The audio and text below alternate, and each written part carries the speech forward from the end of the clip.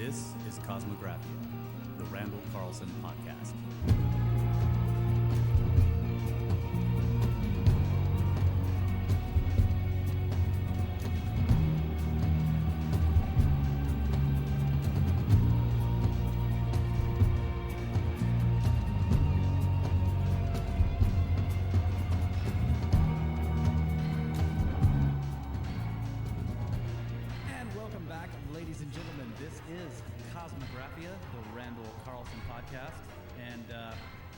Things have been really busy for the Cosmographia team. All of us have been doing lots of stuff. So it's been quite a while since we've actually sat down and done a proper, not live recorded show. And these are important for us because these are the ones where we're continuing Randall's, we're going through all of Randall's research, and we've been doing the climate change stuff. So, Randall, do you even remember what we were talking about last time? Oh, yeah. Because it was...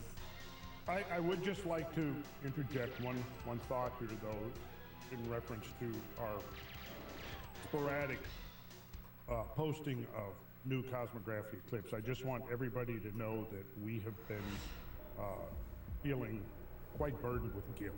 So if you feel better now knowing that we've been feeling guilty because we're not putting the content out there like we should be. We understand that. We know that.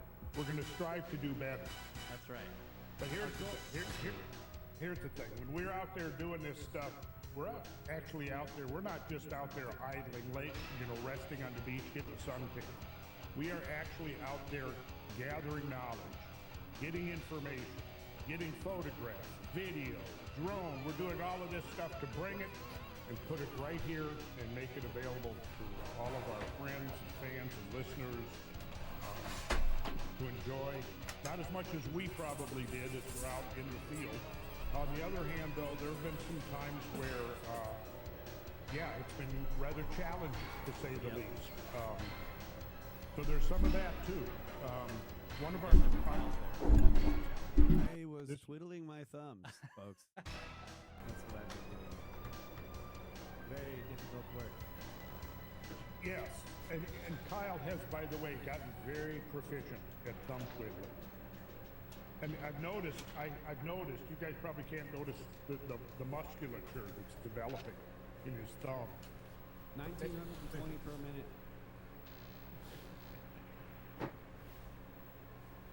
So where have we gone since our last recorded pod? What have we been doing? You guys, It was pre-Texas trip.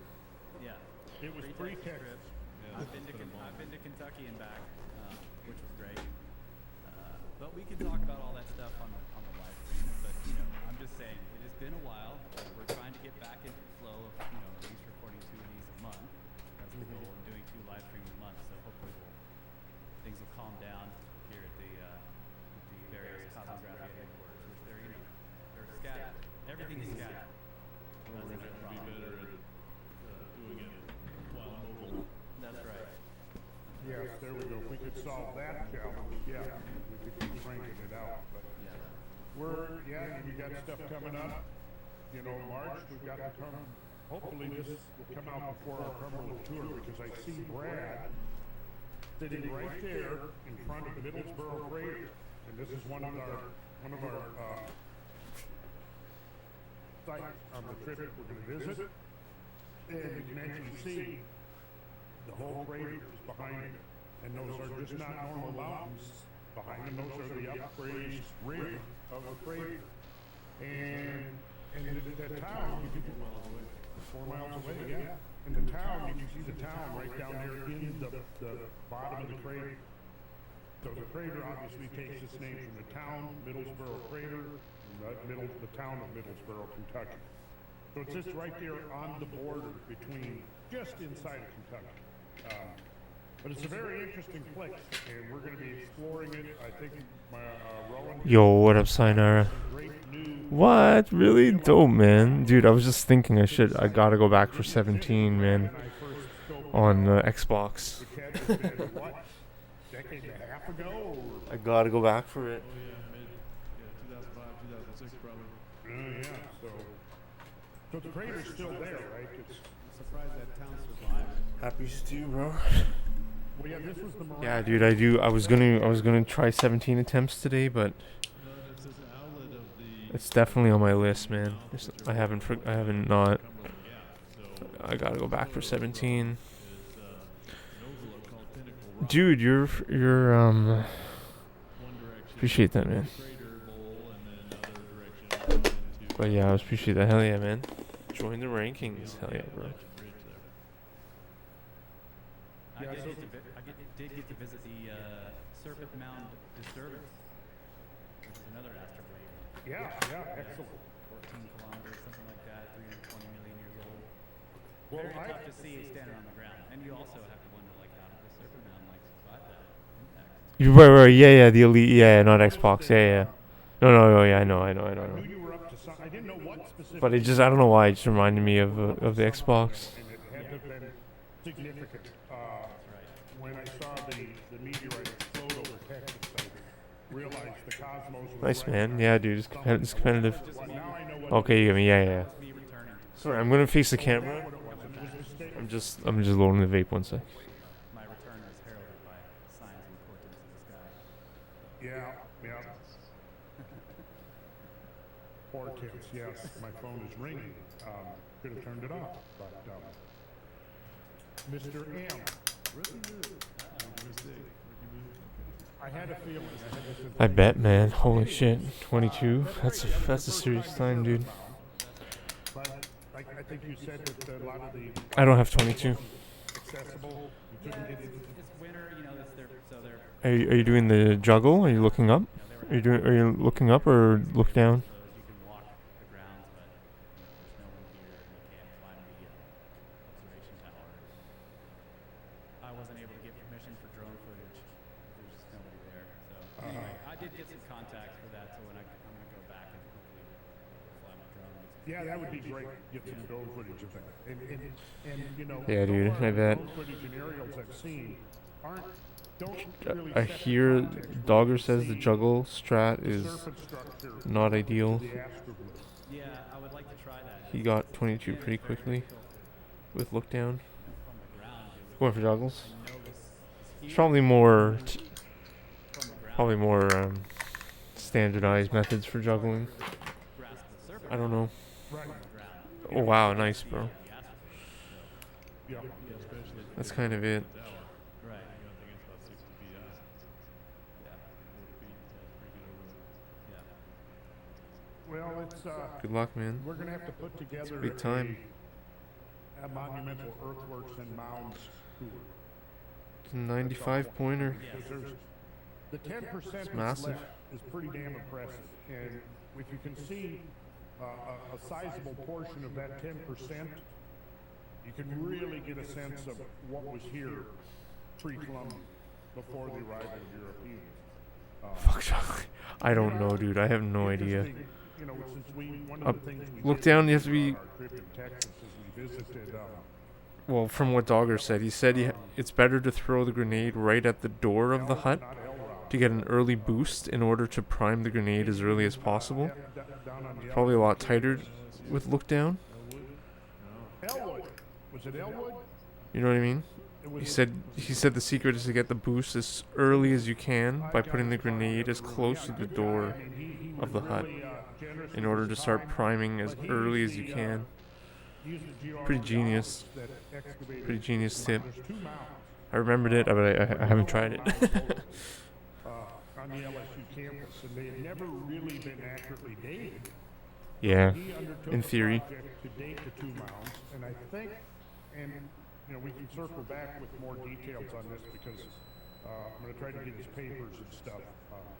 Anyways, he dated the 2 mounds. One of them was about 1,000, 1,500 years younger, I think, than the older one. But the older of the 2 mounds dated to Spear and view in Discord? 1,300 years ago. Was going to Y left, oh no way. Göbekli Tepe top.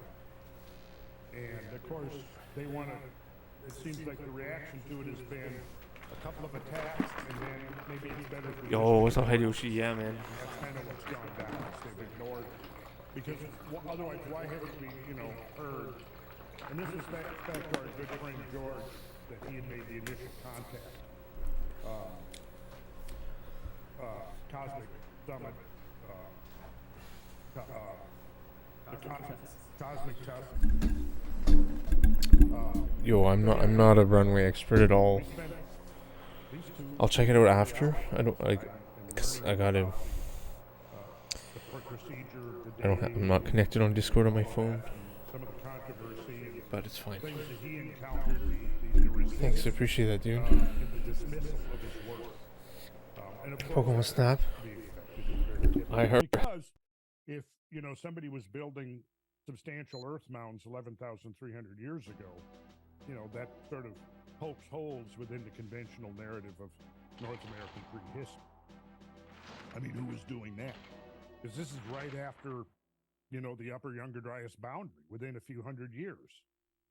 Somebody is down there in Louisiana building 2 very large mounds. So we got to look more into that, and at some point get back with Elrod. I'm trying to find it. Yeah, in our group text, but I'm laughing at some photos we had. Yeah, I just discovered one or found out about one I didn't know about over in South Carolina. I was looking for some South Carolina maps to go in episode 93, and it was drowned out. They said it was on the scale of one of the mounds down in Okmulgee in Macon, Georgia, which has got some pretty large mounds, but it's under the water from Hartwell Dam that backed up in 1962. Really? Yeah, so on the Tugaloo River. So I hadn't heard about that one. It was just in an article like 6 months ago. Mm-hmm. So yeah, there's I wonder if any was going on in this country before. Oh, great God! Yes, it's amazing. America before. Yeah, there's even controversy with the Serpent Mound. I mean, obviously nothing putting it back to 11,000 years, but people are arguing on whether it's 1,000 AD or 2,000 BC. Some of that was even detailed on the designs that they had on site. Well, I think that once the doctrinaire establishment, Brooks, Elwood. that's it, Elwood Brooks. Thank you, Kyle. Elwood Brooks, that's the man. Elwood. Hey, how'd you find that? I just searched the LSU mounds, and then I was just scrolling through the stories, and somebody mentioned his name. There we go. But Elwood since you Brooks. had Elwood in there, that's how I read. Yep. Was looking for. All right. Well, there is the Blues Brothers connection. Is there a paper by any chance? Oh, I'm sure, but I'm I just mean, accessible? I'm just literally looking at search results. I didn't even click on the story. I was just scrolling through search results. Mm-hmm. Somebody mentioned it. Well, there we go. People want to research Elwood Brooks, LSU mounds. American Journal of Science, the LSU campus mounds with construction beginning at roughly 11,000 BP, are the oldest known extant man-made structures in the Americas. Brooks Elwood, Sophie Warna, Rebecca Hackworth et al. Mm-hmm. So he was lead author, but not the only one. So what was the American Journal of Science? Got that? What's the date on it and the volume number?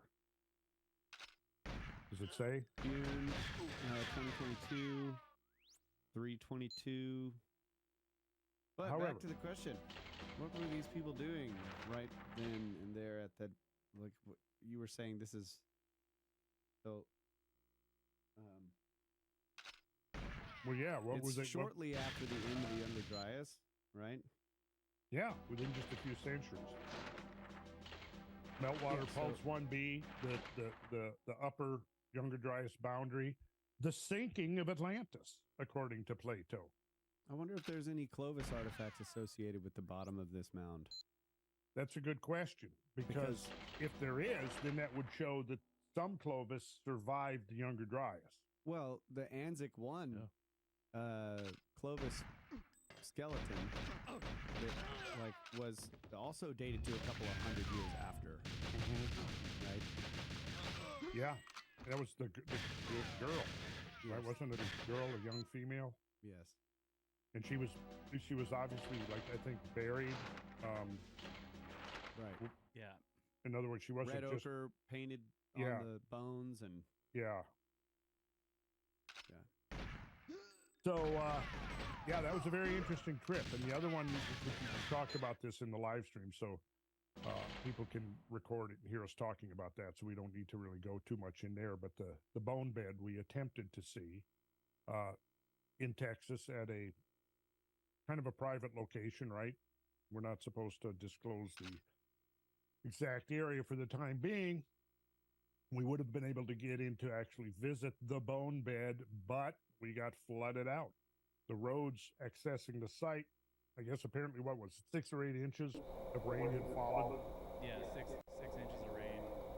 Had fallen the day before. In a day or 8 hours or something crazy. So everything was flat. But you know what?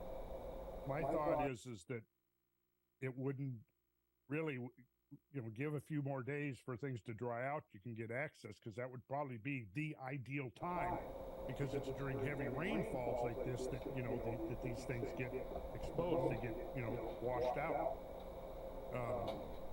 Storms along beaches will erode cliffs. Things will show up.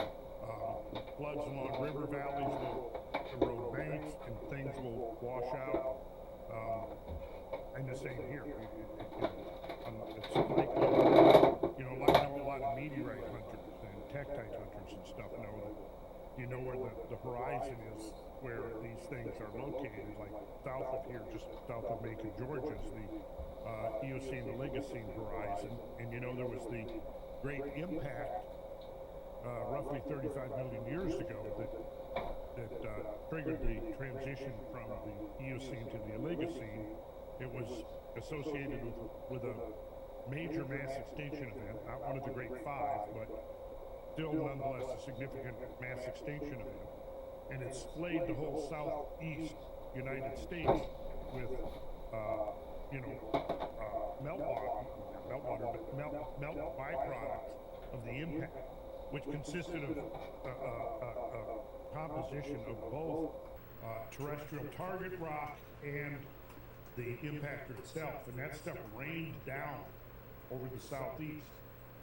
Now, of course, in 35 million years, most of those thousands of square miles that got inundated with this rainfall of molten material got buried. But at the fall line, just south of Macon, where there's a major transition in elevation, land surface elevation, there's outcrops. That Eocene Oligocene boundary is exposed right along that drop off. So when there's a heavy rain, that's the time you go down there to look for tektite. And the Fernbank Museum over here in DeKalb County has a great collection of those Eocene Oligocene impact materials. The crater is right now. Holy shit! Potomac Bay. What? Where the Potomac River comes down and Are you opens into serious? Potomac Bay. Buried on.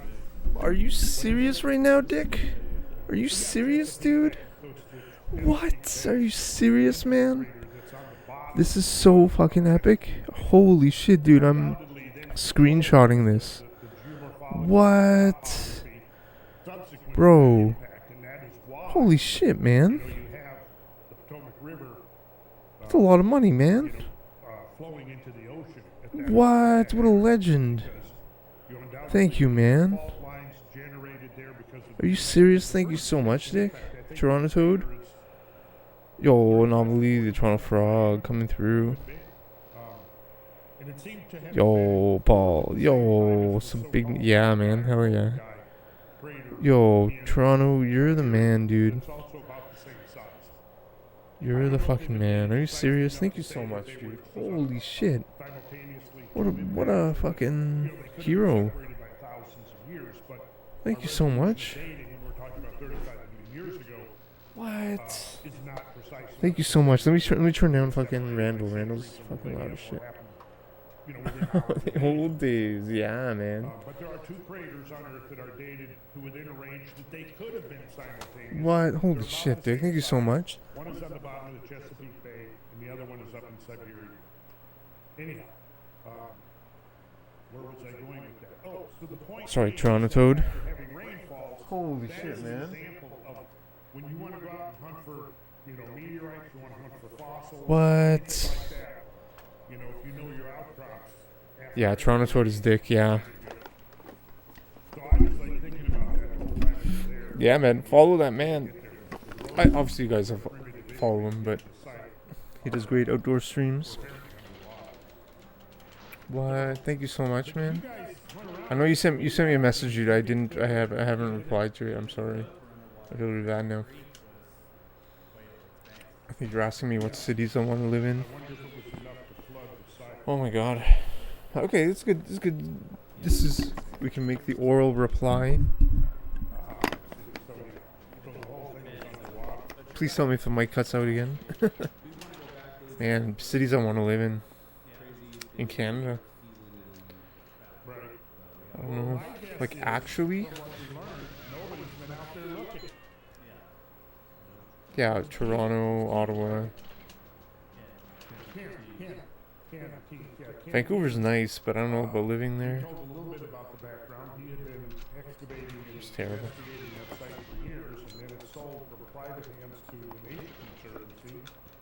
And somebody, some highly placed academic associated with the Nature Conservancy decided to shut it down. So there's been no real further investigation of this site since 2017, I believe.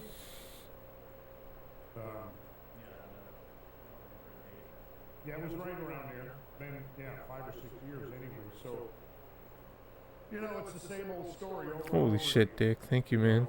I mean, what is there that, Toad. you know, that's unpalatable? Fucking legend. We have 127 quotes? Yes. Wow. Damn, dude. Thanks, man. You're the fucking man, dude. I gotta focus now. We gotta get some times. We gotta get like a good time now. We got to. It could have picked up bones from a number of locations, but you know we don't know. Right. It needs to be investigated first. Yeah, you know exactly. You know, was there I need to warm up. age or is there I need to practice the force stuck. I'm gonna go into left strafe to do the force stuck. Like this. That's what I'm gonna try new here today at the start.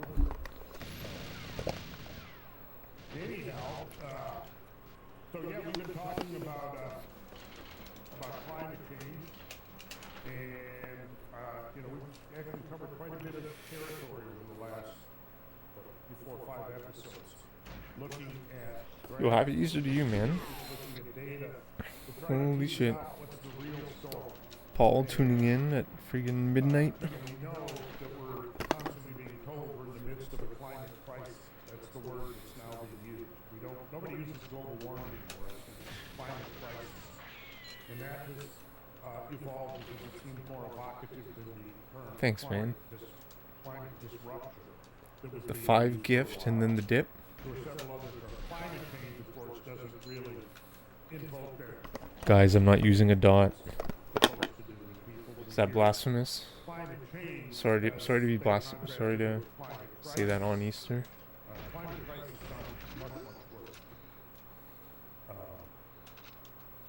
So, yeah, so we've been talking about that, and last episode we started getting into things, That might work a little more frequently. It even lines up these guards a little better too. Because you're going to turn left. You see that? See that? Okay, guys, I think we're going to be okay. I think we're going to be okay today. I think we're going to be okay. That's, you know, several I've seen it post up, oh, he cherry picks data. Oh, you're just cherry picking data to support your argument. And my answer is, well, yes, I am cherry picking data. But what I'm doing is I'm cherry picking the data that the other guys... Fucking great start. Come on, this is the run. I can feel it. They're cherry picking, and so they're cherry picking first and leaving all this other stuff... Fuck you. You know, unexamined, unrecorded. So I say, That was really fucking bad. Should I have reloaded? I might have fucking should have reloaded. That was really shit. You know, mainstream media is constantly Holy shit. No fucking way. What? What? What a legend. Holy shit. This is the most epic stream of all time. What a fucking... I'm screenshotting. This is like... Dude, this is like amazing. This is the best thing ever. Honestly, I'm so blessed and lucky. Wow. I'm screenshotting this, man. What? Dude, that's so massive. It's so massive for me too. Like, just fucking right now in my life. Somebody told him on credit card. Yeah, he hasn't said anything. Which is kind of... He's just subbing away. Maybe someone fucking...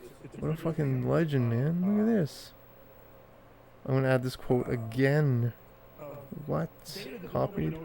But it's really significant in terms of understanding what's going on. So let me just get my work here. So this goes back. That's insane. You know, at this time I was constantly. Holy shit! Thank you so much, man. Hey, man, I wanted to fucking be good. Yo, that's legendary, man. Holy shit. I want to be able to stream whatever you want to fucking see, dude. I need to get back to working out too. It's been like 2 weeks. Alright, let's fucking... This run's actually like might be PB pace, so let's... That was really shit though. I had 8 bullets and I chose not to reload. I should have probably just reloaded. But whatever. We're getting it. We understand now how to get the stock, hopefully. Yo, Dick, thank you, man. Holy shit, dude. You're a fucking legend. Let me know if you need any help in your fucking endeavor. I'm not gonna dox you, but in your endeavor. Finding a new city of in life to live.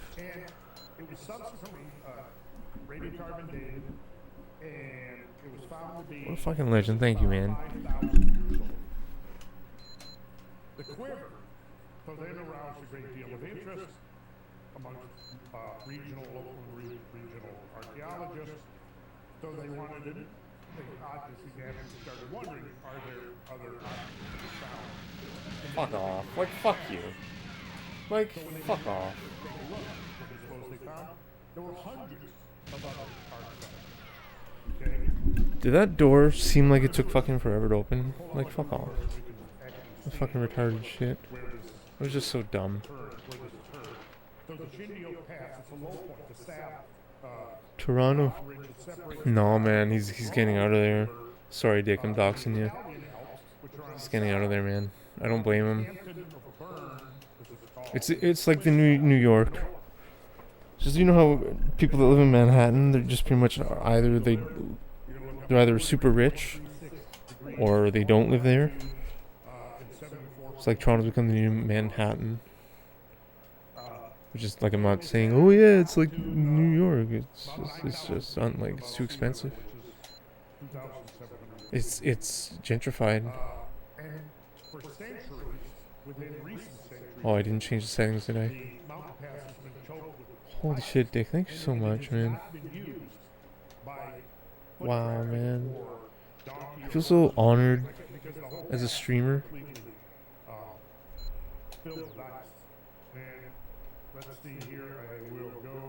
As a human being. Oh my god. Is this serious, Dick? Is he being fucking... Has he been hacked? What if he's hacked, dude?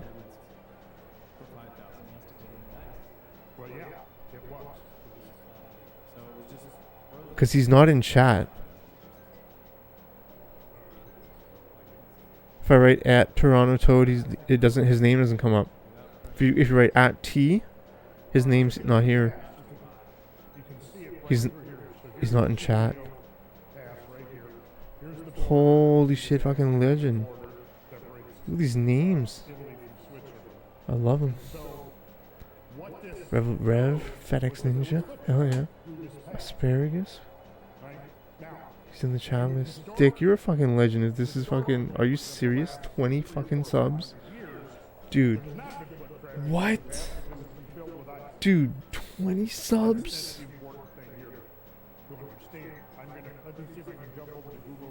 Oh my god, man. Thank you so much, dude. Let's fucking... I'm gonna... You like Goldeneye? I'm gonna play Goldeneye instead of say thank you a whole bunch of times. That's what I'm gonna do. Holy shit, dude. Let's fucking go. This runs for... This... Holy shit, dude. What the fuck? 20 fucking subs? Holy shit, man. Fucking... Nice, man. Hell yeah. Fucking... That's a lot of money, man. Big swing... Big swinging... Yeah, big swinging toad. Big pimpin'.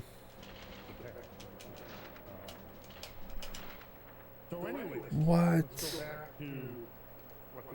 Wow.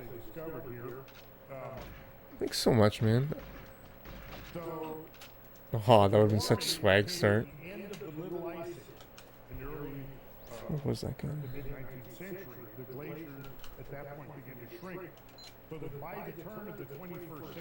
Holy shit, thank you, man. Yeah, I'm gonna be streaming a bunch. I'm gonna be streaming a lot more, but I'm gonna be streaming like I was when I was working, after 4:30 p.m., after 5 p.m. and not all day on a weekend. Not all day, just maybe a few hours a session. What is this guy? Yeah, dude. Holy shit, man. Happy Easter, bro.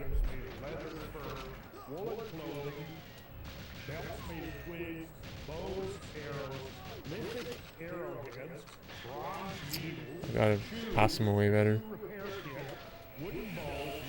Oh my god, okay, let's focus, Yo, bro. Hell yeah, dude.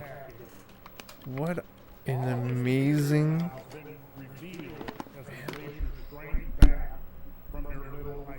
I'm really lucky, man.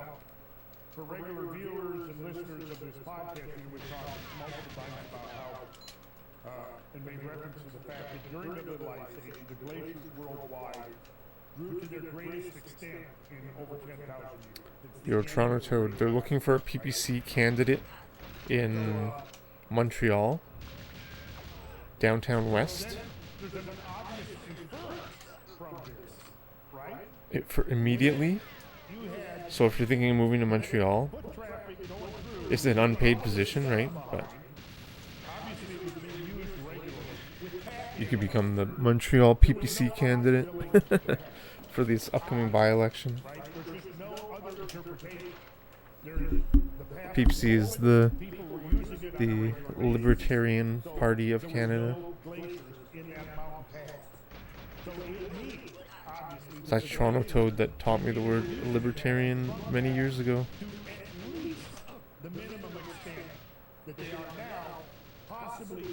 When he said he was a libertarian. Why did I fucking reload like a little pussy bitch? Good. I didn't deserve it. I had 18 bullets and I reloaded. Terrible. They weren't spread uniformly. They were clustered. What is that suggest? Wow, Dick. Well, campsite. Well,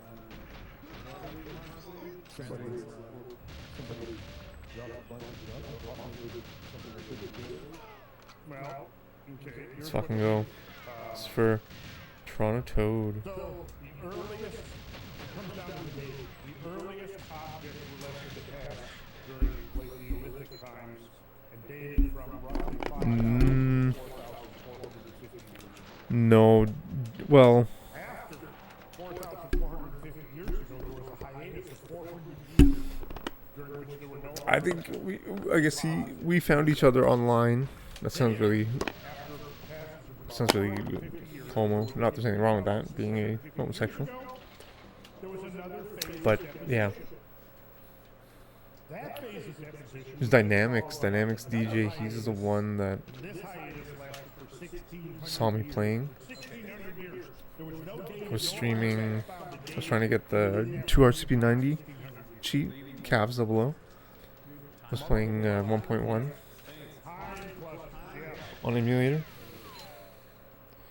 Artifacts, they reappeared during the late Iron Age and Roman Age about 2,100. Dynamics DJ. They accumulate for about 500 years. Now, after that 500 years, the pass apparently closed again. Nobody's using the pass. So again, the implication is that after this 500 years, which coincidentally coincides with the so-called Roman Warm period, the glaciers expanded again. And wow. the pass was now filled up by glaciers. So the closing of this pass, What a fucking legend. One sec, I gotta rate. One sec. it coincided with the onset of the European Dark Age between about 400 and 500 AD. The earliest artifacts from the late Neolithic were about 300 to 400 years later than Otzi, the Iceman of the Austrian Alps. You guys have heard of him, right? Yes. Iceman. So Otzi died during a time of extensive glacial advancement in the Alps. So it is likely that many mountain passes were blockaded by ice during this time, including the Shindig. So, what's all this implying? It's implying a very dynamic climate, at least in this area, where the glaciers grow, seal off the pass, it's not used, they shrink back to at least the minimum that they are now. People then subsequently use the pass until the climate deteriorates, the cold comes back, the glaciers grow, fill up the pass, and blocks it off from traffic. So most of the foot traffic, they were probably traders, they were pilgrims, maybe homesteaders relocating in response to a changing environment. So the question then becomes, how do you get around something so explicitly evident of major climate change, dynamic climate changes that show that this pass that we're seeing right here has had times where it was as open as it is today, multiple times within the last 5,000 years. No, that's what you do. You just don't talk about it. Because again, it's not consistent with the narrative that what's going on now is unprecedented. Because this is what they want to convince us of. Because they want to use the fake climate crisis as an instrument of social control. Totally, that's what it's about. It's not about science. And anybody who actually studies the science quickly will figure that out. This reminds me of a news story I read a while back. True, man. They were, To an extent. it's like this point of the story was to say, well, Toad, you're a fucking legend, bro. there is one Holy shit. upside to Fucking insane. climate change. And it's all this crazy, awesome archaeological stuff we're finding. Oh yeah. But like the point of the story was saying that like, yes, we are causing the climate to change. But they were talking about how the thawing out of ice is revealing all these villages and places and stuff where they're being able to do archaeology now and learn more about the purple past. I'm like, how can you say this in the same story? Yeah, do you not see that there's a contradiction here? I know anomaly. It's a good point, dude. That's why I wrote him saying 20 subs. I mean, The latest thing, I just heard was the Biden administration sorry for laughing. That's pretty funny though. all this money that's going to be going to schools and set up programs from kindergarten all the way through, and it's all going to be about climate. But basically, for a fact, it's going to be climate bullshit. They're not going to tell those kids about this and say, hey, look, here's evidence that the climate has repeatedly warmed at least on the level that it is now, because these glaciers have melted back. So, you know, I am going to stop here. Remember that, Fucking missed the B press. so my little stop here always migrates to a different screen, and I'm here looking Pretty good attempts, though. and there. Pretty good And I go, attempts. oh, there it is, over there. I see it. If needs to money. Since this You should- you 2003 should- discovery, You should at least try to eat something else, or like have some hot tea or something. Yeah, 3 or 4 other places where you do see the same thing, which of course, the more you see It's hilarious. of these dynamic climate changes, the more widespread they are geographically, the harder it gets to dismiss evidence like this as being an anomaly. Oh, this is just this one particular place. Well, no, if it was just, you know, you don't have the glacier shrinking back to nothing in one single mountain pass without it being part of a much larger climatic phenomena that's going on. Yeah, I was gonna say you started this with saying people accuse you of cherry picking. Oh, what an awesome quote. For example, Hell is yeah, there man. something like this where we can say I want to well, quote that that's quote. never been free and now it suddenly is. Well, if there was, yeah. So far, no. Right. What Fuck yeah. is actually showing up is that I'll be honest, most of the quotes are my quotes that I wrote. enormously and then come back. I So one don't of remember. the principal groups involved in the archaeological investigations was this 4-man team associated with the whatever the NCCR Climate and Institute of Geography at Bern and the Archaeological Survey of the Canton of Bern. Canton, I think, is like a province, I believe, in Switzerland. Less wholesome. So, in a paper that came out in 2007, they summarized. Wow, dude, that's a great trope. However, It's a what's great interesting quote. about that and has implications for That's a great one. the range of these kind of things is because they make reference to other evidence, which independently confirms the scenarios of substantial glacier retreat. What is this? Yeah, so and here's a quote from their paper, which is entitled "Iceborne Prehistoric Finds in the Swiss Alps Reflect Holocene Glacier Fluctuations." Okay, this appeared in the Journal of Veterinary Science in 2007. So, and the lead author was Martin. Just pause. Grosjean. Here's a quote: "The well-defined clusters Oh my friends are in here. and the Gee, evidence of direct yeah. transalpine route passages during these windows of time is consistent with minimum glacier extensions as concluded from fossil trees exposed in the forefields of retreating glaciers." So right there is another mass of evidence showing the dynamic nature of climate change in that there are many sites now where the retreating glaciers have uncovered what were prehistoric forests. So obviously, when those forests were growing there were not glaciers there. So then in 2006, a year before this article came out, there was a 3-person team of geologists and climatologists out of the University of Bern. They published a paper in the journal The Holocene, which is a very, I don't know if you guys ever looked at that journal. That is a good journal. The Holocene is a very good journal. Every month they have some of the most interesting. I've quoted many articles from the Holocene in my research papers. Yeah, Kyle, have you ever heard of the term Holocene? I'm not saying that to talk about my papers. I'm talking about the quality. So they published Yo, for the gift sub. Yo, what's up, bros? a geologist and climatologist. Or Ferrari. What's up, man? They published a paper describing Got a run here. Might be PB pace. How you doing, dude? Hope you're doing well, man. Yeah, Dick, insane 20 subs. Like, wow.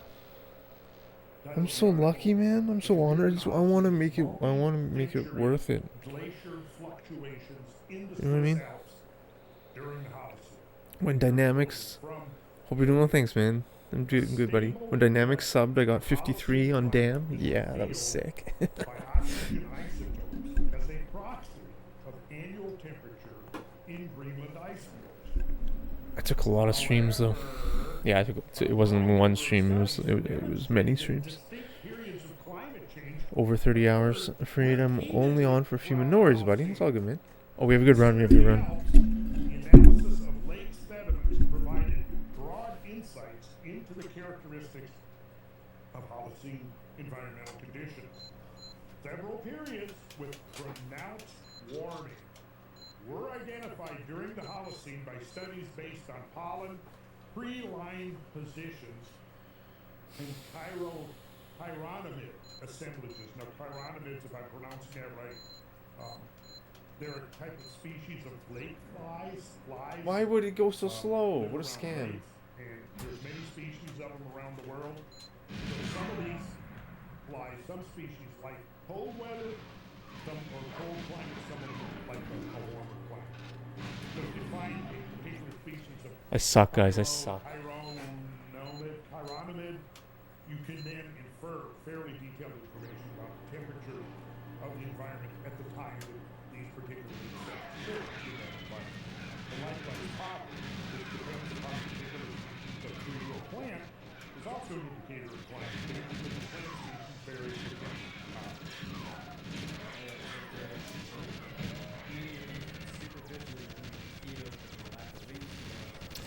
Whatever, it's moot. But I really fucked that up big time. It would have been so fast. But I fucked it up. I didn't know that, But it's moot because I passed away. exploring lakes in the Swiss Alps, we don't have to worry about getting bitten by flies. Yo, what's up, Illinois Dust? At least not these particular species. Lake flies, though, you're right. We're actually doing really well. Yeah. We got a natural stuck almost completion there. That would be my first natural stuck completion. So, the thing about this, each year, I don't think it would have been PB. It might have been. streams and rivers will flow into Lake Basin. And when they do, The double drone hit. Did you see that? considerable amounts That was of shameful. material into the lake, both of an organic origin and a geological origin. And so what they do is they create a record of changing conditions in the vicinity of the lake. Damn it. Now, if you have a particularly heavy rainfall, for example, Happy ladies. Yo, you too, man. flushed into a lake, and the bottom sediment, the strata of material that forms on the bottom of the lake will be much thicker. Oh, thanks, homie. Let's say Thanks, you dude. have a drought one year. So what happens then is that the strata of Yeah, I just try to make it, you know. the lake is much The smaller. star, going through the stars is pretty cool. It adds like a 3D effect to the stream.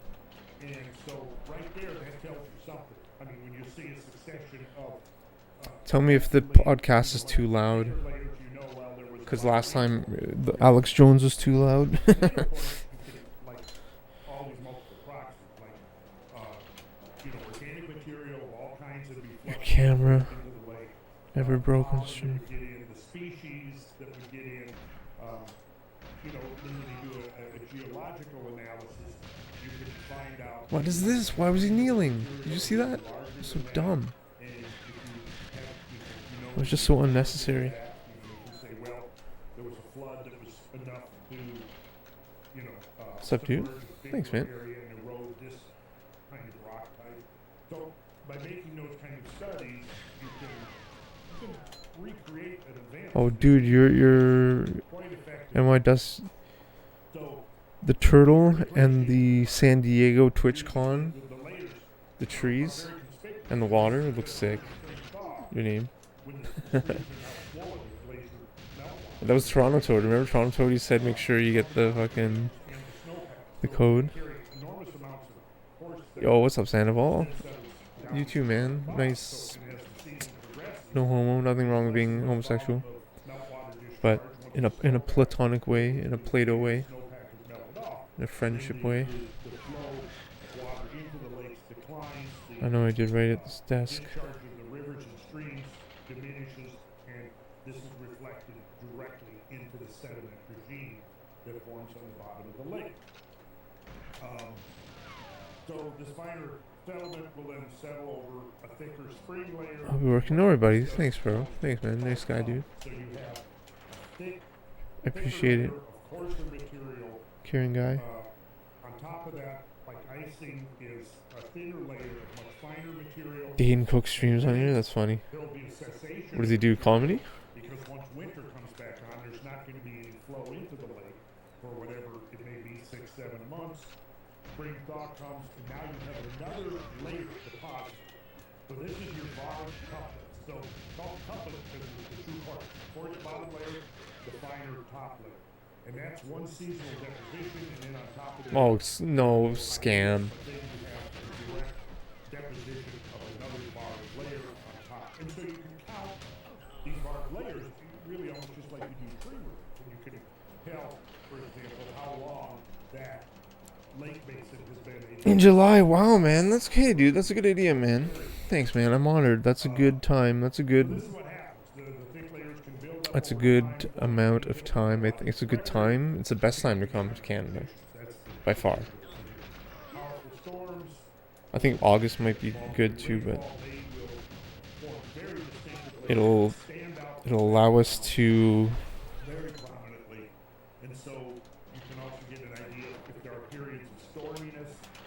And that's exactly, in fact, what's showing up from these kinds of studies is that there are periods of excessive storminess. and Just then there's talk periods more, where I guess. there's much quieter weather. That's a good time. That's a good timeline, man. For me, You can get into the evidence of this and yeah, dude. support the I idea mean, it's that some of the yeah, winter storms are leaving their that's cool, man. imprint during those times when the climate is shifting from warmer to colder. So, the result of this is that there's a contradiction Pyramids, other solar systems. Yeah, really, by honestly, these proxies. dude. I saw Some of an the image oxygen that isotopes showed that in the greenland drones use a top-down triangulated square in order to measure distance or size or something. I think distance from the ground up. And they showed that the pyramids from the top is the exact same design as that what the drones use today to measure distance. Suggests hardcore that it was like used as a landing pad for aliens. It's crazy. It's crazy. And it's perfectly in a mathematical relationship with the dimensions of the Earth, right? The circumference, the diameter, all that shit. And it's an 8-sided, it's not a 4-sided thing. The Great Pyramid's 8-sided. It's crazy, man. It's insane. Okay. Good deal. We will be right back. So there might be pyramids on other solar systems, honestly. I mean, why not? Rich is so rich. Earth is so rich with minerals and hard rocks and shit, like quartz. The oxygen on Earth is like rare. A lot of the minerals, a lot of the colors that we have on Earth is due to oxygen. Yeah. We need to understand a little more about carbon dioxide to fully evaluate. Holy shit, yo, thanks Ninja, what? Fucking legend, thanks man. I think in the last Holy shit, man, thanks bro. I think we maybe How you doing, man? with the 19th century Fucking quote from the man that got me into Twitch and weightlifting, Ninja Lifestyle. Hell yeah, man. short quote, so we'll pick It's finally sunny outside. I might go skateboarding. I might try some tricks off a curb. Try 360 shove it off a curb. The goal is to do a 540 eventually off a curb or a 2-stair, 3-stair or something, but I'm going to try off a curb. Been playing through 007. Nice. talking about something here Secret Agent, nice. generally not being talked about, right? The virtue of That's a nice difficulty, the Secret Agent. the sinister reputation which Yeah, Toronto Toad. Toronto went insane. narrow Toronto went insane, man. Thank you, Toronto Toad. Now, how He gifted 20 gift subs in my stream today. What a legend. Thank you, man. Thank you, Toronto Toad. 1898 when he wrote that. Oh, I feel so, like, blessed. I feel like The journal article I'm so lucky, you know. of a great I want to share this. formation I don't know. upon the Constitution of the Act. I just feel so lucky and blessed, man. Dixon, yeah, exactly, man. Toronto Toad. So he's talking about great Dickistan. limestone formation. Dickiscan. The corollary of that, or the consequence, or what would be running concurrent with that, is as the Yeah, yo, nice. Secret Agent? Yeah, that's a nice fucking dioxide difficulty. is being pulled out of the atmosphere and sequestered. Oh, God. It's being taken Thanks for the bits, man. to cycle. How you doing, dude? You look at the You're doing well, man. cycle during winter, it's interrupted depending on Thanks your a lot, latitude. man. Let's say where I grew up in Minnesota, it's Fuck interrupted yeah. for about 6 months. Right then spring comes and the hydrological cycle resumes. If you look on a larger scale of the carbon cycle, Yo, Ninja, you friggin' tore it up. Dude, you fucking... reservoirs, it's transmitting between You were the fucking... The new We Want Revenge? Holy shit, man. You're so clean. You're so solid on your tricks. I can't even name all of them. Should you do like a Hurricane 180 or some shit? On the bar or some shit? I don't even know, man. That was crazy. I think you did like a front side 180 on the bank or backside 180 flip. Dude, that was great, man. That was a fucking sick part. The tricks were nice in that. a much enriched water column. So now you get this I'm gonna run to post office. calcium carbonate Stay home. filled shells. Mirror movie. Oh, cool. Thing that would accelerate Tell me about it. They filmed that shit like 6 months ago. I forgot about it. Yo, man, it was good. They edited it. I was, dude, because I was wondering. I was like, did Ninja edit it? Did he say, okay, you only use these clips because they were clean? I don't know if you're just always clean. Hell yeah, man. was that you had these episodes where you had this accelerated drawdown of carbon dioxide out of the atmosphere and its sequestration in the limestone rock. We should link it in chat. It's been potentially locked up for tens or hundreds of millions of years. Okay? That stairs on it almost broke my toe. Second toe. Holy shit. I'm gonna link the video in here. I'm gonna pull it up. I'm gonna try to timestamp it and link the video. And you know, there are other reservoirs. I mean, Cause it's sick, man. the soil, but there's a much slower response time, you know, breathing in and out of the soil. It's primarily, the transfer is primarily between atmosphere and ocean. And that's on a substantial basis. Oh God, why is this not working? The graphs here, we could get an idea. Let's see, I'm on. Okay, so let me do this. Let me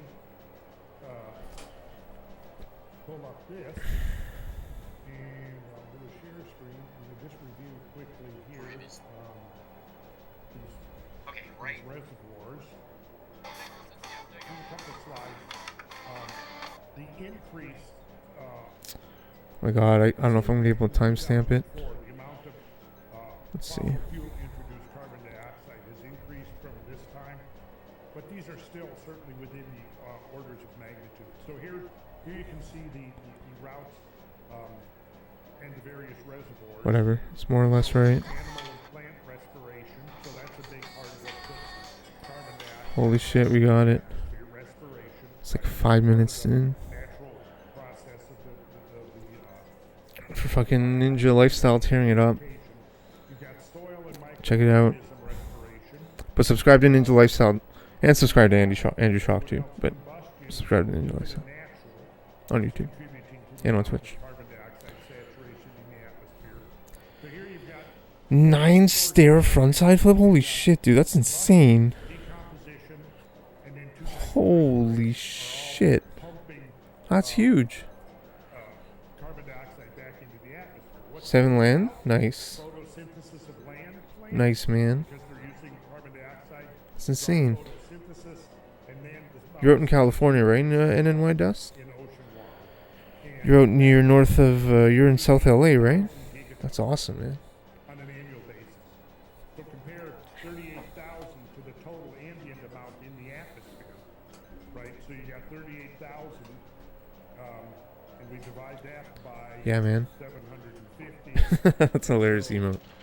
That, the oceanic reservoir is more than 50 times greater. Let me double check. 38, 1, 2, 3, divided by 750. Yeah. Yeah, Secret Agent's nice. 50 times greater than the I might, you know what, I might do a run. Honestly, I'm gonna do a run of Cavern Secret Agent. photosynthesis, it's sucking back about, just the land plants, about 560 Just because. I said gigabytes. I meant gigatons. Okay, if we look at the next one, Because I can get a PB here pretty quickly. everyone's mind. If you just And shoot here's through the where door, it gets interesting. When you think about what is the blow up the computers. carbon dioxide budget of the whole planet, well, now you have to not only look at the oceans, the soil, the biosphere. What? You also then have to look at the sediment. I might not do this. You see here, land photosynthesis and respiration, 120 gigatons per year. Oceanic photosynthesis and respiration, So dumb. 7 gigatons per year. The storage in land plants, 610 gigatons per year, right? The burning of fossil fuels, 5.5. Now it's more than that now. But it's still within the range of orders of magnitude. Soil storage, 1,580 gigatons. Fossil fuels, Oh wow, it actually worked. 4,000 gigatons. But now, look at the limestone rocks. This might be a PB. 100 million gigatons of carbon dioxide locked up into These are the world's worst fucking spiral. the limestone rock. God, that was terrible. Now, if something was not replenishing that limestone, you know what would happen? Well, it would eventually, the atmosphere would be depleted to the point where it would go down below 150 parts per million and the biosphere would die. If something wasn't replenishing the CO2, it would Shit, I should have fucking threw the mine. It's fine. be completely pulled out of the atmosphere and locked up into the carbon rock. And then life on Earth, it would reset. Okay, so just the predator. So other than humans, what does I see volcanoes there? Oh, I don't have any fucking bullets. Are you serious? It's just so dumb, guys. Like, it's just so dumb. Yeah. So, I think the scientists have passed away, my friends. The left strafe ending.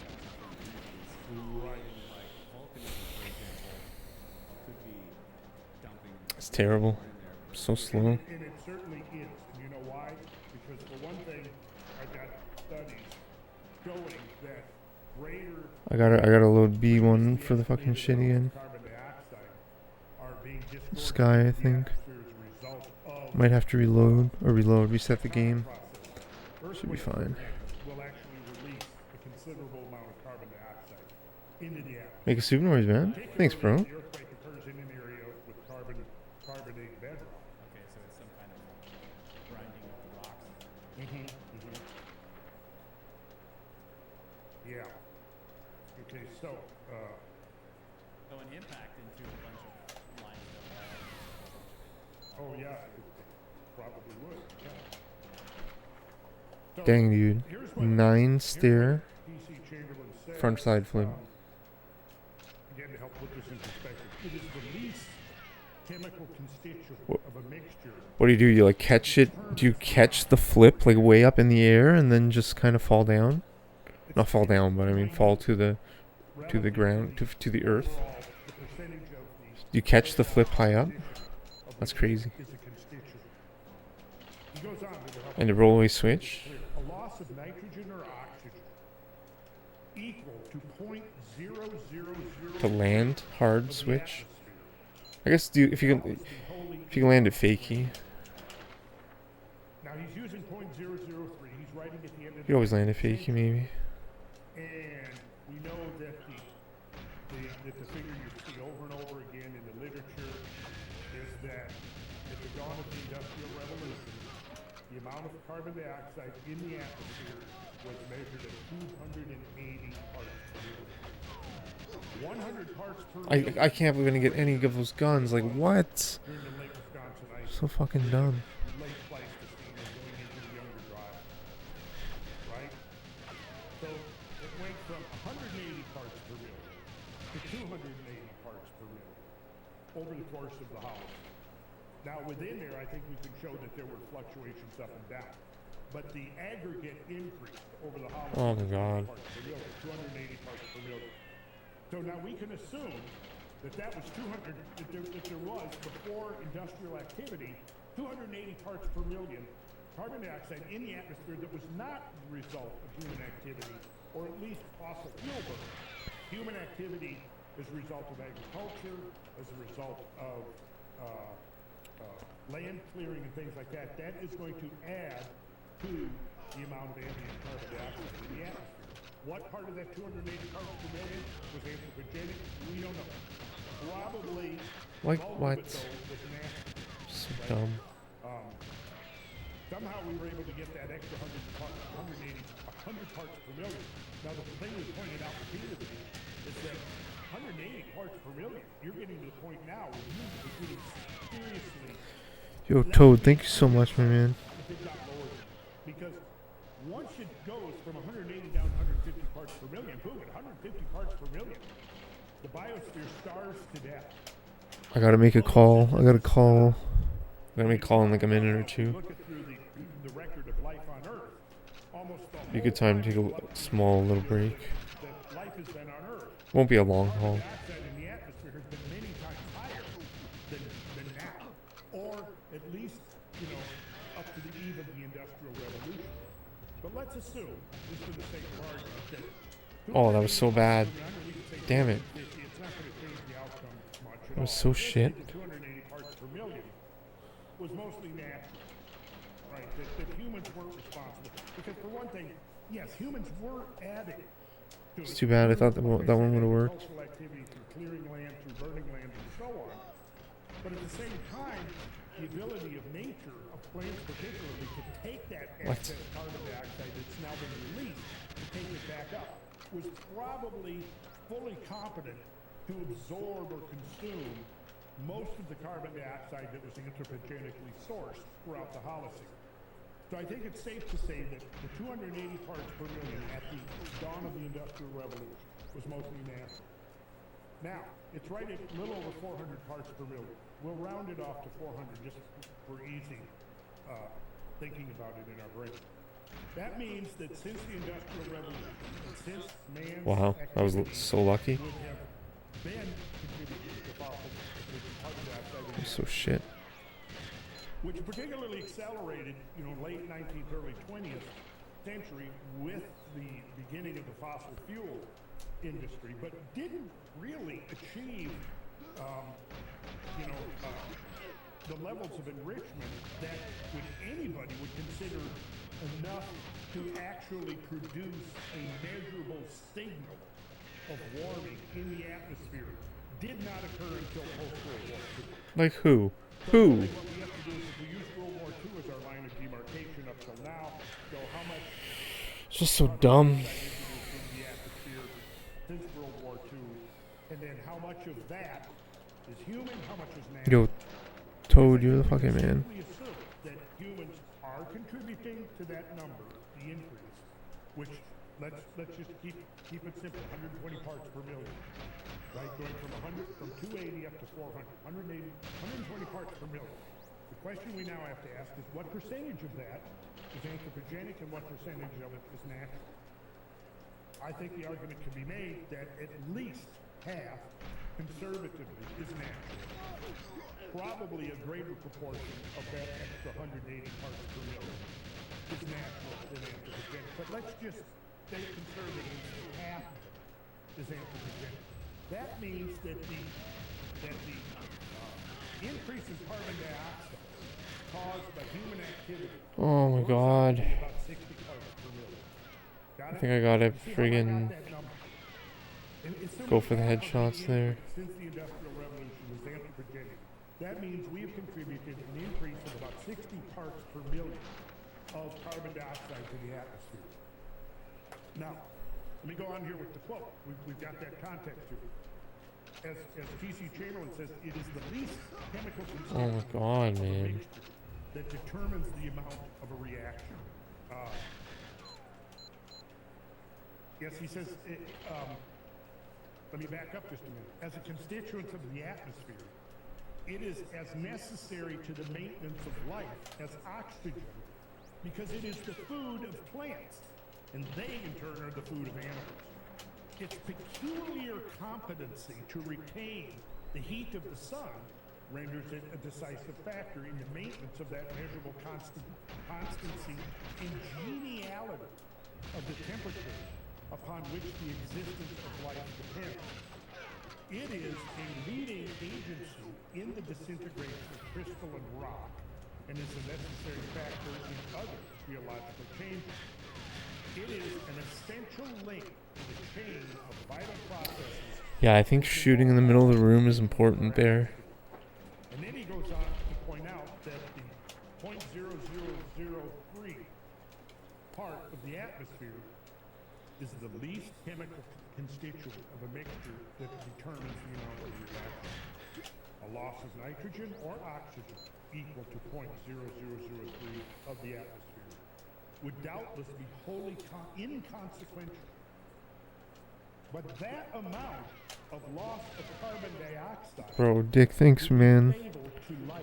I hope me playing this level over and over again is okay for you, man. So here, Chamberlain points out the fact that even a minuscule It's the best, though. relative concentration of atmospheric CO2 It's my favorite. has serious consequences for global plant life. Now, I'm going to jump on here. I'm terrible. So 64 years later, after T.C. Chamberlain's remarks in 1898, you had A.G. Norman, who was his background I think was mostly geology, but he wrote a 1962 article, which was published in the Journal of American Scientists. He's commenting on the vitally important role of CO2 in global biological processes. And he says, it is somewhat unfortunate Like that what? we have allowed the phrase plant nutrients, as he has in quotes, to mean those inorganic elements that are essential for plant growth, because this causes us to forget the real substances from which the bulk of the stuff of plants is synthesized. The chemical engineer of whom we spoke earlier might be a little taken aback at being told Like, why? that his Did you see how I got, like, back boosted there? carbon dioxide Like, I wasn't behind anybody. if one added, however, that the carbon dioxide would be available only the It's just so fucking shit.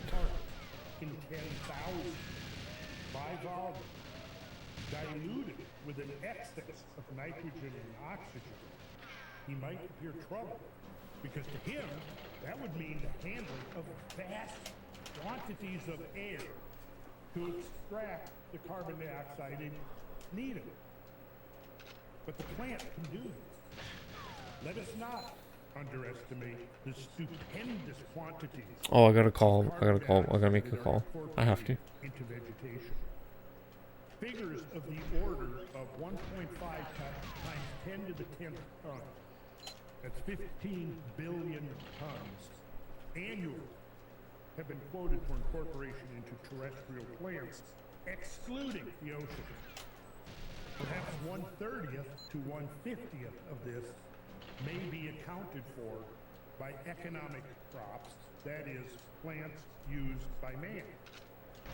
However, even the last figure, he's talking, 1/30th to 1/50th of this 15 billion ton. This level's very unforgiving. To economic crops, what he's referring to as plants used by man. But even that figure, even the last figure for crop plants, exceeds several fold. Yeah, normally you were saying the founder badge for Paul. Paul helped me get affiliate. All these Ninja helped me get affiliate. Paul helped me get with the raids. Man, Of the total plant mass, took me fucking a year and a half to get affiliate. it's More? 30 to 50 times more than economic plants, which are crop. Year and a half. Saying that it increased, that exceeds by several fold. I diversified too early though. I was playing GoldenEye and lifting weights. Now, of course, this was back in 1960. And I think like So the numbers would have to be adjusted. Then here's where he goes. Yeah, go ahead. I was just gonna say, if everyone in the world would stop mowing their lawns, we could no, but like I remember so many of you You might have subbed something there, Kyle. during my weightlifting streams. I appreciate that. I know you're guilty. You mow your From the elite, like Eric and Dick and Baron and everyone. Even just viewing and being here, I appreciate all of you. All of you. Everyone. I appreciate you. Yep. How much carbon dioxide per load do you get? You've got 9 billion people. This motherfucker. How much of a carbon dioxide load do you get? What scam? There's a homework assignment for you, Mike. No, you asked the question. Look, I could go look it up and research and find out. Kyle, would you check this out for me? What? Who is this guy? I'd hope you tell us in the next show. Come back to the Okay, let me continue on. That's a great question, though. No, seriously, that's a good question. I would like to know the answer. You know, I may have actually, I've run across that figure before, but I have no memory of what specifically that figure. Okay. Okay, if you can Google it without getting your ass out of your chair, then go. Alright, I'll be right back. Norman Be right back. goes on to point this out. Perhaps it is easier to grasp figures based on an acre.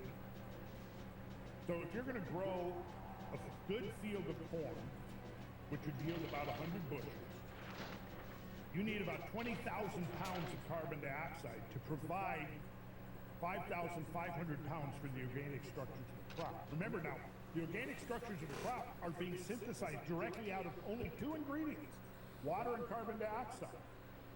Now, of course, there's a mineral constituent in there, but the bulk of the volume of the plant mass is 2 ingredients, water and carbon dioxide. So, in order to get 100 bushels, which would be about 5,500 pounds of corn, and the organic mass producing it, you have to have about 20,000 pounds of carbon dioxide. So during the growing season, therefore, the corn plants on 1 acre must deplete an enormous volume of air to meet their needs for carbon dioxide. No less than 21,000 tons of air are needed to supply 20,000 pounds of carbon dioxide. This is a startling calculation because it points up the astonishing ability of plants to do what an engineer might describe as processing these many tons of air to recover and utilize about 2.5 tons of carbon. Now, since Norman wrote this in '62, we're now just in excess of 400 parts per million. Right. Now let's put that, wrap our heads around an image that'll help us to picture that better. 400 parts per million. So you got 400 molecules of carbon dioxide with 1 million molecules of air. So that means that for every 10,000 molecules of air, you've got 1 molecule of carbon dioxide. Okay? If the amount of carbon dioxide in the atmosphere were to become diminished by a mere 2 parts out of 10,000, say here, which we already discussed, there would be serious detrimental repercussions to the process of photosynthesis, hence to the health of Earth's plant life. One conclusion that we can draw from Norman's comment in the paper I just read from is that it takes a truly enormous amount of carbon dioxide to stimulate photosynthesis of the world's vegetation. So here's the takeaway. roughly half of the carbon dioxide amount that is being pumped into the atmosphere through industrial use, primarily fossil fuels, is missing. We've talked about the missing carbon sink, right? Which is obviously being taken up by the ocean and by landfill. But the exact proportions of either one, I don't think anybody's defined that with precision yet, but at least half is being taken up, okay? The missing half is being consumed by... Let me nitpick here a bit. I think yeah. if we have 400 parts per million, I think that means there's 4 molecules per 10,000. That's what I said, right? What did I say? That's One. right. You said 1. So yeah, just to make sure it's 4 per 10,000. Oh, yeah, okay. Because Okay. 1 per 10,000 Right. would be 100 ppm. Yeah, okay. Here's the reason I said 1 is because this is what I had in my head. Okay. The increase in carbon dioxide since the Industrial Revolution Oh, right. Yeah. is about 1 1.2. part. But yeah, thanks for the clarification. You're absolutely right Okay. that it would be 4 molecules of carbon dioxide per Per 10,000 10,000 molecules of air. The increase in carbon dioxide since the Industrial Revolution is just about 1 molecule Right. per 10,000, 100 parts per million. Okay, thank you for that. Yeah, in fact, I even have written here, it is measured, the trivial amount of carbon dioxide in the atmosphere is measured in parts per million, and at present stands at about 400 parts per million. That is 4 parts out of 10,000 I have in parentheses. Here's one way to look at the matter. For every 1 million molecules of air, made up primarily of nitrogen and oxygen with a little bit of argon and constituent gases, there are 400 molecules of carbon dioxide. For comparison, of oxygen, there would be 209,500 molecules, and of nitrogen, there'd be 780,900, with about 9,300 remaining for argon gas and a few other gases. In other words, the total mass of the atmosphere is over 2,500 times greater than the carbon dioxide within it. And if we even assume that 100 parts per million is anthropogenically sourced, which it isn't, what that means is that the total mass of the atmosphere is then 625,000 times greater than the total amount of anthropogenically sourced atmospheric CO2. And that's conservative. So, the mass of this 400 parts per million of CO2 taken altogether makes up the total of about 760 gigatons residing in or transiting through the atmosphere at any given time. So, if we do this, that's the 3 of these 753 gigatons then are the consequence, presumably, of human activity, right, according to the measure. The rest is the result of natural activity. So that's a difference of about 250 to 1, right there. So let's do a bit of math. If we divide 400 by 1 billion, this gives us the figure 0.0004, the decimal fraction for the total amount of CO2 in the atmosphere.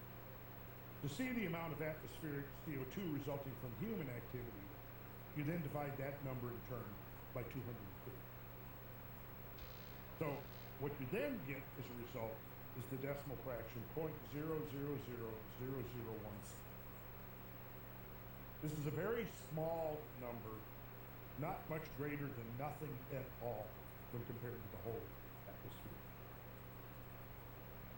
So, here's the question I would propose. Are we supposed to accept the conclusion without question or debate that this minuscule additional amount of CO2 to the atmosphere is going to provoke such a horrendous planetary catastrophe that we have to completely overhaul our energy system? In effect, according to some of the more extreme proposals, to dismantle our industrial infrastructure altogether? I do think, on the one hand, that a lot of things in nature are based on thresholds, right? Sure. So something can be very near a threshold, and a tiny bit of addition or removal of it can cause question then would be, is there evidence that adding a tiny bit more CO2 to the atmosphere is going to cause a catastrophic drastic change? Well, there's your And that'll question. make it cross the threshold somehow. Well, for that, what we have is we have claims that is the case. Right. And those claims are the result of pretty much strictly computer modeling, without reference to the actual database record. Yeah. When you look at the database record, I mentioned this earlier, and I think we pulled up the graphs in one of our previous episodes showing that right now, at this ambient concentration is about the lowest we ever see in 600 million years since life began on the planet. Right, and there's plenty of evidence that previously, while life was also flourishing on the planet, there was a lot more. So clearly, we're not getting close to some kind of catastrophic threshold. It would not seem like it, no. Right. Yeah. And in fact, what I mentioned earlier, and we can present a full array of data supporting this, it seems like, at least in terms of, now not necessarily talking about global catastrophes such as Younger Dryas, but catastrophes that could be regionally catastrophic that you would define as weather related, that those occur more frequently when you have transitions into the cold phase. Right. And yeah, we can present a whole bunch of evidence supporting that. And I'm going to pull up a graph here. Let's see, I think that We're much closer to having a catastrophic problem on the low side. on the low side, that's exactly right, Grant. I wanted to make that point, so thank you for making that point. Exactly. Yeah, there is a threshold on the low side, which is like everything dies. Yeah, everything We're dies. much closer to that than any problem with more and more and more and more. We could keep loading it up. Right. And Well- see But a it whole does- lot greener deserts and a whole lot bigger trees and a whole lot bigger output from the crops. Yeah, and we're going to look at that. We're going to spend one full episode looking at the upside. We started looking at some of that evidence, but the evidence is just there's an abundance of the evidence showing the other side of the carbon dioxide equation that again is being completely ignored. It's being completely ignored, and so again, the accusation of cherry picking just doesn't hold up because. You can say it's cherry picking, and I'd say, okay, sure, it's cherry picking. But what I'm doing is I'm trying to present the evidence that is being ignored by the cherry pickers on the other side. Yeah. And the other thing I would say is that, basically we've gone through this, and let's say that, because some of their argument does seem to be that we're approaching some threshold on the upper end, and so if we can remove the CO2 that humans are adding to the atmosphere, then we won't approach that threshold. But what you've just shown Oh is my that, gosh. and what should seem obvious is that nature is also adding to it. It's like slowly increasing even if we weren't adding to it. So if we just completely remove our addition to it, we're still going to approach the threshold that they're afraid of, naturally. Yeah, and here's the thing, and we haven't really, we're going to devote at least several episodes to looking at the role of the sun, which is another factor that's being pretty much completely ignored, Yeah. right? And to ignore the role of the sun in climate change is just ridiculous. It's totally Right. ridiculous. And the fact is that there's all kinds of evidence correlating climate change with the sun. And one of the things that happens is if the sun is warming the earth, it's warming the ocean. When the ocean's warms, it outgasses CO2 Outgasses. in tremendous volumes of CO2. When the climate cools, it begins to draw down the CO2. So the building up of thick layers of limestone is probably related to cooling because the oceans cool, they begin sucking carbon dioxide out of the atmosphere, which would then trigger an algal bloom, which will then feed the bottom of the food chain, and you will have this proliferation of benthic and planktonic animals, foraminifers and things, that are now contributing their casts and their shells to the formation of limestone rock. Now I'm gonna do a share screen here. All right. Are you seeing a big square bunch of dots? Yeah. Okay. This is 10,000 dots. Yo, the fat Greg. Yo, where you been at, man? We missed you, my man. Dude, It was a bit we of- missed you, bro. You know, because DFW, it's what? 100 by 100. You know, I have Bro, we missed you, man. multiple copies. Oh, And I I just can imagine you there with the period. not quite. Are you serious, man? Thank you, broski. How you doing, that fat Greg? No, that's not how it happened. Yo, we missed you, man. We were looking for you. Not to try to dox you, but like we were fucking looking for you on Twitch and shit, dude. You know, I'll create one, right, upper left corner, and then I'll tell it to make 99 How you doing, dude? copies at at a given distance on the x-axis. What's up, man? It'll do it. Then I do the whole line, and I go 99 copies on the y. So there we are. It's not that bad. Although, How you doing, broski? We miss you, man. I spent days and days laboriously with it.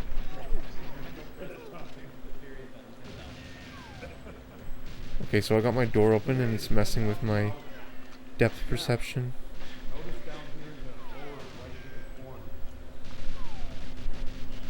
See it? Yo, fat Greg, what's up, man? That last time when we were up here, that was really cold. Yeah, really, man. Honestly. Yeah, Texas. I think has had a pretty cold winter. It's going well, man. Today's finally starting to get warm too. Tomorrow's supposed to be pretty warm. Finally, thank goodness. So I just wanted to do this for comparison. Now, again, of this 100 parts, let's think about something. God, If pre-industrial was 280, and let's say nice, man, dude. We're glad you're back, man. carbon dioxide in the atmosphere has increased to 4 Things are going okay. So that I might do a means basketball really stream it's a tomorrow, 120 actually. parts increase. That if all of it was being Just like fucking 120 the old days. Yo, what's up, Aaron? How you doing, man? caused by human activity. Fucking A, man. But is that number correct? Well, Whole obviously, crew's here.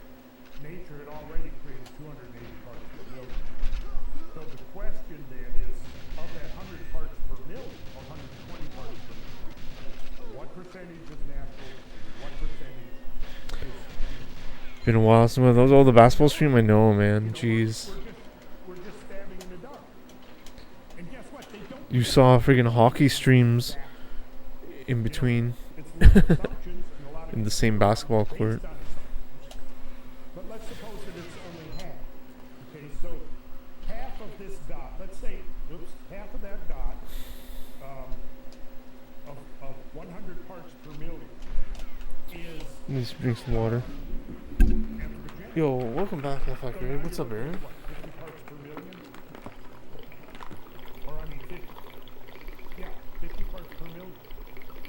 Or you can see here that we're talking about very minuscule amounts of carbon dioxide. So now, if you're looking Yeah. at this graph here, Gosh, it's supposed to are we be to assume without any almost 20 reflection, degrees without any Celsius. critical thought, just believe well Want to go shoot hoops? Oh, no, thanks, say man. that this one dot right here, and really only half Okay, of this that I gotta close this door. This door's really messing me up. is now I'm also gonna load the vape. triggered some tremendous environmental and climatic catastrophe. That because of half of that dot right there, we're in the midst of a climate crisis, an unprecedented climate crisis. How believable is that? Well, to me, it's not believable at all. In fact, it's really like a joke, in my opinion. And we haven't really even begun to look at the real bulk of the evidence. I mean, we're just skirting around the surface of this thing. So I want to get into talking about the beneficial botanical effects of carbon dioxide enhancement, and the recognition of its beneficial role goes back literally centuries, even to the 1600s.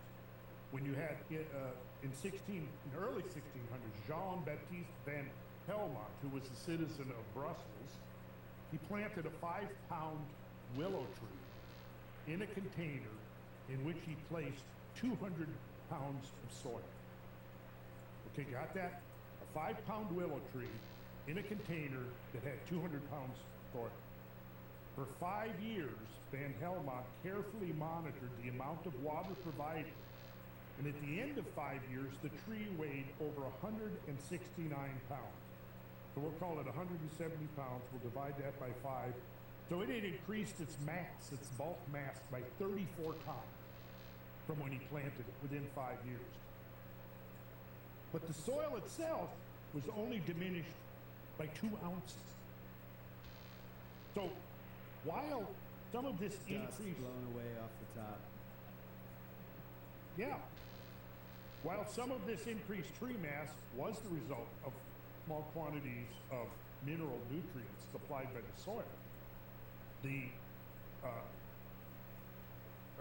later two horticultural scientists who were referencing this early work of Van Helmont in 1964 commented this: more forcibly, it should remind us that the primary nutrient from which the bulk of the plant originates is the carbon dioxide from the atmosphere. So, again, what you have to picture is that you've got 2 ingredients: carbon dioxide being taken from the atmosphere, water being taken up from the soil, and what's the catalyst that triggers the transmutation? Sunlight. It's pretty awesome to think about. So, this was the 1964 work of carbon dioxide. Oh my god, dude, you know what I might play? There's a We Want Revenge playlist, I think. For food, crop, And just the music in We Want Revenge is pretty good to listen to. Obviously, like I have the TV behind me now, I can't see the tricks, but Department of Agriculture has, since its inception, published annual summaries of that was a great series, man. of relevance to agriculture.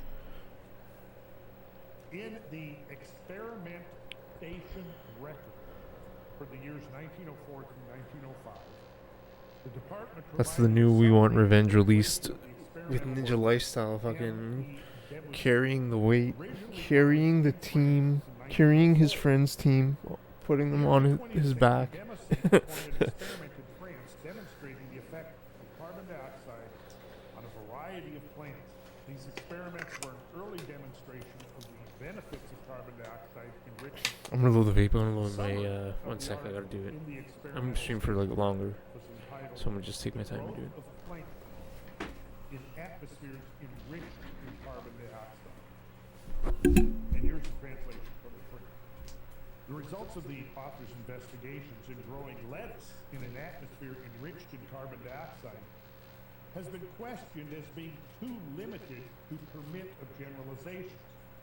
Therefore, the author has repeated his experiments with 16 species of plants, representing a wide range of families.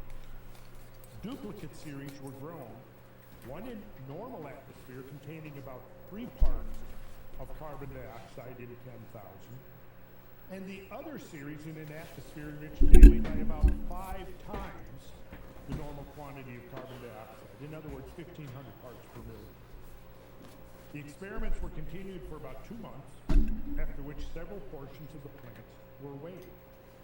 Among the species studied were coleus, lettuce, geraniums, centauri, mint, tobacco, balsam, fuchsias, etc. In all except the fuchsias, there was a decided increase in the weight of the plants. The average amounting, now this is in the carbon dioxide enhanced environment as opposed to the controlled environment, the ambient.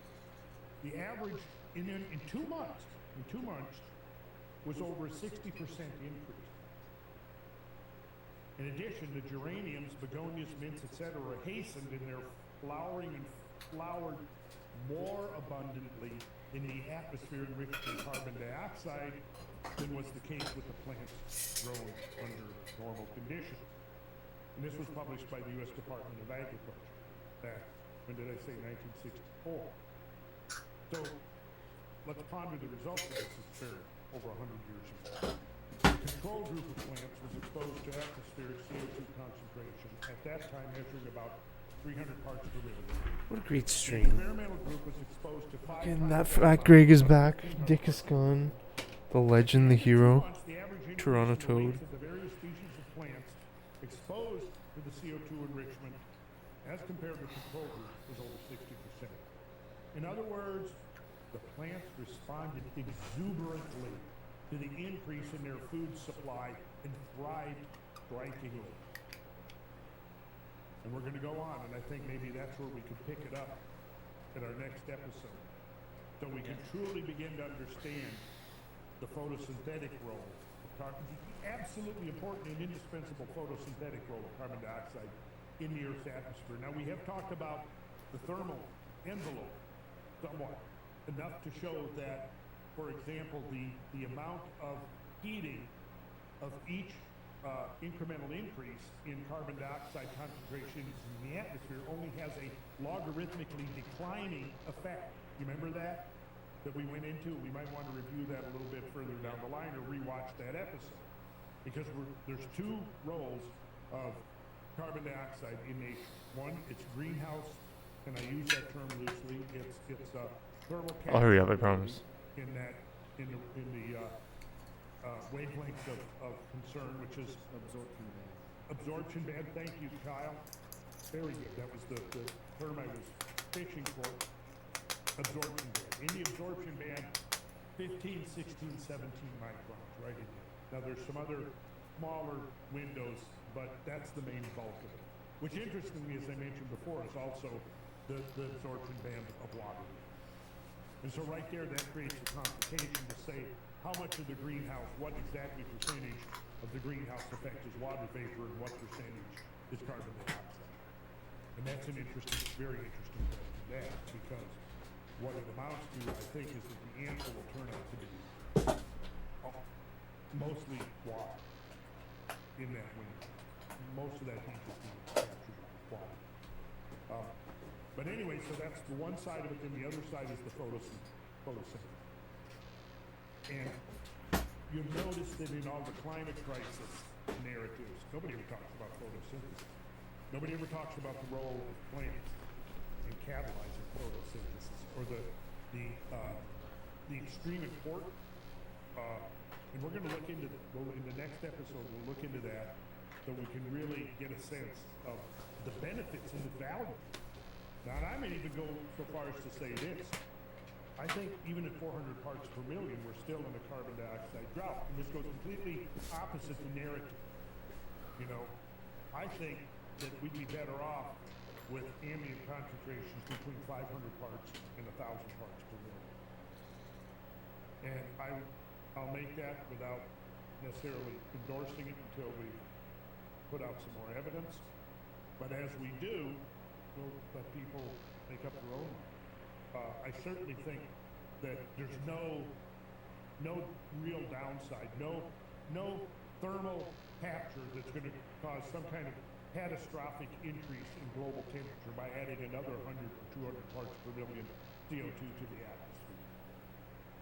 But what it's doing is it's getting a whole lot of people really upset, and it bothers me, and I'll show you what really bothers me the most, and that's what we will that's what we'll conclude on.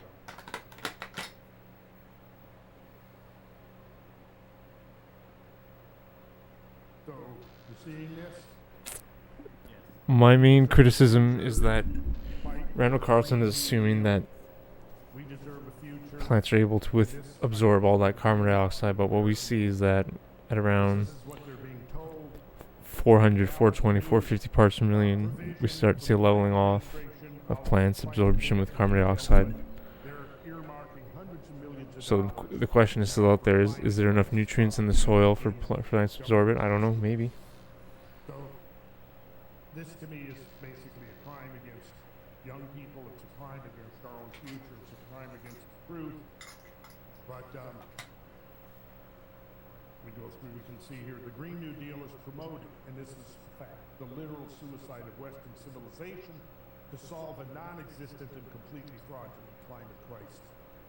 Thing is, And it's just sad Thing is, a lot of trees are dying. They're not in good health. This nonsense for I know that's very years now.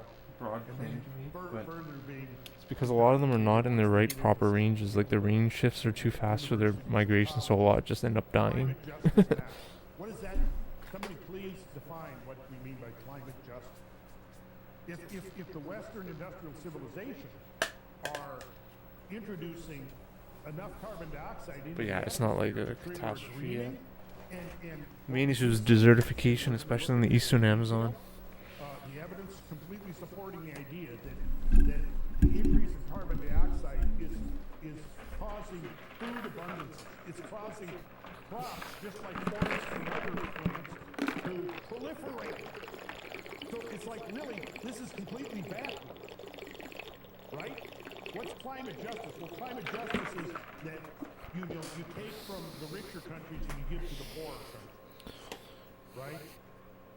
It's basically a large income redistribution. Oh, we got the clean glass. These are what I'm calling the new Hitler Youth. So clean. They're convinced that Western civilization is destroying the earth, and the only answer is to shut down Western civilization. They want to go zero carbon they were originally proposing by 2030.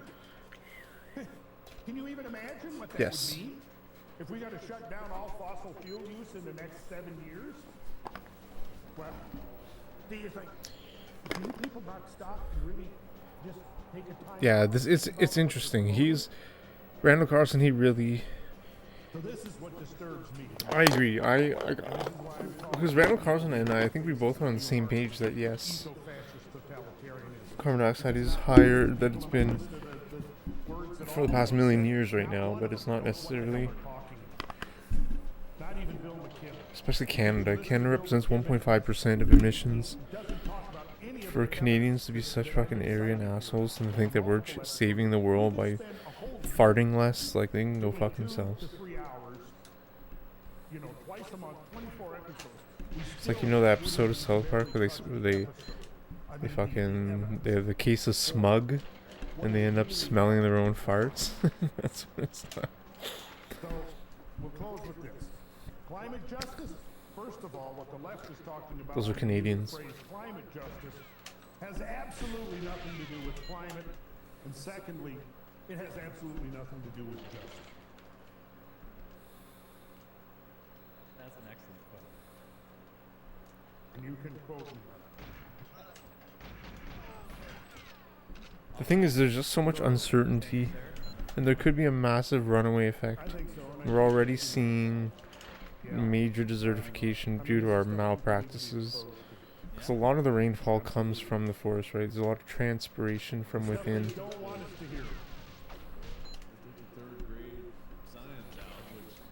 The Amazon is just getting destroyed. Forests in Indonesia are getting destroyed. China getting destroyed.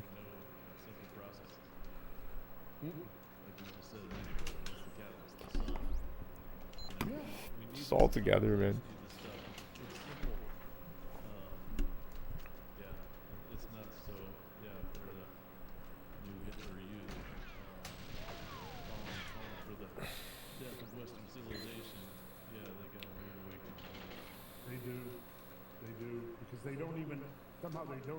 Aren't able to even connect their comfortable, privileged lifestyles with the consequences of what they're advocating.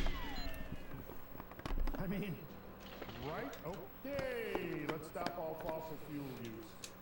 What is going to happen to our economy? What's going to happen to our energy sector? It's going to implode.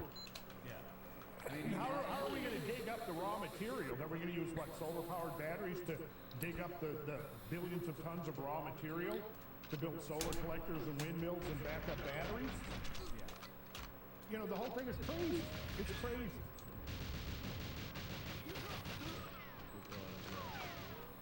That's right, and that's intentional. That's what public education has done. Fuck off. And of course, It's like I don't even want to try the force stuff on those runs, you know what I mean? Speech, and so you put pressure on the big media companies to censor speech that goes against the official narrative, and we know that's true.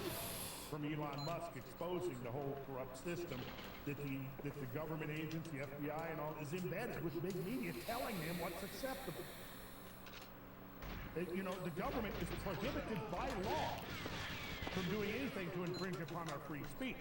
So the way they get around it then is to put pressure on big media, which is private, and then the defenders will say, well, you know, they're private, they can do what they want.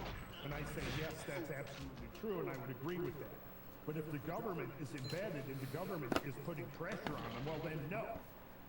That they don't qualify as a private sector anymore, deciding for themselves what is acceptable or not acceptable to be said on their platform.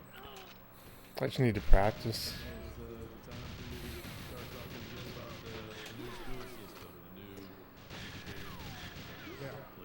Honestly, guys, I might try the no body armor. Like, this fucking force stuff is just such a fucking pain in the ass. Right. Well, that's the objective of the next national for that. That's right. So we're going to kick that off again, talking about the sorry state of education and what may actually be alternatives to that. And you, Kyle, as a father now, something you, of course, would be keenly interested in. How your children are raised to become wise, intelligent, and having them around, homeschool number one, having them around thoughtful, critically thinking, enlightened, grown-ups, and older siblings, You gotta go more left. older friends, that's going to go a long way. Because for one thing, if you want to inculcate this kind of brainwashing, there are a number of steps you have to take. But one of them is you segregate the kids you want to brainwash into, by age groups, and so that they're deprived of the influence of their elders. Right. Last thing you want to do is give over the education system to your government. Well, I mean, we're seeing the horrible consequences. I think I told you a friend of mine gave me 2 boxes of books that their library, their high school library, was throwing away, and it was all kinds of science books. It was weather, it was thunderstorms, it was volcanoes, it was all this super interesting stuff. And she's like, "You're into this." I'm like, "I can't believe we threw that away. This is unbelievable." So, But look what they're replacing it with. You know, look what they're replacing. You know, so-and-so has 2 daddies. Right. Critical race theory crap. And it is crap. I've seen enough of that and seen enough interviews with actual teachers who are promoting that crap. You know, Wow, Randall's base. equity and what was the other? Diversity, inclusion, and equity. So where does merit go in that? Okay, what a scam. Such a fucking scam. Like, come on, man. So it's a total dumbing down. But of course, you have to have that total dumbing down if you're going to have subservient citizens that just mindlessly support the authoritarian regime that we now see in place. Wow. Primarily Carlson's by beast. Democrats, but enabled by rhino Republicans. You need a workforce that's going to be out there digging with pickaxes to get the materials to build solar panels. Yeah, well, I have enough list of names. Pickaxes made from raw river stones tied and hafted to stick. Yeah. Anyhow, I guess that's about the end of the episode. Oh yeah, much more to come. RandallCarlson.com. Sign up for the newsletter. Yep, and when you're hearing this, hopefully we'll have had some movement on shutting down the fraudulent website. Yeah. It still continues to impersonate me and steal my work, and profit off my work. Take the Geometry International, spread the word, it's a fraud. All right. Of course, you'll hear a bunch of, if he responds at all, it'll be a bunch of gaslighting that'll be easily deconstructed. But, sorry, let's end on a positive note. Fucking hell, man. Fucking hell. Yep. Good night, everybody. Good night, guys. He asked a question and got a homework assignment. Oh, brutal. That's why he had to No comment. newsletter. Yeah. All right, thanks.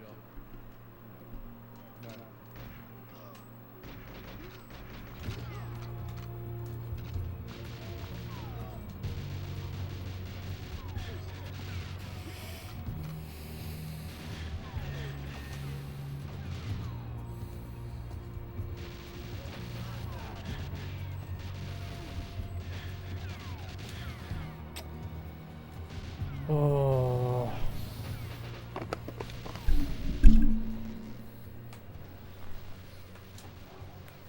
Brutal.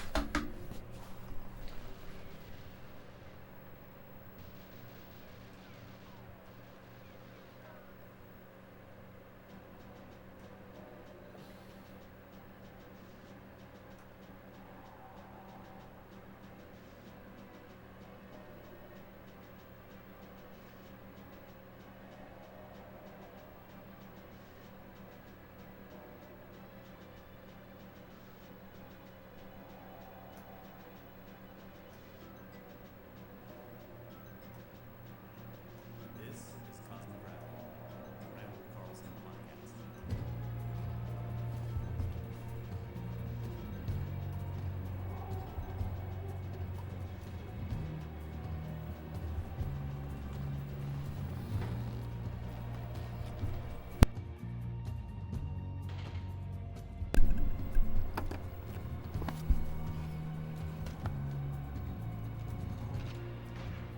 And welcome back, ladies and gentlemen. This is Cosmographia, the Randall Carlson podcast. Last episode, we spent a lot of time looking at at some papers on proxies found in mammoth bones and other Pleistocene fauna bones in the Alaskan muck beds in the context of ancient climate change. But I think today we're going to go back to more modern climate change stuff, right, Randall? Yeah, I think we'll do that. All right. So, but anything new to report before we get started? Anything to report? No, you guys have nothing. Since we last recorded, you guys' lives been just so dull and uninteresting that there's nothing to say or report. Pretty much. It's a trash out. Well, we're gratified to hear that, Kyle. Well, and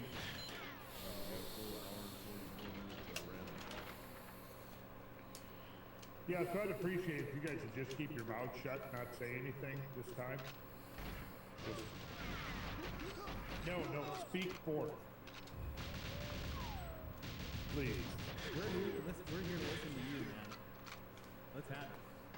Give us the details. Gosh. Well, I'm still reeling from some things we're gonna have to be talking about sooner rather than later. Yeah, reeling. I'm feeling some reeling. Yeah, good. It's a good feeling. But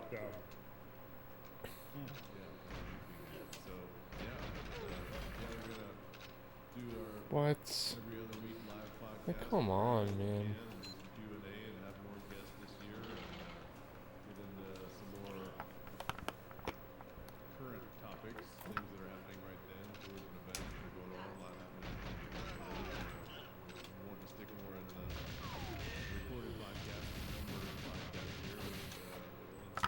Oh my gosh, guys. I set up N64 in the living room for Easter with 4 controllers, and me, my 7-year-old niece, and my 10-year-old nephew, we played Diddy Kong Racing, and we loved it. They loved it. They were laughing so hard.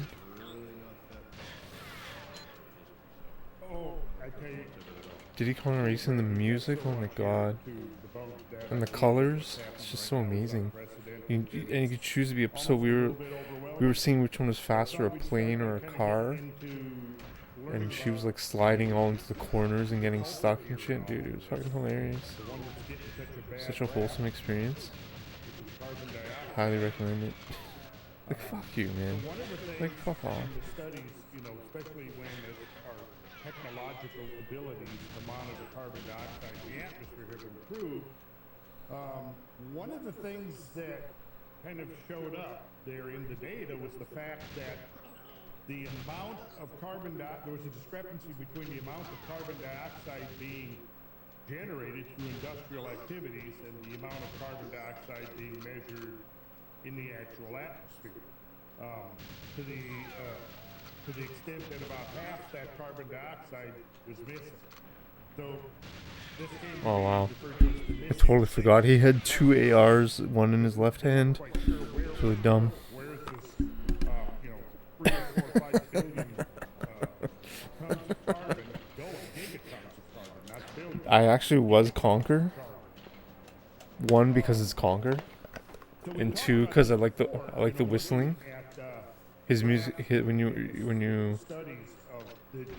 Anyways, this thing is like whistling. And so she's like, "Who's that?" And I was kind of ashamed just to kind of be like, that's Conquer." To tell her, "Yo, told the legend, hiding Yoshi, Conquer's fan." 2020, yeah. Oh my god, it's just so ridiculous. It's so funny. It's so absurd. It's even more absurd than you can. You gotta play that game. 100%. DKR. What's DKR? Around 750 to 755 or 700. Oh, Diddy Kong Racing. Gigatons. Oh, I know what you mean, dude. I used to use Toad. Now, we look How would you know? This is pre-internet, man. I would use Toad for Mario Kart because I thought Toad was like the fastest. I think Toad is like the slowest. I think it has the lowest high speed. I think it's fast in acceleration with the and handling. But how would you know? I didn't have Nintendo Power growing up. How would you know? the climatic effects of those volcanic eruptions, which Pipsy's really fast. would mean Who's Pipsy? Is Pipsy the little rat thing? Little mouse? The little rat. little ice age kind of thing, a volcanic The mouse, sorry. you're going to have a lot of die-off in the biosphere. Just Yo, because Toad, the legend, bro. Thank you so much. drop in temperature. I know you probably wanted to hang low, but I'm gonna fucking... Bro, thank you. Are you kidding me? You know how much of a dream that is? Come on, man. The streamers dream of that happening. Thank you so much. That's like unbelievable. The carbon dioxide could then increase in the atmosphere, increase 1 is a lot of money. Helps me a lot. plants and help 2, recovery of man, that's like big time streamer, dude. in the wake of a large volcanic eruption. But there's going to be a period of time Fucking, you see that on streams with like the amount of over carbon 50k dioxide followers. That's fucking amazing, dude. along with the various sulfur components and so on that is cooling the atmosphere. So the volcanoes generally don't I think I'm gonna try the no body armor. do the ambient This concentration fucking mainframe stuck is pissing me off like a lot. then it can have a significant output of carbon dioxide, which is actually a good thing because it helps to counter Pretty shit, whatever. We at least get to what are practice. the other consequences of large-scale volcanic episodes. Then you have the soil. I don't think I have enough health for no. Well, I mean, I do, but 180 might as well try it. tons, roughly. Let me see. I've got 2 sources here, 2 graphics. One of them gives the. It's pretty much futile, though. One of them gives it at 1,500 gigatons, and the I other can't do one the no gives it at body armor with this much health. I need much more health. in the ballpark. Fossil fuel storage. Yeah, dude. If you haven't played Diddy Kong Racing, because you can fly, you can be a plane. It's fun, man. It was fun. If I had updated this, but this is It was a good literally time. like from 20 years ago, these graphics back when I was first studying this stuff as an academic interest. I was going through textbooks about basically, environmental. This was actually from a book called Environmental Sciences: Earth as a Living Planet, which came out in 2003. So yeah, exactly 20 years ago. So the numbers might be a little bit off. Scam. But overall, they're in the ballpark, close enough to make the point. So 1,500 gigatons in the soil, 4,000 gigatons in fossil fuels, and I'm guessing fossil fuel discoveries since Terrible. then have increased that amount. But I haven't gotten the latest data. Storage in the land plants, about 610 gigatons. Okay, now this was the estimate then of 100. Pipsy, no wonder.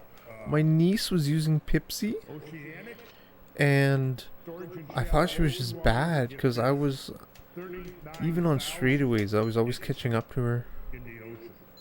I was Conquer. That is huge. 39 Is Conquer fast? gigatons in the what did we say? Burning How would you know? fuel's about 6 gigatons. Pepsi's just that bad. Yeah, my poor niece. How would you know? My poor niece, right? She chose a cute mouse. But the biggest, most significant storage of all is the rock. You'd be like, you think Chun-Li, you know what I mean? Princess Peach, Chun-Li. Rock, Damn, Diddy Kong Racing sexist, bro. rock, sedimentary rock. Because, you know, you've got the ocean water, you've got the plankton, Fuck off. and the single Like, it's just so dumb. creatures, the foraminifers, and all of the benthic forms taking up that carbon dioxide and forming casts and shells and things. They die. Is the they best bottom acceleration? of the ocean, they pile up and they eventually lithify into carbonate rocks. Well, it is if the track is. So the amount of carbonate rock It doesn't have any straightaways. is 100 million. Depends on the track, I guess. 100 million gigatons. But if they're all with straightaways, then yeah. A lot of carbon that's locked Some of up those in tracks are rocks. amazing though, dude. Now, how did The that plane, carbon get in the rocks? volcano All and had to shit. pass through the atmosphere, ultimately on its way into those sedimentary rocks.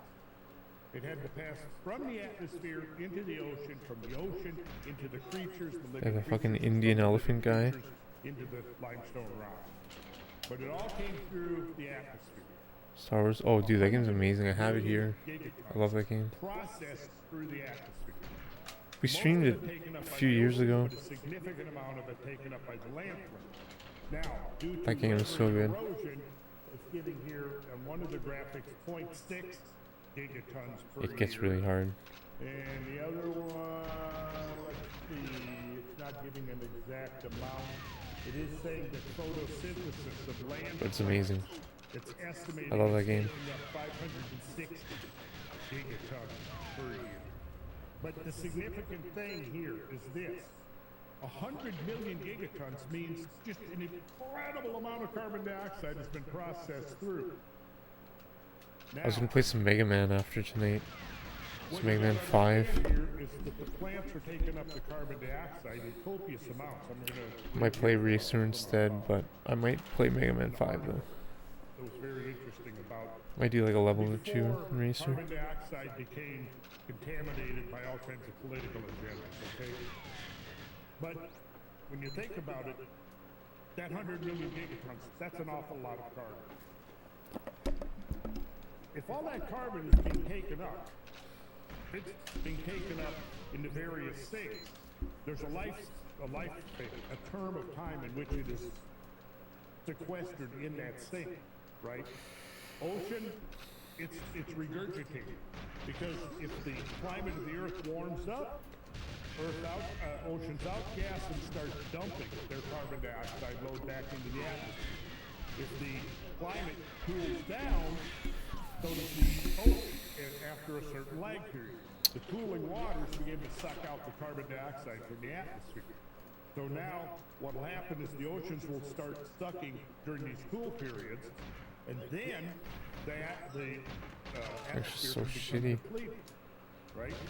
So the question is, if the insight here is that if the atmospheric carbon dioxide was not continuously being replenished, the oceans would suck the atmosphere completely void of carbon dioxide.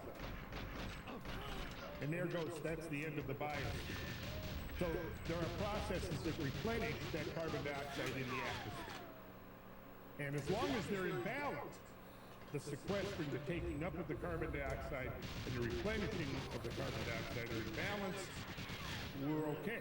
As long as that doesn't Like, go why? below 180 parts per million. I did everything wrong there and he still got stuck. Bottom of the concentration You know what I mean? at which the biosphere, the Like, plants why? cannot- there's not enough. The plants become Is it starved. really truly random? Between 180 and 150 parts Is per it really million, truly you're RNG? now having Is it entirely based on his shutting down the animation? biosphere. When you hit 150 parts per million, there's very few plants now that can subsist on 150 million parts per million of carbon dioxide. The atmosphere, the plants are J'ai now de l'eau starved. de rose libanaise. Oh, tu as les goûts très riches, mon ami. When sea levels are like 400 feet lower, Le rose libanais, qu'est-ce que tu fais avec ça? C'est quoi que tu fais? Que tu utilises?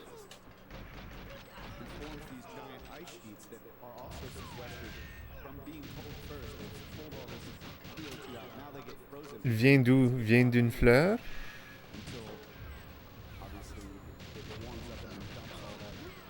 Il n'est pas mort. Ah, c'est tabarnak. Je suis capitaine Jean-Luc Picard. Oh, tu as écrit ça très parfait. Yeah, like 180 parts per Is million. what he would say. It was like Fraction right at the French. threshold. Oui. And Tu as écrit ça the bien. thing that there were Cédric, si Cédric est ici, va aimer ça. probably some of the same sources, Cédric, je dis sources that are operating, le not necessarily in the same volumes or la concentration. plupart du temps, But what were the sources? I don't know. For sure. c'est un effort de parler en français. Je dis, je m'excuse de mon cœur Of the difference. parce que And there was a source plant life. I mean, je parle anglais the 100% du temps. regions in the lower latitude regions, they weren't glaciers. Well, they had mountain glaciers. J'ai ajouté à mon haut, wow. In fact, even Siberia was a fairly Oh, je l'ajoute à biome mon, with a- ouais. with a, you know, a high degree of biological productivity, enough to support Intéressant. herds of, you know, Pleistocene megafauna. But so there Le was poupou. carbon dioxide coming from Oh. somewhere, but with the cooling, I mean, that's what would have drawn down the atmospheric carbon dioxide to as low as it got, 180 parts per million. What? And then it Get out of here. slowly increased What? Look from how red he 100 is. parts per Look at million. him. It was up to 280 Oh, never mind. I didn't hit him at all. pretty much right at the threshold of the industrial C'est très rafraîchissant. Wow. a very low Rafraîchissant. Avec accent et tout ça. 600 million years. Dick, vous êtes 100% bilingue, mon ami. 280 parts per million is still very, very low compared to most Tu écris when la carbon même dioxide has been measured en anglais et en français sans une erreur. No error, no mistakes. Like if there's, I don't know where it stands at this point, but I know that the modern, Intéressant. you know, science is telling us that the glaciers are all melting and all that water still continues. Mais qu'est-ce que c'est? Qu'est-ce que c'est le rose? That's going to be unlocking Le même? CO2. Le mime? Le mime ou le même? You know, gas guzzling cars and all that kind of stuff. You know, it's coming from the ice, Yeah. right? Well, yeah, but what you have to look at is the net balance of ice globally. And Yeah, man. Antarctica, the data I've been looking at recently doesn't suggest, you know, that West Antarctica apparently has been shrinking, but East Antarctica has been growing. So it's kind of offset the shrinking of one side by growing on the other side. I think probably there's also a difference in sea ice and then ice Oh, yes. precipitation. Like the precipitated ice shouldn't have CO2 in it, I don't think. Well, yeah, it would. Because because there's CO2 in the ice core. I mean, that's one of the ways of determining carbon dioxide proxies. It's fast. CO2 that's trapped in ice Like what? in bubbles in ice core. However, So fucking there's dumb. some questions about that process. that I need to do a different level just for one run. and whether the bubbles really truly are representative of the average concentration for the entire plant. I mean, think of it this way. You've got four ice cores maybe 5 or 6 inches in diameter, right? It's hundreds of No worries, meters bro. long, and it's from a very single point on the surface of the Earth for that ice core. You're drawing up this long, hundreds of meters God, what's even going on here? counting the layers, and initially in the upper parts of the cores, you can actually count visibly the layers. As you get lower, you have to Yo, do such the stash. exact method that's used, but it's in electrical conductivity. They can What? actually differentiate the Scam. layers through the studies of the electrical conductivity of the layers. be something interesting. Yeah, to Toad, see thanks so much, how bro. that's done. But you can differentiate the layout, even in the lower parts of the. What the fuck, Trev? You fucking asshole, man. Now in that, there's bubbles, right? Those bubbles contain air, and in the air, So that's just on the Civic. presumably is a snapshot Yeah. of the air. That was Sick around photos of bubble the at Civic. time it became enclosed, right? Oh, brutal. Are chuckling at the idea of this bubble. LOL. The atmosphere. I mean, it seems logical, except that we also know that in certain places, Oh my god, man. air What's up, yo? What's up, man? Yeah. change. Yeah. How you doing, dude? Well, there is, and see, that's where the question comes in. Are there actual chemical changes to the composition of the air in those bubbles? And the answer is very likely. Okay, this really pissed me off. Years of sitting in that ice. Yeah, under pressure, and that's important as well. Also, the fact that there can be porosity. Oh my god, man. in the water moving So through the ice. sucks. There is also the problem of contamination of the ice just through the drilling process itself. But so when you think about it, I hate this is level. it a reasonable extrapolation to take, let's say from 150, 200, 500 meters down, and you pull out a bubble, and you look at the constituent gases in that bubble, and then assume from that that's a signature Not of much. the concentration of gases throughout the entire Holy shit, how long did that take? time. It's like one weather station. Yes, that's right, like one weather. Oh my god, man. And so I think it's fair to question the process and the assumptions that are made. Now, we can look at that. That would make a very interesting episode, podcast episode. Not quite a bit of data on this action. When we could look into the whole process of pouring those ice, Ah, come on. sampling the ice cores, and then measuring the amount of constituent gases. There's also the problem that there's a lag between the snowfall and the point at which, because when it's still snow, of course the air can circulate. Wow, I can't believe I didn't get back boosted there. Sealed off bubbles. That happens under a certain level of pressure. So you've got this phase change area in there from the surface, which is freshly fallen snow. Fucking, I'm fucking raping the scientists. And that in between part is called fern. I don't think a 2 from above works. Oh, it does. Look at that. In that process of Why don't I just do 2 from above always? is the bubble Seriously? I actually guess it's sealed not fast off enough. and I think I slowed down there. from the atmosphere, because that's important too. And it might It's be definitely PV anywhere pace. from 50 to 100 years between the time the I'm gonna pass this snow guy away. falls and the time it becomes glacial ice. Are you looking up fern, Kyle? I Yeah, great. What does it say? dictionary on Google says granular snow, especially on the upper part of a glacier, where it has not yet been compressed. What? Well, there we go. So apparently I did know what I was talking about. There's the internet. All right. So let's, Let me ask a question there. please. What effect would this slowly Oh my god. at the end of the ice age affect all the wildfire? No.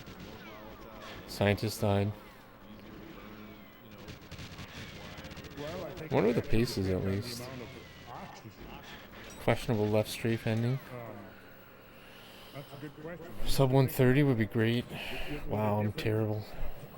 The question is What was so slow about that? per billion, basically, which was the difference between The B area was really slow. ice age and industrial The revolution. elevator start. The industrial revolution is essentially when we were able to It looked start faster than actually 143. taking samples of the atmosphere Whatever.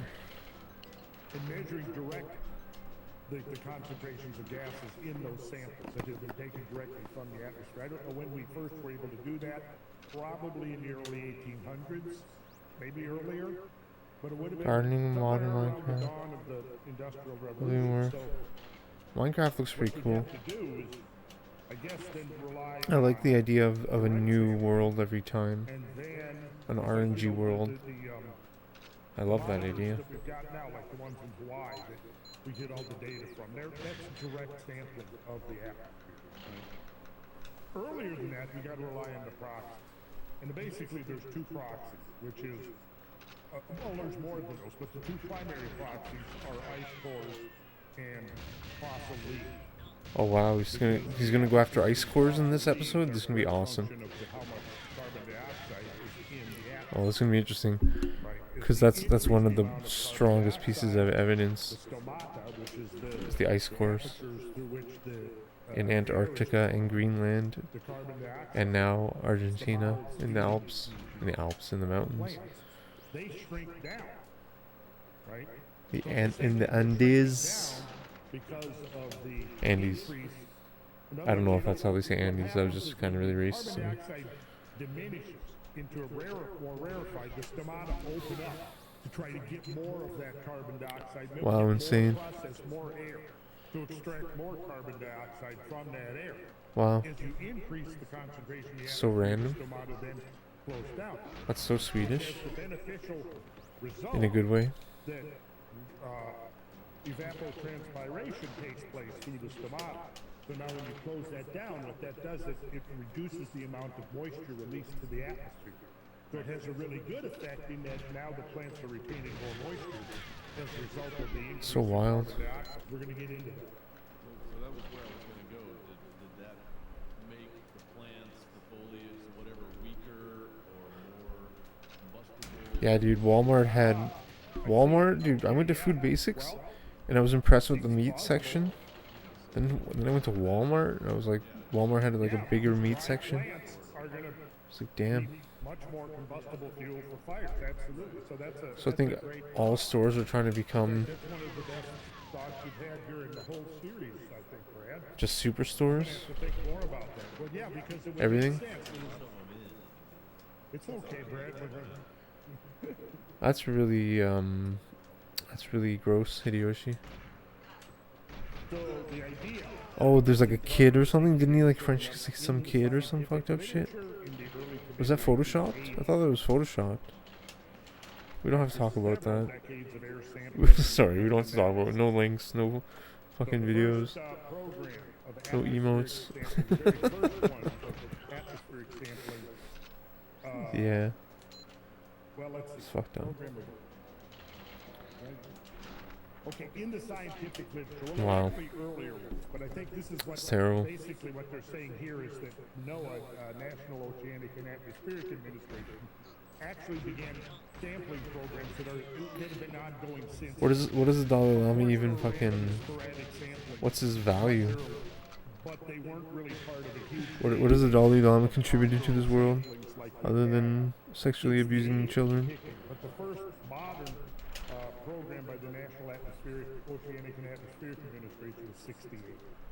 And they collected their air samples in Pyrex flats. Then would analyze He's the pope of his religion. findings. And so initially there were only 2 sampling sites. But between 1971 What's his and religion? 1978, Buddhism? the number was expanded to 6. Sorry, I'm so ignorant. NOAA launched the Geophysical Monitoring for Climate Change, Time for a black. which was the GMCC program. And then in 1978, the Department of Energy started Catholicism. a program How about an Argentinian pope? long-term consequences of increased atmospheric CO2 concentration. And one of the goals of this research I guess was reincarnate in Africa, you don't know. I'm not hating. I'm not doubting. petitioning of It's like the Argentinian pope, right? CO2 throughout the 3 principal It's just so insane. ocean atmosphere biosphere. Not Like counting why? the Like lithosphere, not what? counting those Like I limestone mean, rocks, because I'm not hating on anyone, but ocean's atmosphere and biosphere if you're in fucking Italy, a constant why would you get some fucking random ass Argentinian guy to be your new pope? right that's ongoing. Once it gets Doesn't make into any that sense. limestone rocks, it's taken out of that process and locked down for potentially hundreds of millions of years. Now, what Think about it. release then from Sorry, the I'm not as carbon smart. dioxide from the rocks? Probably, processes of plate tectonics where you might be grinding up the lithosphere and He was a converting cardinal. plates, and that would release carbon dioxide. We said through volcanism, one mechanism that I think might be very significant would be major impacts gay, dude. to oceanic basins. I know, man. Release huge amounts of carbon dioxide that would ordinarily be locked. Well, it makes you wonder, the people at the top, because they probably have some sort of addiction to new experiences at whatever cost of spirit and soul. Now, you would have to change the pH of the ocean considerably, So it's, I mean, I think, to have a noticeable effect. it's just a matter of time. That's so terrible to say. I haven't looked at that question, but it's an interesting question. I was thinking just Yeah, raining down on with his tongue in some kid's mouth. Sorry, guys. I'm sorry. I'm not. It's, When you look at sorry, the it's over. entire No more. volume of limestone rock No compared to more. what's exposed on the surface, It's over. the ratio is huge. It's past. Sorry, guys. So, the idea that Dalai Lama. the term partition What were you thinking, bro? partitioned amongst Like, what were you three thinking? reservoirs, the ocean, the atmosphere, and the biosphere, right? So by 1982, there was a total of 23 sampling sites. The pacifist levels? What are the pacifist levels? Oh no. Controversial. And we're not going to get into all of this, but you can, if anybody wants to read. There was a paper published in the Journal of Geophysical Research in That's a good definition. 1985, global atmospheric CO2 That's a good definition. distribution and variations from 1968 to 1982, NOAA/GMCC CO2 blast sample data. I'm sure Yeah, he's like everybody's invincible. rushing out to get that paper. That would be Hey, there's no kids in this game. Thankfully, no children. so. Then in 1992, we have an article which appears in the Australian Everyone Journal out, of blows up the Botany, helmet up. which I'm sure you guys have all read. And the authors Taylor and Lloyd describe their analysis of global patterns of carbon sequestration. Taylor and Lloyd. Taylor and Lloyd. Yes. Taylor and Lloyd. God, man. Yes, Taylor and Lloyd. So their calculations, and they did some of the early model runs, indicated, quote, Wow, I saw. possibility that a significant net CO2 uptake, a CO2 fertilizing effect may be occurring in tropical rainforests, effectively accounting for much of the missing sink. Now, let's I see, so- don't know. okay, so in the aftermath of the first program, the GMCC, I don't think so, man.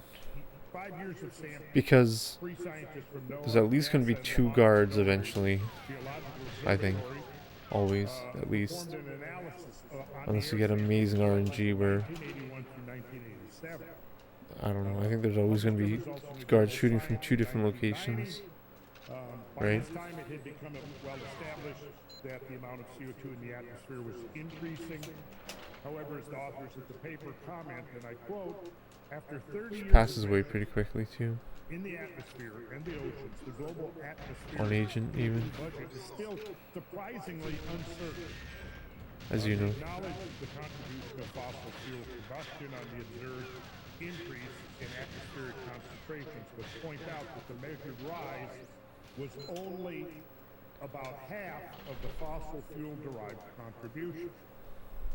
In estimating the fate of this missing carbon, they point out that the uptake of CO2 attributed to the ocean was estimated to be between 26 and 44% of fossil CO2.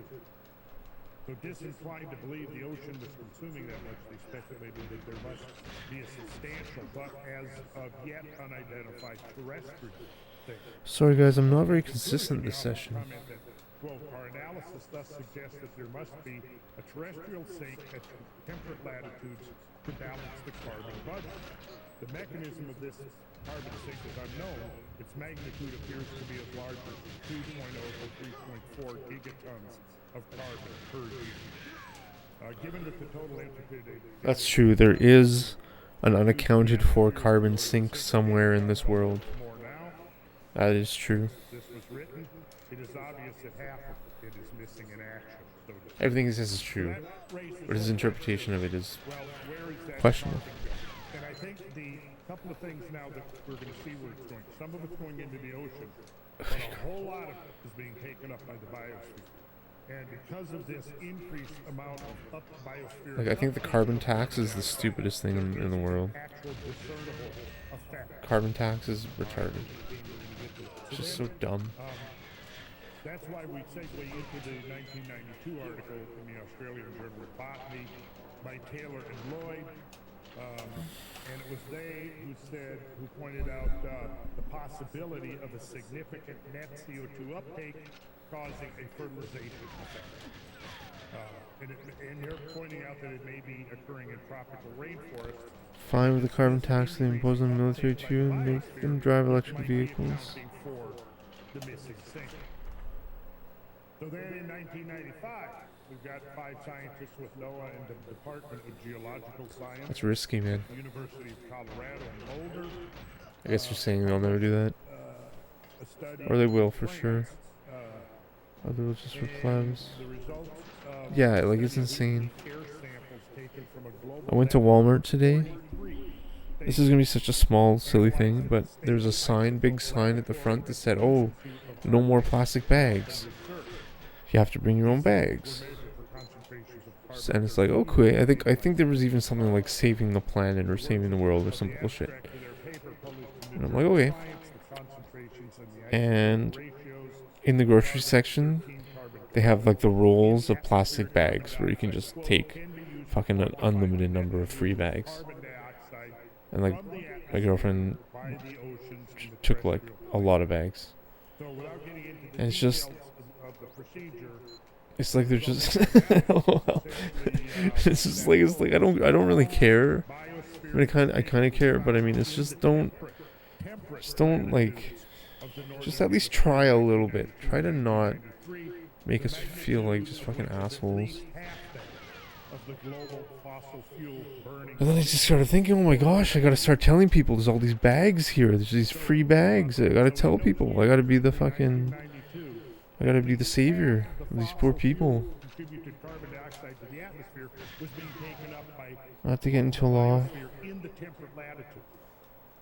Now, that's the temperate latitudes. The earlier study was talking about the tropical latitudes. How much is being taken Little people? So, Oh, I know what you're saying. Yeah. Oh, 100%. 100%. It's a very, the self-realization, the self-evaluation, and realize how much you're actually, what you're able to do. That was a big shift for me in my financial services business I'm doing now, is accepting how much I can save for retirement. In reality, the value of my like life insurance, how much am I going to insure my life? And it's like it's lower than you like it's lower than you can afford, but it's enough that it's not too expensive. It's really an interesting, surreal self-realization process. Another one that was a really good, interesting study about that was the O2 or ozone balance of the atmosphere. A tool for JD and law. Of fossil fuel CO2, and I'm not going to get into Yeah. that. Oh yeah, with small fries. They were able to use the difference. Which boat would you get? Wow. Today is in the past. Probably the Intercontinental. It's got to be the Intercontinental, man. It's like that's. Here we learned several things. We learned that in addition to fossil fuel combustion, carbon dioxide is added to the atmosphere through biomass burn. So we've got that. Carbon dioxide added to the atmosphere by biomass. I have a little one from Toys R Us, so Assume that from that, I would think we could it's pretty sweet. say that if there's large-scale biomass burning, this is going to inject a lot of carbon dioxide into the atmosphere. Due Enough to process, affect the yeah. Greenhouse gas? Well, that would be an interesting question. We are Yeah. informed that the rise in carbon dioxide based solely on anthropogenic emissions could be occurring at 3.5 Well, I mean, parts per million per year. it's still the vast majority. There's only 1.5 parts. It's like the 99.999% of the population falls into that category. So you would think there is some sort of justice, 1.5 parts per that people aren't treated like bottom of the barrel shit. That's 2 parts per million. I guess it's the system that crushes you, though. It's not anyone's decision. It's just you get into the system and the system fucks you. Emissions of CO2 is actually residing in the atmosphere. The remaining 57.2% was and is being sequestered on land and in the oceans by natural processes. So then there were other studies. 2000 global carbon sinks and their variability inferred from atmospheric ozone and delta carbon 13. Won't get into that, but it's just ways that proxy ways, I guess you could say, of determining where this carbon dioxide, once it's put into the atmosphere, how does it get distributed between those three reservoirs? That became the primary question. Guys, I'm so slow at this level. I was a 143 pace. That's terrible. We've established that nature has the ability On Cavern's to essay, remove large amounts of like that's carbon really bad. dioxide from the global atmosphere. It is this uptake Thought it was way better than that. removes at least half the amount that is being emitted through fossil fuel combustion. Whatever the exact distribution of CO2 into the various states, terrestrial and oceanic, it is clear that a substantial portion of it is being consumed by the biosphere in the process of photosynthesis. It is also apparent to many researchers that if not continuously replenished, the ocean alone would quickly sequester so much carbon dioxide from the atmosphere that it would severely affect photosynthetic processes. Many workers in the field have, over the years, commented on the paucity or scarcity of CO2 in the atmosphere and the positive role it plays in biology. Like what? Why would you even fucking kneel? Did you see how high he was looking there? Like what? Oh my god, man. Near the end of the 19th century, he was one of the I really wish I was more consistent. geologists, T.C. Chamberlain. In fact, it was T.C. Chamberlain that was the first on record to notice the strand lines in the Lake Missoula basin that were then referenced by J.T. Pardee in 1910 when he wrote his first paper on Lake Missoula. He made reference to the strand lines and T.C. Chamberlain's speculation that those strand lines were the result of a huge lake and it must have been held in by an ice dam somewhere to the west. That was T.C. Oh my gosh, I should put a sub ticker.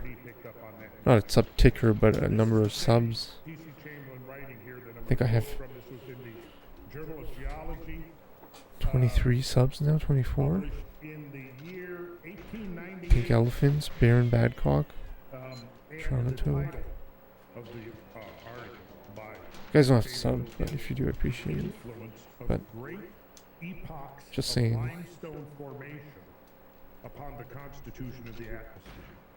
Let's just get random people to sub. And here begins the quote. The virtues of carbon dioxide are in inverse ratio to the You know what I do have here, though? situation which the You guys want to see something crazy? quote, a little knowledge, unquote, and the narrow I'm not very good at the game, but I'll show you it.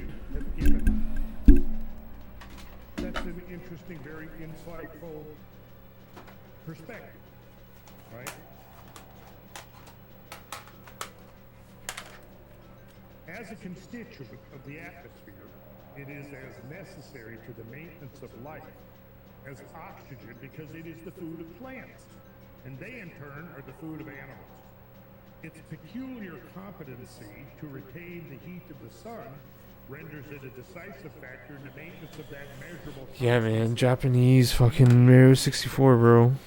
upon which the existence of life The 120. This is the key to 120 fucking success, man, right here. crystal and rock, and is a necessary factor That writing seemed nice, buddy. Yeah, man. Thanks, man. I know I fucking was dogging on Japanese fucking games which in the involves past. all the constituents of the atmosphere. It is the least So I might get into it. Cause on the 64, man, of cause the mixture that determines I played it growing up, and then I played it on emulator. a loss of nitrogen or And on emulator, to 0.0 the accuracy of the movement is not as precise as 64 is like hairline. be wholly It's insane. right? It's A so loss of precise. oxygen or nitrogen equal to 0.0003. Right? Of I the only had the atmosphere Japanese without Dreamcast. being Wow, dude. wholly inconsequential. That's cool. However, the amount that Jet Set amount of Radio, loss of Shenmue, carbon dioxide would be Sonic Adventure fatal 2, to life, 1. would be fatal I used my Dreamcast for an emulator. and to many important geological I had processes. every NES game on a CD.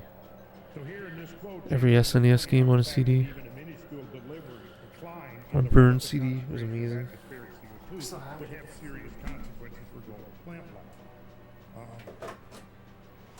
So 64 years after T.C. Chamberlain's remarks on the importance of carbon dioxide to life, soil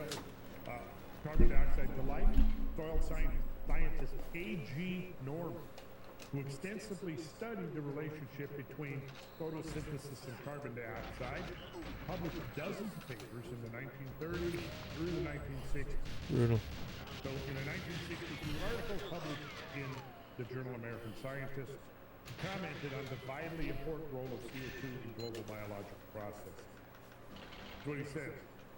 It is somewhat unfortunate that we have allowed the phrase plant nutrients to mean those inorganic elements that are essential for plant growth, because this causes us to forget the real substances from which the bulk of the stuff of plants is synthesized.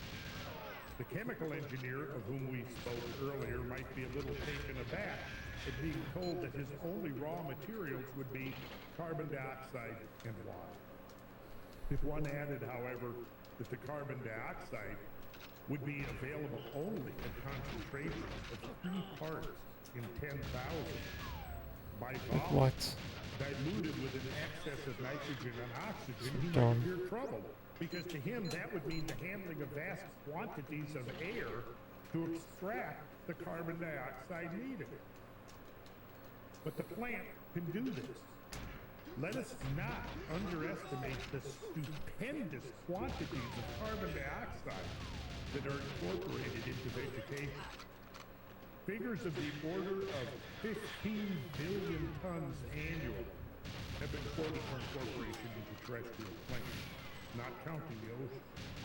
Perhaps 1/30th to 1/50 of this may be accounted for by economic Yo, what's up, Sandoval? or plants used. Welcome back, man. Even the last figure for crop plants exceeds several-fold the yearly carbon dioxide output of all industrial operations on Earth. He goes on to say, What? perhaps it is easier to grasp figures based on an acre. To grow a good field of corn, which Cool, man. I'm glad you ate, dude. about 20,000 pounds of carbon dioxide are needed. And that provides about 5,500 pounds for the organic structures of the crop. During the growing season, therefore, the corn plants on 1 acre must deplete an enormous volume of air to meet their needs for carbon dioxide. No less than 21,000 Oh, yeah. tons of air Sounds are great. needed to supply 20,000 Sounds great, man. carbon dioxide. This is a startling calculation because it points up the astonishing ability of plants to do what an engineer might describe as processing these many tons of air to recover and utilize about 2.5 tons of carbon.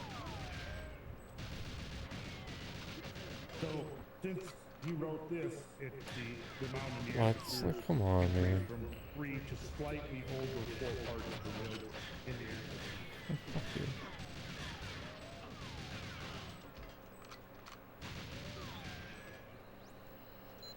Save you some, yeah, thanks, man. That's nice of you. Increase from 300 because it would here this would have been, what did I say this year was? This was 1962, so this Nice you do. probably like around 325 parts per million. 62. So that's how much it's increased.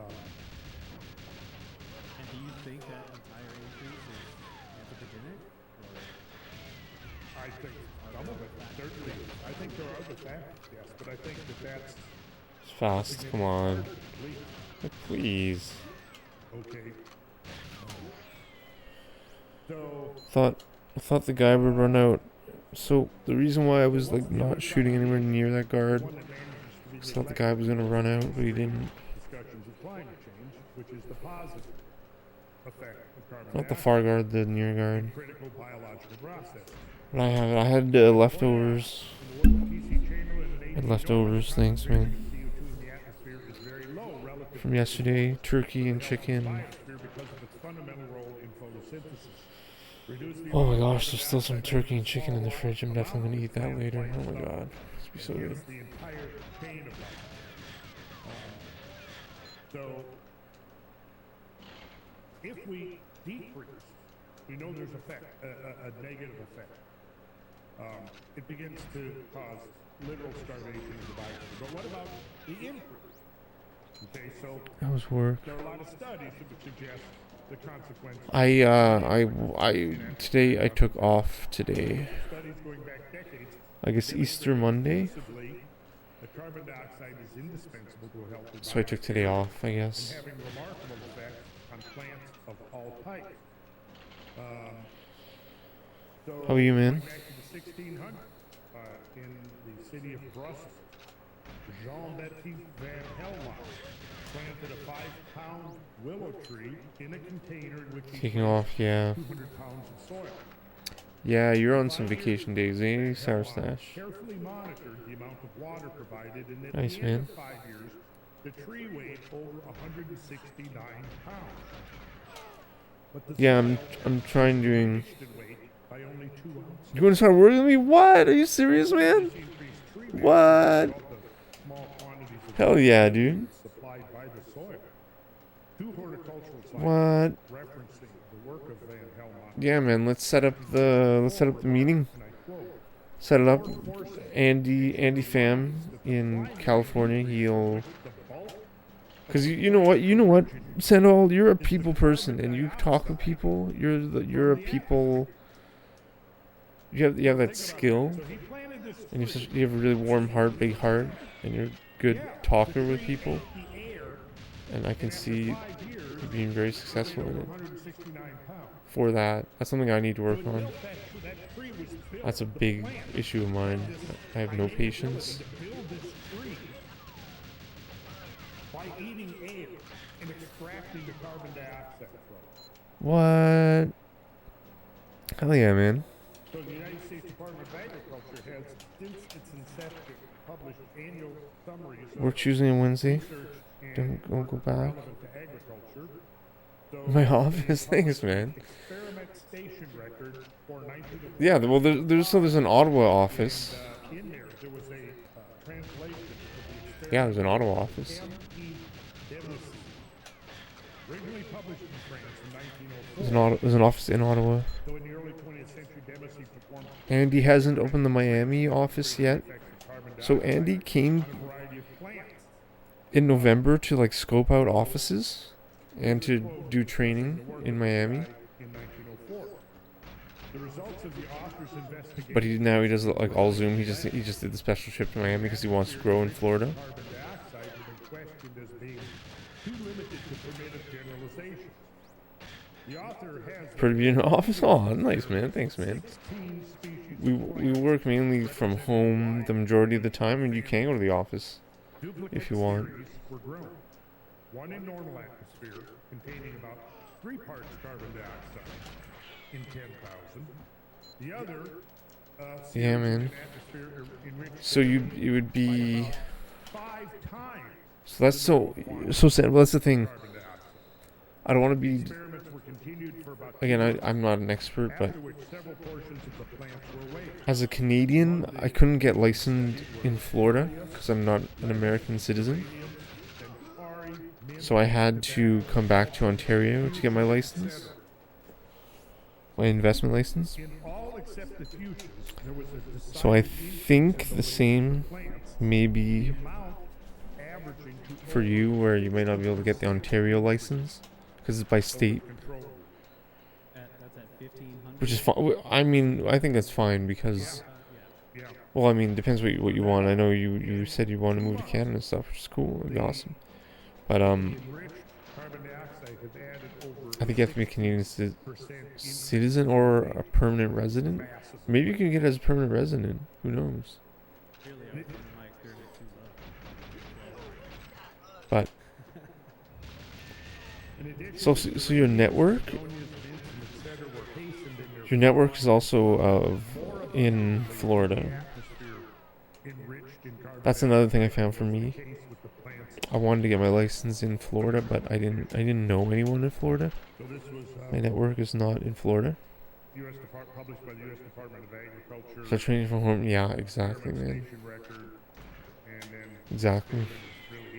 Yeah, Andy has 2 Zoom meetings a week. So the control group of plants was exposed to the ambient concentration at that time measuring about 300 Monday nights at 8 experimental group was exposed to 5 times and that, Thursday night at 8. 300 parts per million. The end of This 2 week it was months, Easter, so he didn't have one. of the various species of plants exposed to CO2 enrichment as compared with control groups was over 60%.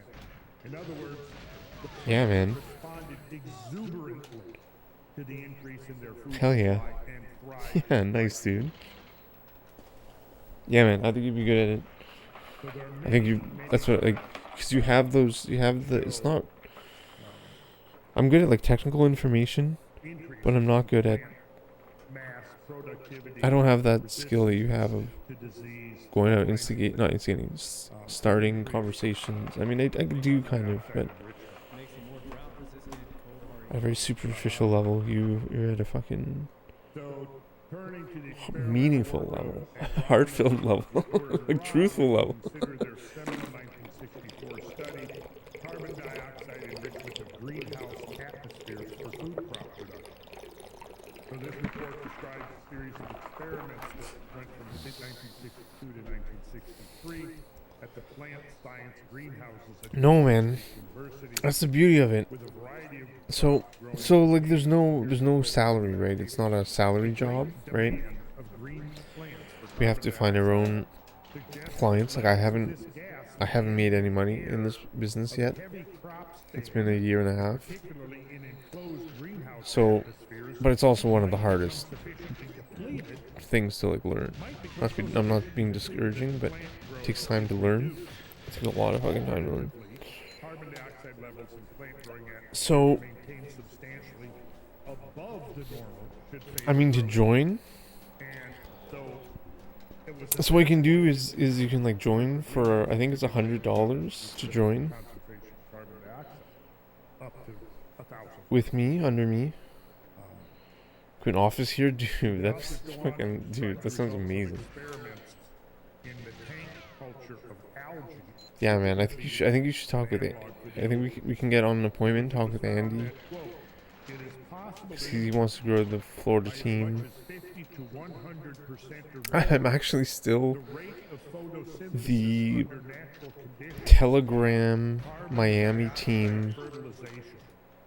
In fact, carefully controlled chat manager for Miami, of which for many plant which species I'm kind of really proud of. accumulated show that But I mean, neither the normal carbon it was cool. I met who did I meet down there? nor this gas in I met water someone from sufficient for Honduras. saturating photosynthesis in moderate or No, strong Nicaragua. In other words, they're saying that it's He'd be the assistant manager of the Miami office. significant I would ask Andy that. upgrades in So why I keep mentioning Andy's, because Andy's my American connection, right? others are here pointing out that normal carbon dioxide He would be the one who would know. not sufficient for maximizing photosynthesis. But yeah, like I think that's what. Plants could readily consume a great deal more carbon dioxide than they presently are under ambient conditions. That is, the amount in the air is Because not sufficient I think someone from his team was buying a house out there saturate photosynthesis. There's an important implication that I met the gentleman too. to surmise that the world's plants might actually, under current conditions, be suffering from a carbon dioxide deficit.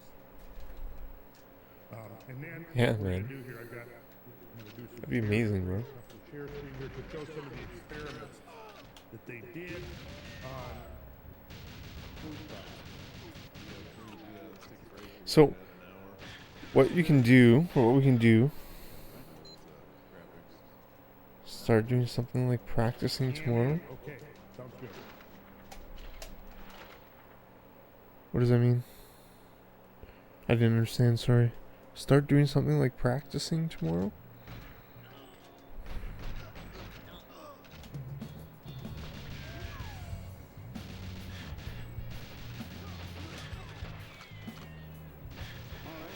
So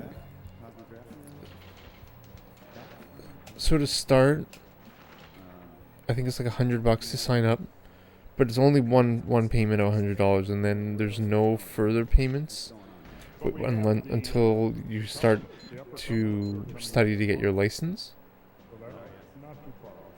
That's gonna be, yeah, that's gonna be spectacular. Do you guys look for houses for sale? No, dude. We sell like investments. We open retirement accounts for people. We're like financial advisors. Arches, even an impact. We open like life insurance, tax-free, tax haven, creditor protection through life insurance. Open 529s, right, for the children's education savings account. That's like tax advantage. Pretty much financial planning for your friends and people you know, everyone you know. Literally, so people. I mean, you start with people you know. One, because the reason why you do it, the reason why I'm doing it is because the more time that you wait before getting invested, that's just really expensive. Like one of the most expensive things is waiting, and now it's been like a year and a half, and I haven't started really following up with people to get people started investing with these accounts and open them. The later you go with life insurance, the more expensive it gets, the harder it is to get the payout because you're starting later with investing. And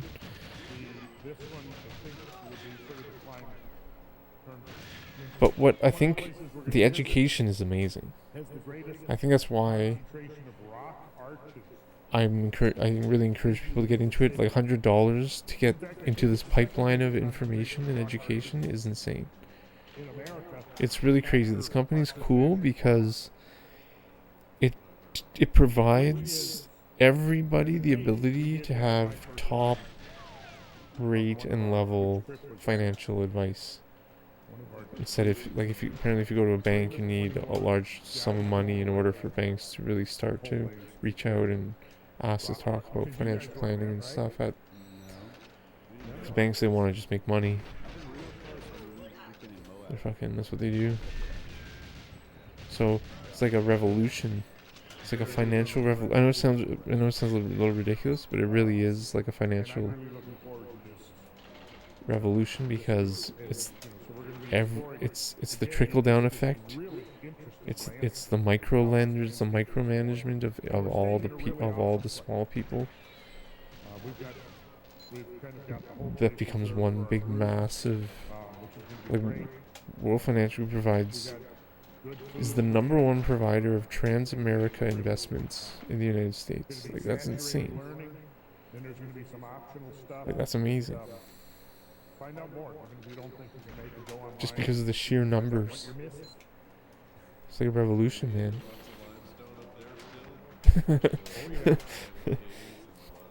For the information, 10 motion to start working with you. To Miami for a while.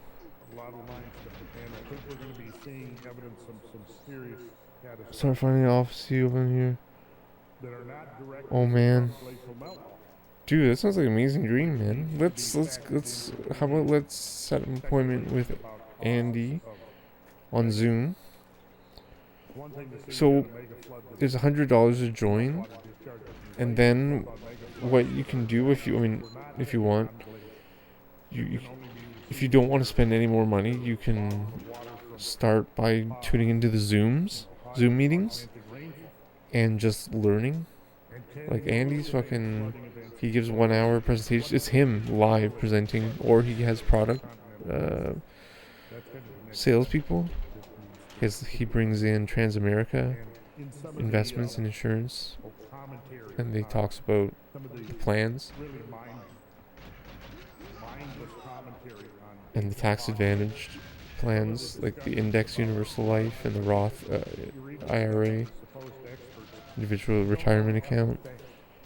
Or if you have $25,000 or more, you don't get negative years in the market, and when you're investing, the basement is zero. Already interested? Nice, man. Yeah, like the education alone is amazing. I would recommend to get your license. Might be another $100 or $200. In Canada, it's a lot because you got to. There's 4 exams in Canada. Okay, in Florida, I think there's only 1 multiple choice exam, open book.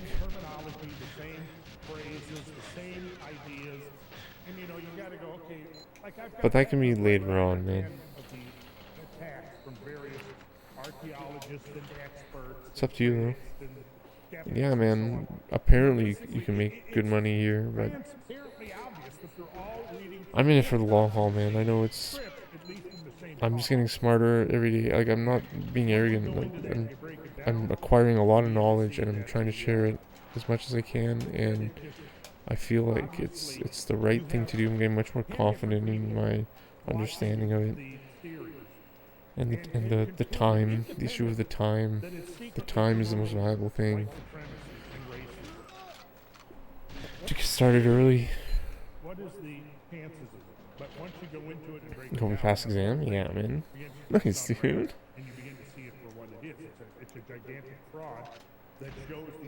Yeah, man. Let's set up a Zoom meeting with Andy and I and you. For whatever reason, and that's an important reason, I think, to actually go into and explore. Here, this is a quote from my Professor Nunn,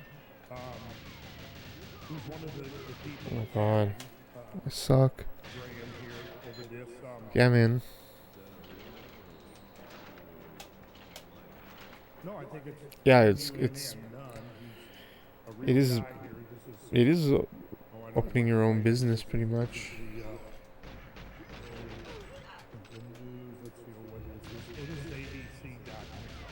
And dude, you learn so much. It's insane. Like, I didn't go to school for finances. I went to school for biology and science. So everything I learned has been over the last year and a half at this company. You let your mom know about this? Nice, man. For sure, man. We work with companies like Transamerica in the US, AMS, Pacific Life, right? Life insurance. We're insurance agents that can provide investments through insurance accounts, through insured accounts. So we can do like everything. We can do investments, wills, everything. We do life insurance and like will estate preparation stuff through Everest Funeral Concierge in Canada and the United States. His whole page of the flood is just nothing more than local floods that have been exaggerated. But the same people that are saying, oh, well, Graham is demeaning the indigenous peoples by trying to say, oh, it was white Europeans or white whoever. Because they get more. Yeah, man. Get to know more stuff. Yeah, dude. Exactly. It's that's really what it. I mean, apparently you can make good money, but the education is the. It's amazing. You become not only you learn the financial information, it's all new, it's all up to date, it's all in the newest software, it's all in the newest companies. It's not like it's not like old school economics where you're like in a textbook or at university. Not that there's anything wrong with that, but it's all modern. The newest software, the newest companies names, because some companies buy other companies, right? So we learn the fucking life insurance, UL investment plans, participation rate benefits, and all that shit through that company without it changing names the next year. You know what I mean? Cool, man. Okay, dude. What I'm gonna do, I will write to Andy, and I'll say I'll get the link for the Zoom meeting. Yeah, and so this guy is being quoted now as an expert on paleohydrology. Right. If you want to message me your email address, maybe we could. That's my email address. I'll. Let me ask your mom first. Oh, for sure. I mean, she could be on the meeting too if she wants. If you want. That might be better. That'd be way better. Gigantic, hundreds of millions, even billions of cubic feet per second, really are part of the history of this planet and part of the human history on this planet. Like, it's legit, man. I went to Vegas on my own money, but to the conference there and the product expo. And it's crazy because, dude, these companies, these insurance companies are friggin' billion-dollar companies. Insane amount of money. And when you go to this expo, you see World Financial Group is at the front and like all the other insurance companies are in the back. And it's like, holy shit, it's like World Financial Group is the actual fucking mastermind. Because they're crazy. They're number one provider of investments Trans-American in the United States and number one of segregated funds investments in Canada for IA Industrial Alliance. And they become number one in the last 3, 4, 5 years. So it's like now's the time to really fucking. Now's the time. Like there's no more stigma. People trust the internet and World Financial Group now. There's Zoom.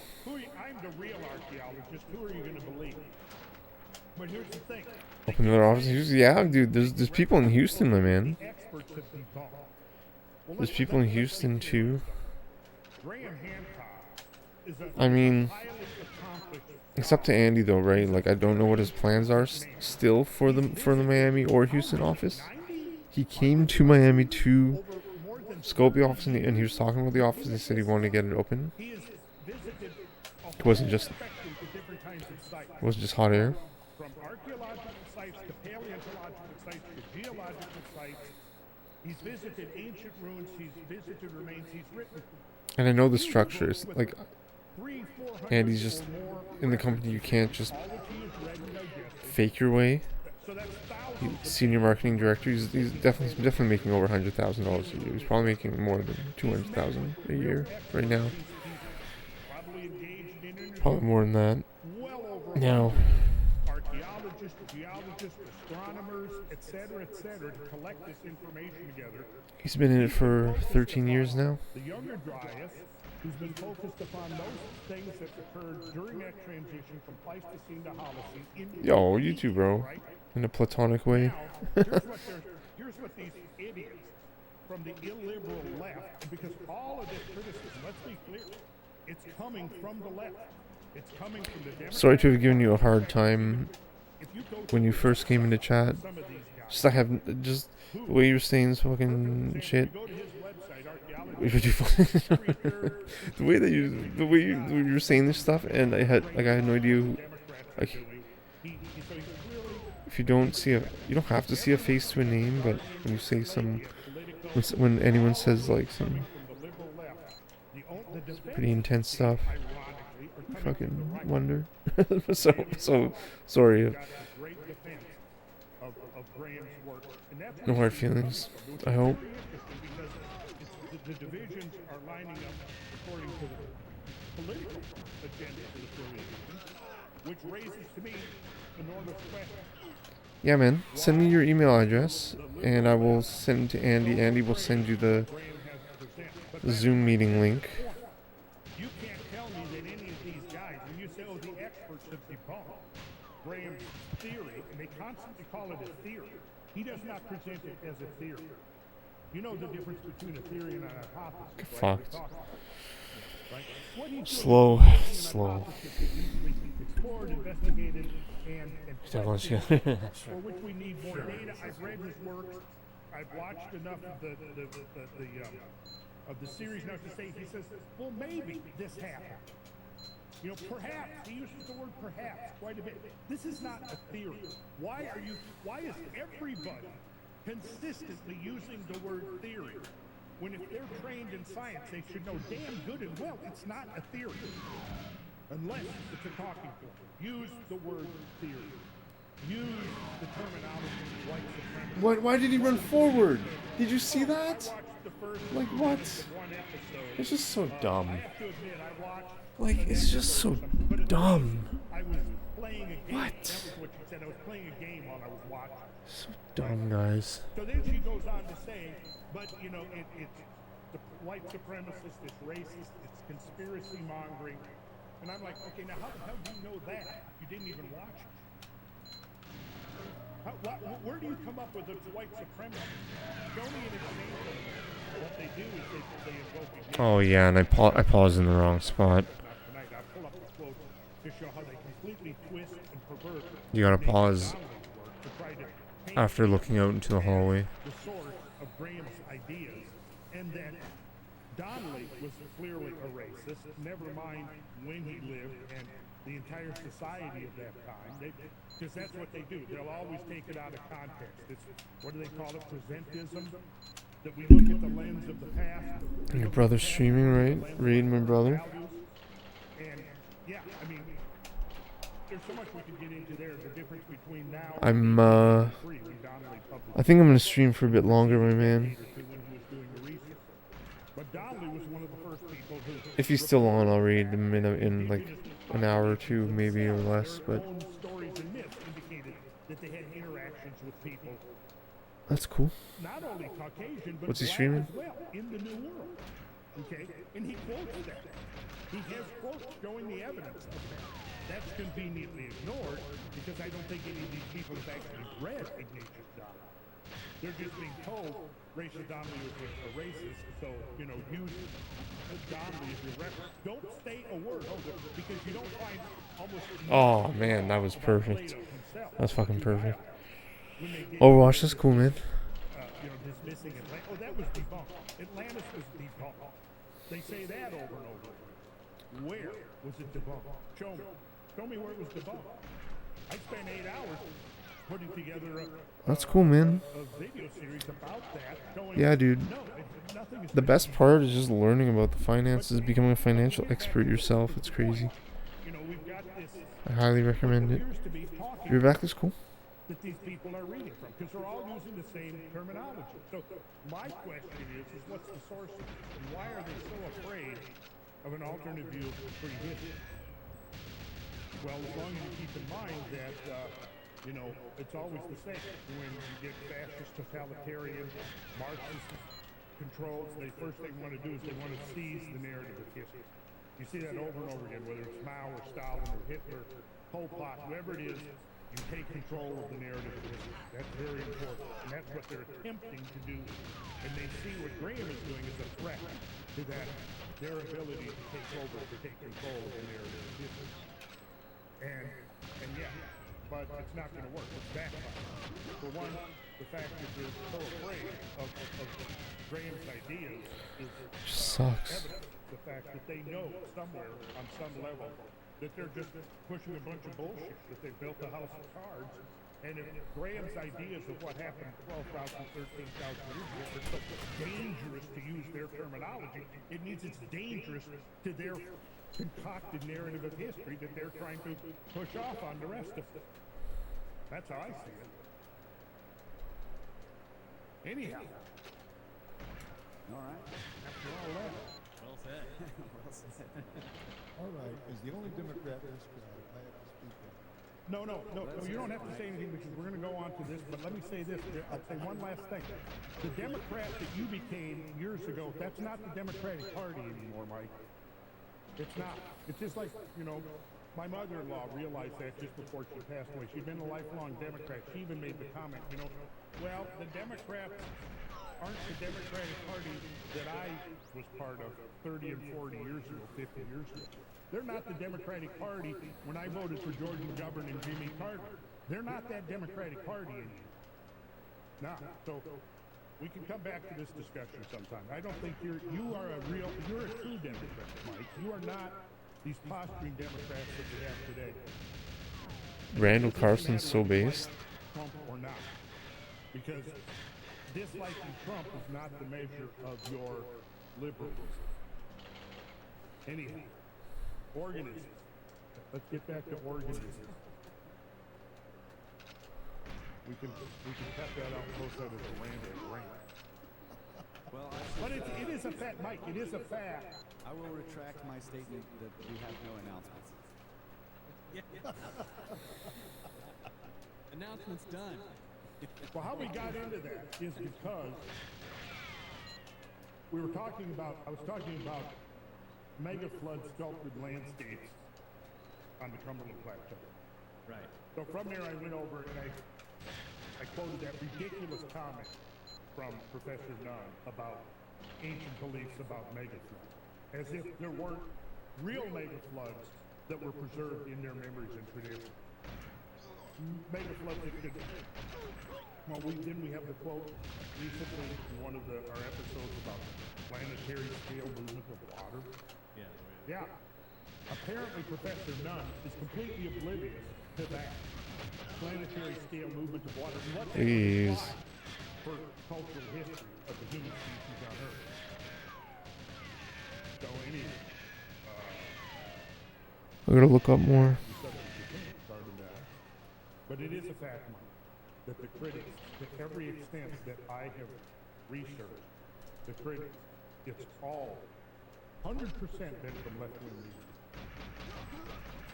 Take it for what it's worth. I don't know what it is. You can interpret that any way you want, but clearly the Guardian is left-wing media. Political, left-wing media. CNN, MSNBC, right down the line. Mainstream media, left-wing media is where you're seeing these ridiculous attacks coming. And nothing have I seen coming from the other side. But that's a whole nother topic we should dive into because it's important. It has implications way beyond Graham's work. The final point that I will make is this. After all of that research and effort that Graham has put in, that I was discussing, he is the effing expert, okay? On catastrophism, what it could have had, the effects it could have had across a broad range of possibilities, in terms of cultural, in terms of geological, in terms of environmental, in terms of mythological, all of this stuff. Again, a highly intelligent man, a scholar of exceptional attainment, and he's going to be just dismissed by these people, and they're going to bring in some expert. And you know who they bring in as an expert? Jason Palavito. That guy. Who's being quoted? Like, really? Is that a joke? Like this guy knows more about this stuff than Graham does? Are you kidding me? Anyhow. Can I Please. derail this a Beast. little more? Beast I'm Randall. curious what Mike's comment is. Beast Randall Carlson. You should say what you want to say, Mike. That's just my opinion. It's not my show. Okay. Well, at this point, my comments just gotten so lost. Sorry, Mikey. Okay. My comment was, Mike, I don't think, look, I don't put you in the same. I don't want to do this anymore. Blue and green and purple. I don't want to do this anymore. Woke people. I don't see. To me, that's what I see going on that side, and I don't see you as part of it. Well, I'm pretty liberal. Like, what? Much more liberal than you guys are. That's what I've been afraid of now. But we're still friends, and we can disagree, honestly. But that's not what this is about. Regarding the antipathy to Graham. Oh my god, that was so dumb. That may have been the dumbest start of all time. No. He doesn't say he's an archaeologist. That's different than. Because he is. That's the point I was just trying to make. He is the expert. Graham. Okay, I need to take a break. Losing my mind. I'm just gonna take a walk, or I'll be back. Be right back. Thank you. I'm a poet. I'm an explorer. I'm a writer. He gathers the facts and he goes where they lead. He has become an expert in a lot of areas, and he's a game super and game pieces. But he makes no claim to be an archaeologist. He's not trained in this. But what he is he claims to be a writer, a journalist. He's gathering the facts, and he needs to be taken seriously on that level, because these people who come after him are lacking the professional credentials. He's never claimed to have those credentials. He's simply raising an interesting question that I think that anybody who your favorite topic is to go back to the scabbard, massive flood that occurred in the Great Northwest. That to me raises one question. If there were floods that scoured the country clean, down to bedrock, left this layer of fine silt, rust, the char, all that stuff, that basically wiped the slate clean, what was there for? We don't know. You know? Thank you. Ask a legitimate question. So, okay, if humans as we think we Homo sapiens have been around for hundreds of thousands of years, our brain is just as good as it ever was. You know, theoretically, we can get back into now, right? Wasn't that a Talking Head song? But who knows what civilizations might have existed? We don't know, because the people ask, the archaeologists ask, where's the record? Where's the trash? Well, maybe it's buried under 400 feet of silt on the coast, the old coastline on the continental shelf. We don't know. You know, maybe it's buried under deep sea. These are honest questions that need to be asked and answered, but without derision. The people who start going after all this, they've got their careers invested, they've got their lives invested in theories and everything. Now they're going to react defensively. They're going to conclude Graham. But like I said, Graham's just asking a question. It's an interesting question. If it weren't an interesting question, it wouldn't have attracted the readers he has and the viewers he has on his Netflix series. His Netflix series, within a day of posting, was like #2 on Netflix. Yeah. You know, these are questions that interest people, and he's asked. I think that I watched the entire series. There were a few places where I think he strayed into some weird questionable evidence, but on the whole, the series has some amazing. But again, a simple point. Graham is a journalist. He claims to be a journalist. He claims to be a researcher, not an expert in this. he is asking a real question. Was, if we have no evidence, why is there no evidence of anything beyond a certain point in history? Well, see, so you're asking, yeah, and so what you're saying is essentially, I agree with you. I mean, he's, more than anything, he's asking questions, but all science begins with asking questions, doesn't it?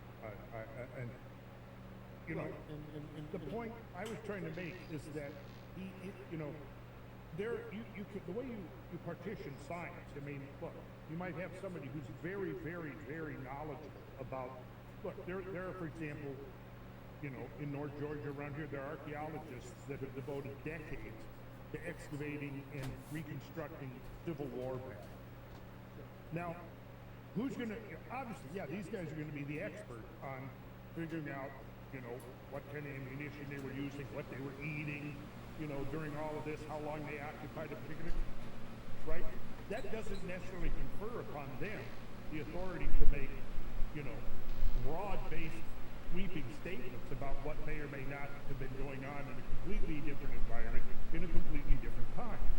So, the expert, my point about Graham is you're left one word out. You're saying, well, he doesn't, you know, I had to correct, I think, your terminology to reflect that he doesn't say he's an archaeologist. But when you look at his knowledge, like I pointed out, he's a highly intelligent man, and he's a very accomplished scholar. You need to include that word in your description of him. He is a journalist, yes. He is a reporter, yes. He's an investigative reporter, but he is a scholar of no mean attainment. That needs to be factored in. And on top of that, he's an extremely intelligent man, and he's on a quest for the truth. And he really is looking for the truth. In the perspective of ancient civilizations, yes, somebody like an archaeologist that is looking at a particular deposit and excavating in a trench and reconstructing the lifeways of a given culture at a given time, yeah, they're going to be experts on that. That doesn't necessarily mean they're going to be experts on the broad range of questions that Graham is asking. And when it comes to that broad range of questions, I would say absolutely a man of his level of intelligence and scholarship who's been looking at something like this for over 3 decades, he absolutely is an expert. And he should be treated as an expert and respected as an expert. Because I can tell you what, the critics of him that are supposed also claim to be journalists, they have not traveled the world multiple times and visited 90 or 100 countries and interviewed perhaps hundreds of knowledgeable people about the subjects in question and read thousands upon thousands of scientific papers that he has read. They haven't done that. So how the hell are they being put forward as the expert? It's bullshit.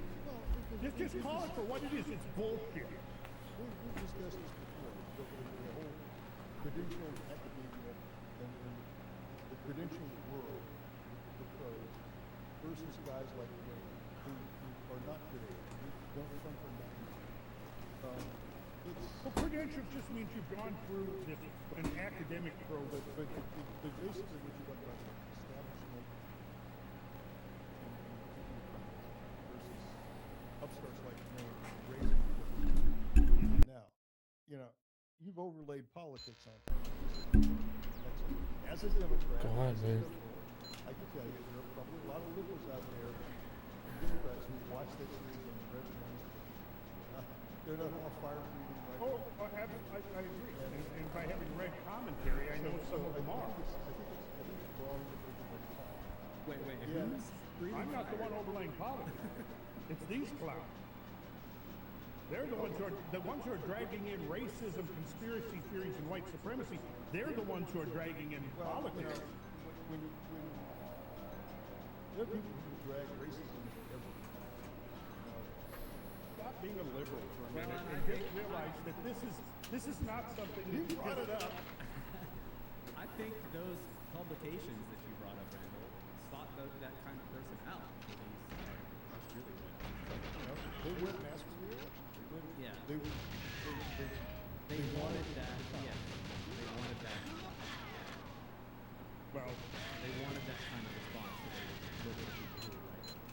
they want that kind of I don't. response? Yeah, that's a bigger story. Well, see, that's where I think it gets into problem. Yeah. And, you know, we've also discussed the idea of these people.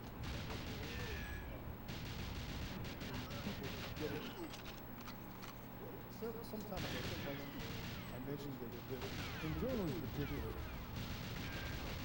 there's this problem with what is common called competence. People get over their skis in various journalism. There are a lot of reporters, a lot of writers who will take on topics in which they have some expertise, but they don't have, for example, like a broad, which they haven't traveled, like you said, Jim's been there, he's looked, but it's still reading this work yet, and the big thing, their experience, they haven't done it. It's, these people have a limited competence, a different competence to this man. What? People get over their skis and they're talking about other people. Should we be talking about their elections that they know that really get it's common in journalism for people to go beyond their areas of competence and give it more. And some people I think it's like this. It's I'll throw in on that. Don't underestimate the role of jealousy. well, there's that. Yeah. Stuff like that. That's true. I haven't written a book. I haven't gotten to travel the world. I haven't gotten the world's attention on what I'm doing, so I'm gonna fight this guy. Yeah. This guy's already getting all this publicity, these book deals and these TV deals that I'm not getting. He must be mine. So there's some of that.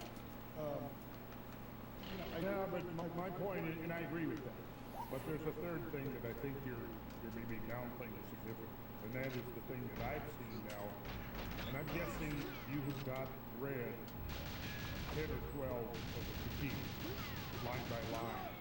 I have not. If you do that, you will realize. I saw a couple of them, and I just wrote them off. Well, you know, that's different. Well, see, I didn't write about this ticket. Because I looked at it and I thought, these are atypical. Why? Because you've got clearly all of the critics are hammering the same irrelevant points, the same made-up stuff. I mean, there's nowhere where you can construe or conclude that Graham is promoting Why did they do that? supremacy.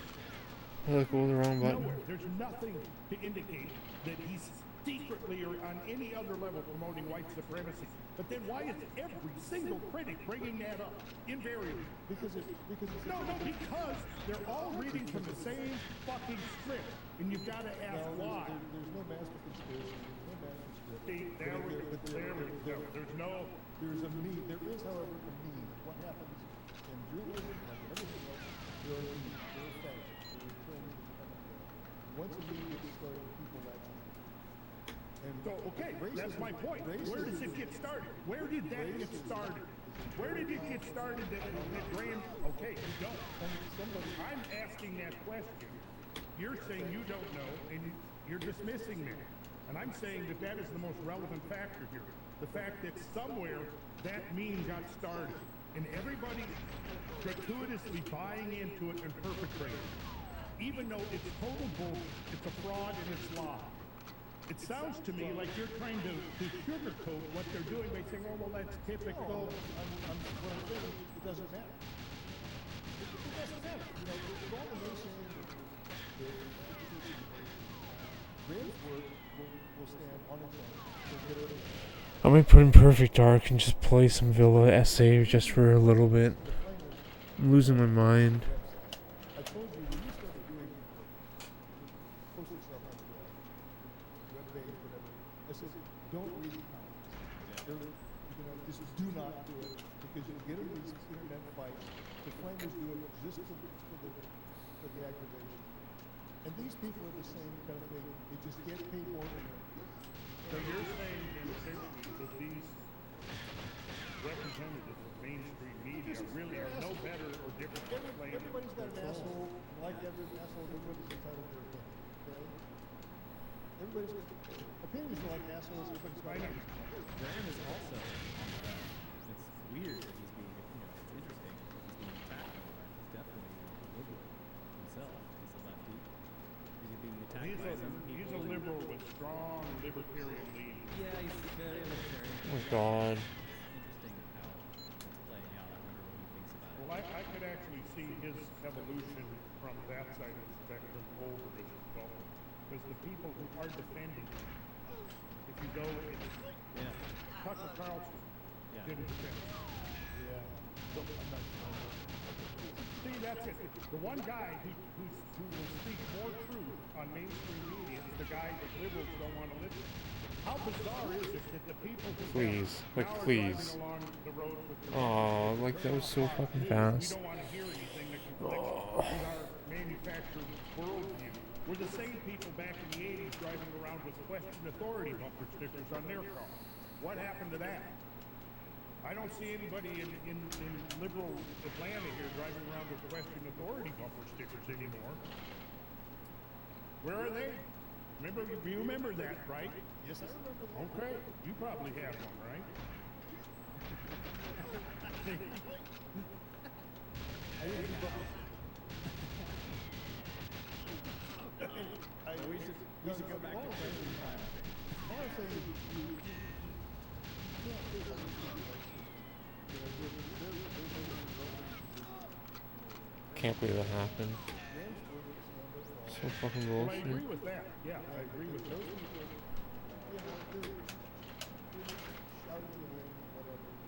But they're being taken seriously by lots of people. Well, they are. That's the problem. Yeah. There's millions of people that are taking those and believing, putting their faith in this cult of experts. Yeah. That's the problem, Mike. If nobody was paying any attention and just saying what you're saying, hey, fine, goodbye. Those guys are going to be soon dust in our rearview mirror. But there are millions of people who are buying into their bullshit. That's the problem. And it is bullshit. I've been Graham. For what little I know Graham, I agree with you. He's not a racist. He's very interesting, open-minded guy. Yeah. I don't know where this stuff gets started. Like I said, I haven't read it yet. But my reaction is, I know, that's your reaction. That's the typical, that was what I put. From a liberal! I'm sorry. Instead of going, wait a second here, what these people are doing is wrong. They're smearing and besmirching a man of considerable honor, and it pisses me off that they do this. And I ask the question, why are they doing it? You're kind of like I said, you're putting this sugar-coated blanket over what they're doing, when I think what they're doing is reprehensible and they need to be called out. Because it's a fraud, and it's as big a fraud as the climate change bullshit that they're pushing on. All right, what they're doing is, sure, okay, maybe reprehensible, but what are you going to do about it? Now, I guess I haven't told. What we're going to do about it is just call it out. For bullshit and aggravation. I don't know.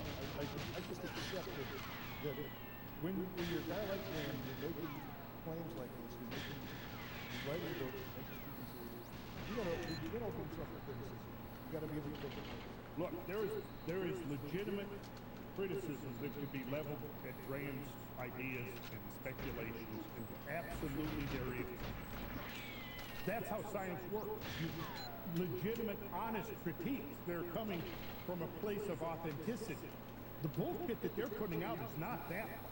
It's not at all even remotely close to that. I mean, there are legitimate questions to ask throughout the whole thing. I could sit down and watch the series with a notebook in hand and take questions and think, I don't think you got that quite right, Graham. And we've spent many, many hours and many, many miles on the road together discussing this stuff. And I'm saying, no, that's not quite how it worked, Graham, at least as far as this particular mega flood subject goes. It wasn't quite like that. It was like this. And in his books, I found some of the same things where I thought, okay, that's not quite right, or maybe this is a question that hasn't been resolved yet. There's contradictory evidence out there. That's how science works, the back and forth. My point is these critiques are not science, and they're not coming from that place. They're name calling. They're every logical fallacy in the book.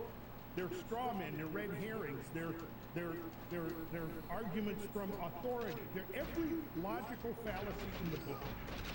So that's what I'm saying, Mike. They're not legitimate scientific criticism. Okay, so Ad hominem attacks and every other one. And again, the problem is, like Russ said, the problem is millions of people are reading that and believing it. And if it wasn't for that, I'd be totally on board with you and say, yeah, Graham's work will stand the test of time. Absolutely it will. I don't know what to say. I know. You're right to be outraged. Graham is right to be outraged. What are you going to do about those people?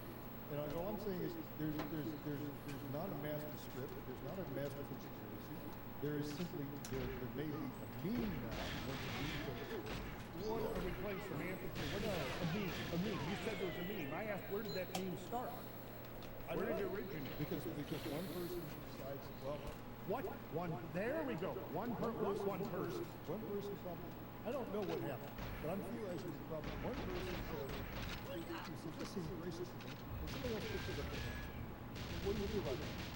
I don't know.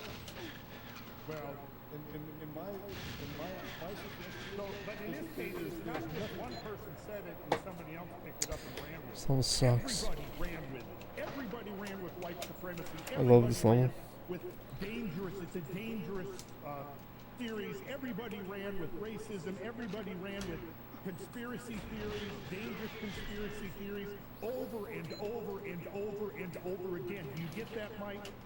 Over again. This is not something you can just dismiss. It's part of something much larger that you apparently just don't want to see. Oh my god. You're still my friend. It's okay, I understand. I appreciate that. We all have limitations. I need to take a break. I need to play something else. What can you do? I need to play some Villa SA just for like at least if there is a few minutes. Even if there is a massive fucking script, you know, which they just keep their trends, their whatever. Oh my god. What's to be done? You simply encounter, you expose it by people who have a voice, people who have an audience, respond to it, show that it's bullshit, and then move on. But if it's just left out there, you know, it's left out there, the next generation is going to come up. I've already seen comments, like from a recent graduate student in archaeology, and she said, well, we were taught about Graham Hancock in school, right? So who knew that in academic archaeological programs, they're talking about Graham Hancock, and of course, that he's a racist and a white supremacist, right? This is it needs to be exposed and called out and have the light of truth shine brilliantly upon it, because it's really much bigger than that. And you can read the critics themselves, and you will see that it's much bigger than that. Because comments, oh, hey, I can pull those comments up and quote them to you. Well, if you believe this kind of a conspiracy theory, well, you might believe that doctors are lying to you. You might believe that politicians are lying to you. You might believe that 9/11 wasn't what they say it was. You might believe all kinds of stuff if you believe Graham Hancock. Yeah. What they don't want you to do, Mike, is question. Question this bullshit narrative that they've been erecting over the last few decades, because millions of people have bought into it, but millions of other people see through it. And that's what they're afraid of. And there's no what? There's no sugarcoating this one. And I think we need to move on and get back to the other big fraud they're trying to perpetrate on us, which is the global warming, climate crisis, which is also coming from your side of the spectrum. Right? Well, thank you for your comments, Mike. Yeah, thanks, Mike. Appreciate it. I need a beer. Okay. Well, we got a little lively. Yeah. But I think it's... Oh, yeah. You know, look, Graham is a friend of mine. He's a friend of Wow, I mine. missed one. We've known Graham for years now. We've shared adventures. We were there with Graham when he had his near-death experience, okay? I feel close to the man. I take it personal when these fuckers attack you, okay? That's part of it, Mike. I do feel for it because I know the man and I know he's an honorable man, and it pisses me off that these media liars are saying that shit about him. And that's why it kind of bothers me that you're kind of making excuses for it. That it's just this, it's just that. Oh, it's no grand conspiracy theory here or whatever. There's not. There's not great. I think you're dead wrong there, Mike, but we got to move on. Well, maybe not a grand conspiracy as to the origin of the universe and black holes and quasars and so forth, but a conspiracy, there is definitely a conspiracy to shut it down. What? You cannot tell me that they're using the same phraseology, the same terminology, the same words over and over again. Look, haven't you seen some of the stuff on mainstream media where they're taking the talking heads and showing that they're all saying exactly the same thing? Our good friend Darren Grimes has put together a great little example of that. And it's so obvious. They're all reading from the same script. Well, it's a danger to our democracy. It's a danger to our democracy. They're saying exactly the same thing. Somebody is handing them talking points. Somebody is handing them a pre-approved script. And you can make the argument. Go ahead, read 10. I'll send you a folder with 10 of the critiques in it. You read them, then come back and tell me. You can make the same arguments about every Republican talking head, every right-wing nut job that shows up on Fox News. Like who? Okay, name one. Name one. Just one, Mike. Brad, I'm not going to get into a shout-out contest. Of course. Okay, I'll just say, you say, the talking points works on both sides of the spectrum. sure it does. I mean, I'm totally critical of plenty of Rhino. In this case, I don't think there's a grand conspiracy. I think maybe, unfortunately, he's become a meme, it's become fashionable to predict that. You know, okay, yes, phrases come into existence. Who am I missing? So Like, these phrases seriously? are like immersing themselves into all of these people's minds simultaneously. What? And they're independent. Are you saying that they're independently coming up with the white supremacist meme? I don't know who started it. I don't know where it came. Well, Where's the other fucking sniper? Once someone makes that kind of allegation, other people latch on to it. And it's not out of a conspiracy, it's just like, oh, okay, I can buy that. All right. But again, the only remedy is for Graham to stand by his word, stand up for him. And, you know, for you to stand up for him, like you're doing. I mean, you know, it's... You guys disagree on that. I think that's fine. Is that it, Ref? You don't need to. I mean, you guys aren't going to convince each other, I don't think. But Well, that's fine. We don't need to God. convince each other. But I want to convince a lot of the listeners that there is, in fact, more here than meets the eye. And we've been doing that with climate change. We've been doing a systematic deconstruction of the climate crisis.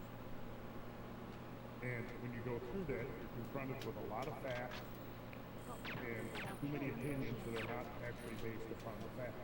And we see, I've shown example after example of statistical manipulation. I said example after example of statistical manipulation to create a manufactured narrative, and it's being spoon-fed to people who are buying into it. And when you look at something, you can say, well, is this a conspiracy theory or not? I don't know. It's all, it's semantics. But the fact is that somebody is doing it. Somebody is taking tornado data and manipulating it. Somebody's taking drought data and manipulating it. Somebody's taking hurricane data and manipulating it.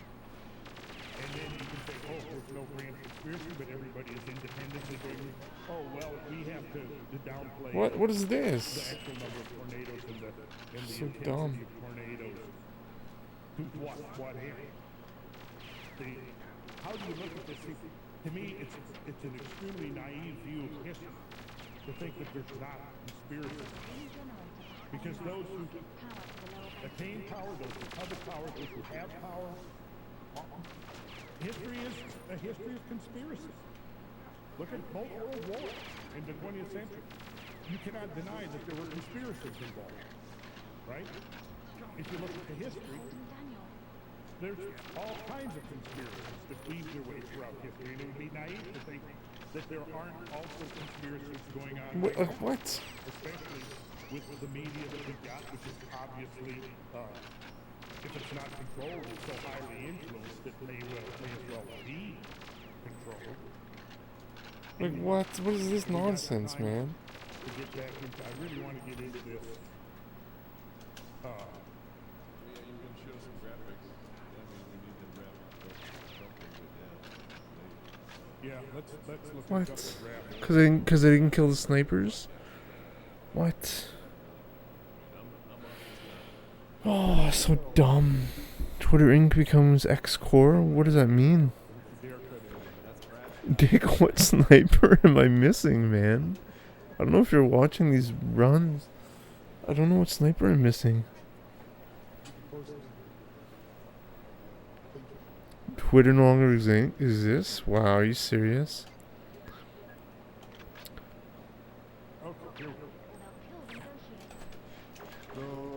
I wonder if Elon Musk's controlled opposition to run it into the ground. Alright, are we seeing tomatoes grow in a controlled environment with CO2 concentrations? We should buy Truth Social stock. 125 and 500 parts per million. Are we seeing this picture? Okay, so this is from the paper I was just quoting from. Maybe I'm not passing away that first sniper. Maybe I'm only I've got in the taking out his gun, you know what I mean? caption here, present global atmospheric concentrations are right at 400 parts per million. Now compare this with the next image. Now this is from that paper from Whitwer and Rob. I better put perfect dark. This is before there was any political implications to carbon dioxide, published in 1964. Now here's what happens when we go up to varying between 800 and 2,000 parts per million of carbon dioxide. So that is between 2 times and 5 times the current atmospheric concentration. Look at this picture. Now look at this picture. I would say that's a pretty dramatic difference. These are plants now that are getting their full quota of carbon dioxide nourishment. They're well fed. No, but seriously, where, like, what sniper am I missing? This is under ambient concentration. Okay? Let's see if we can find some other pictures that show. Here's studies of lettuce. Let's see here. In the next image, Whitwer and Rob show results of carbon dioxide enrichment. Speed run attempts. How about that? That's the right word. Plants in the top row are leaf lettuce. Second from the top is bib lettuce. Second from the bottom are tomato plants, and the bottom is cucumber. The column on the left are plants grown in an environment with approximately 400 parts per million, which is about like now, carbon dioxide. Similar to the present concentration, and the column on the right shows plants with CO2 concentration of 1,000 parts per million. So look, here we go. So first we've got leaf lettuce, 400 parts per million, 1,000 parts per million. Then we have bib lettuce, 400 parts, 1,000 parts. Then we have, what was the next one? Tomato plants and cucumber. Okay, so tomato plants, 400 parts per million, 1,000 parts per million. Cucumber, 400 parts per million, 1,000 parts per million. So obviously the plants, they kind of like having all that extra carbon. There's a lot less lag on SA than PA. Like a lot less. Here we go, the effects of added carbon dioxide on the yield of greenhouse Like a grown lot lettuce. less. Going back to 1961, so ambient weight in pounds per Oh, that's so bad. of lettuce, 1.5, but with enhancement of CO2, 2.0. 2.1 up to 2.6, 1.9 up to 2.2, 1.8 up to 2.6, 2.0. See? I'm missing a sniper still. What? What's going on here, guys? Like, seriously. From 300 to 600 parts per million in this column. So notice here, this only went up to from 300 to 600. This was up to 1,000. So how much greater? Oh, I'm missing the sniper in the garden. Thanks, man. So how do the superstars do it? You can go through some of the effects of carbon dioxide enrichment here on yields of several varieties of tomatoes. How come the speed runs I see they didn't they? This is literally everyone they shoot. This is levels of CO2 range from Oh yeah, I know what you mean. 100 parts per million in this I know what you column, mean. and from 800 to 2,000 parts. But the speed run, Right? During it's like daylight what? hours, check when ventilators are open. So look at the difference. 9.6 up So to lost. 9.3 up to 15.9. This is in pounds per plant, right? 7.5 up to 11.8. Here's your percentage increase. In every case, you can see what happens, This guy, right? right? No, Let's see what else we got.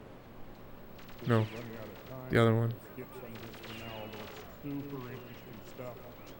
Going into the whole equation of photosynthesis, how we take This guy? six molecules This guy. of carbon dioxide, add to that It's gotta be this guy. 6 molecules of water, So how does he shoot him? and then we How does Perfect Ace take him out? light, and light is the catalyst, the sunlight, I don't get it. and then this becomes this. And you get C6, carbon 6 molecules, hydrogen 12 I really don't get it, molecules, guys. oxygen 6, and then you get this produced as a byproduct. Let's go on to some more pictures. Does he shoot him from? Oh, Water use he shoots him from there. well, Dude, that's insane. is that plants become much That's under- such a cool speed run, man. become much more water efficient. That's a really cool speed run. And you can see here, this is your water use efficiency. Thanks, man. Thank you, Dave. Fucking saving the day, And saving you the see stream. At the bottom, you're increasing concentrations of CO2. And the water use efficiency goes right on up. We can dive into that. We will dive into that a little more in depth. The next episode. All right. Here is, Anything sub nice 6, I'm happy. department of energy in the Sub South 6 Bay exit, I'm Area, taking. increasing carbon dioxide on vegetation. This is very interesting. Brutal. Look at this. So on the original caption reads, at the conclusion of 2 full years of growth under ambient and CO2 enriched conditions, when this photo was taken, the CO2 enriched trees on the right were 2.8 times larger in terms of both above and below ground biomass That's really bad. than the ambient trees on the left. Grown under identical conditions, identical plants, identical species, with the only difference being the amount of carbon dioxide. And not only that, the below ground biomass is 2.5 to 2.8 times greater as well, which means several things. It means that the carbon dioxide enhanced plants are going to be more resistant, for example, to storms and wind because of the greater root and the greater penetration. Oh my God, They're what? gonna be more resistant to fires, catastrophic fires, because they've got more water content than the ambient growing. Here's an example of cotton under increase. So in these containers, they increase the amount of CO2 compared to the control group, which is the rest of What? the field. And what they got was a 64% increase in cotton yield for the same amount. I didn't get the other guy. Um, Cool run though, man. all kinds of this stuff. Look at this. Ambient, add 150 parts per million, grown with the 300 parts per million, and grown with the 450 parts per million What? enhancement of carbon dioxide content. Scam. Now, That was we so can talk all we fast. want about whether this is conspiracy or theory or not, but I'll tell you what, people who have been posting this and talking about this kind of stuff are getting deplatformed, shadow banned, and all kinds of stuff on mainstream media that is being controlled, as we now know, thanks to God damn it, her Elon Musk. fucking short ass Know arms.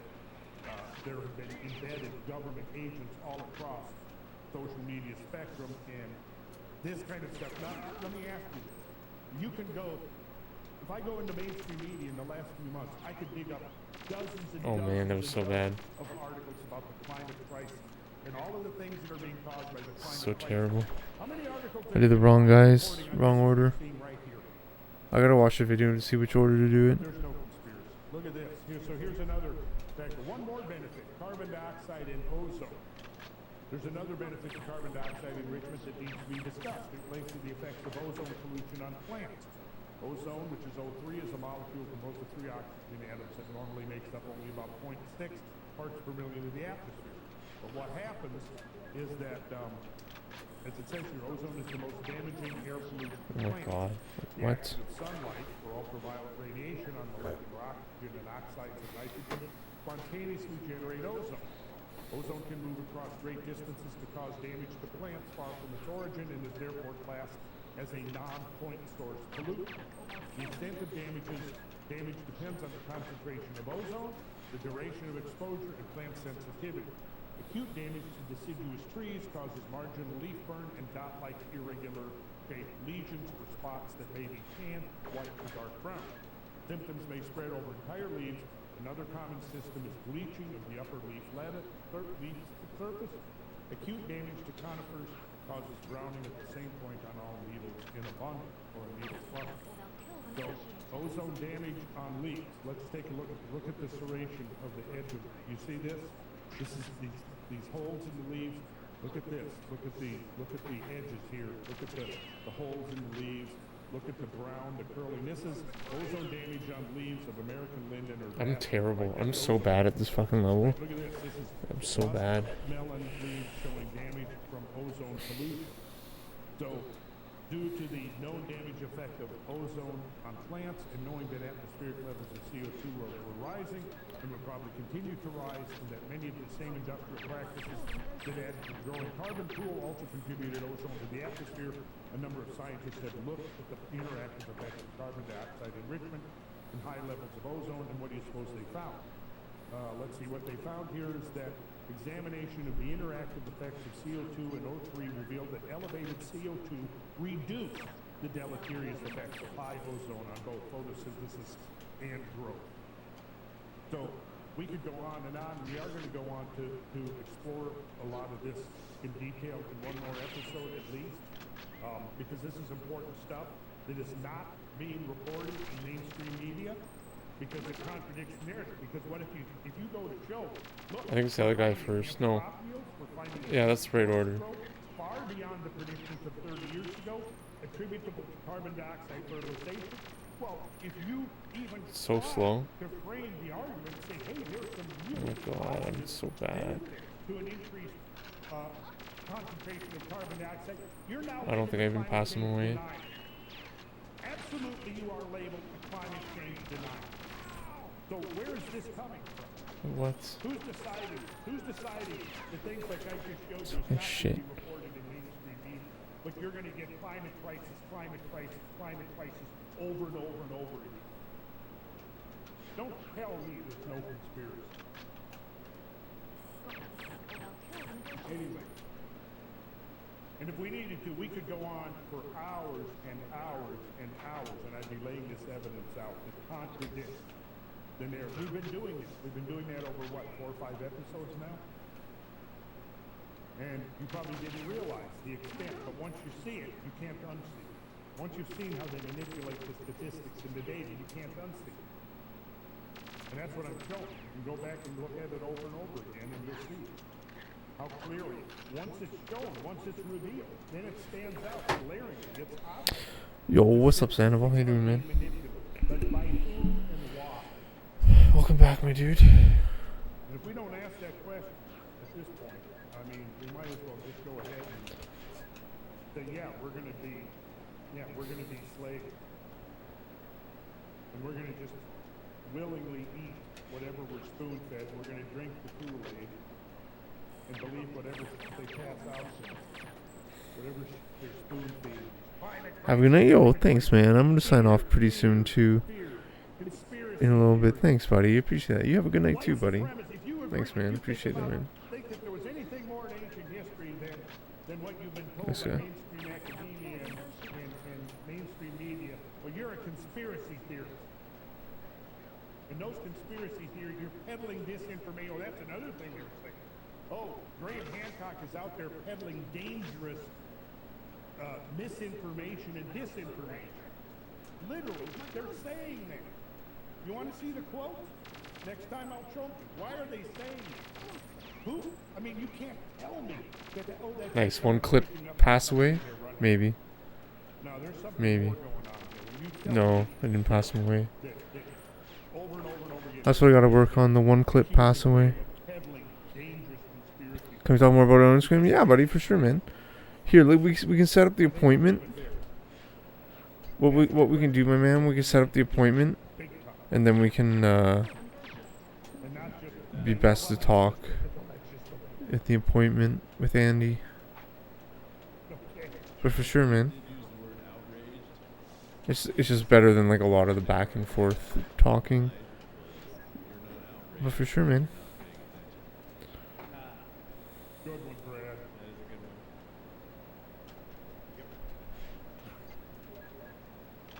But Mike, you're still my friend. Oh my god. For sure, dude. Thanks, man. I appreciate that. I'm excited. Yeah, but just wait till you have If happening, talking. Oh, that's nice, man. we'll have this conversation now. That's good, man. I as well with you. Thanks, man. Well, thank you guys. That was very entertaining and very informative as well, Randall. Thank you. RandallCarlson.com Oh my god, man. for all of your Randall Carlson needs. Also the tour. Don't forget the tour is coming up. If you want to go check out the Cumberland tour, I do think they have a tour page on the website. Yeah. And sign up for the newsletter to get all kinds of up-to-date information. Other than that, yeah. Alright, man. Hey, let's thanks, man, but like, let's not say that like every day, please. Thanks, man. Appreciate that. I don't want that to become like a normal thing that we say. Yeah, wow. Appreciate that, man. Somebody was to do both of those, you'd really get the big picture. Well, not quite. The third leg of it is what Brad was talking about, Thanks. which is the Columbia Gorge, the Willamette Valley.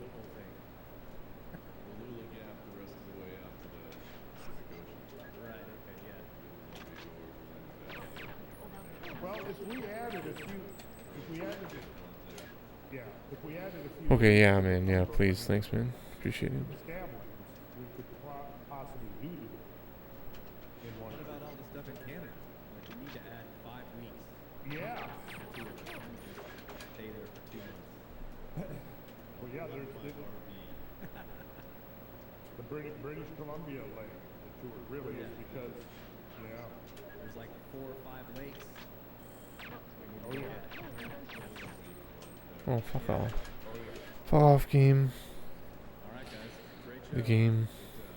See you next time. Have a good night. Yo, you too, man. Good night, guys. Good night, Mike. I love you, man.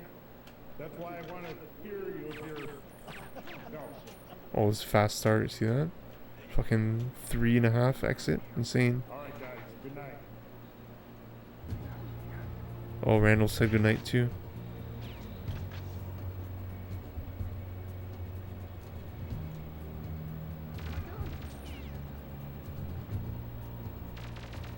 What? Come on, man. 2 clip. Why is it not shooting him? Like, what? Oh, it did.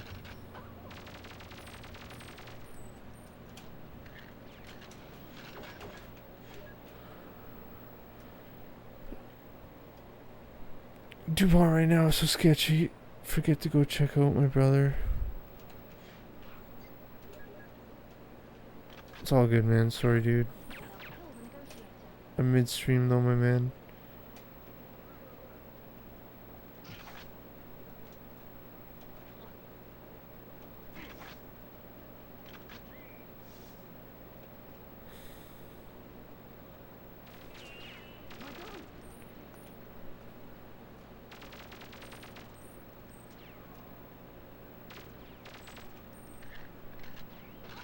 So dumb, man. So slow.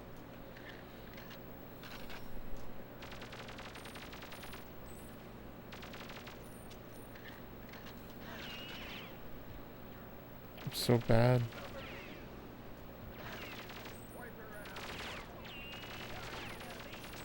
Oh my god, I actually got the snipers. Can you believe it?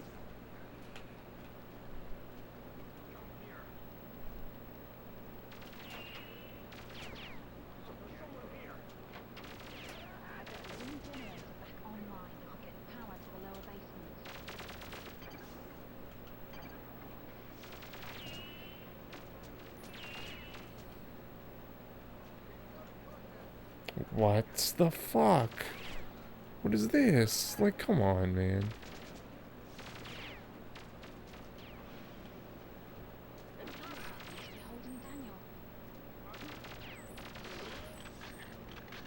Need the ammo.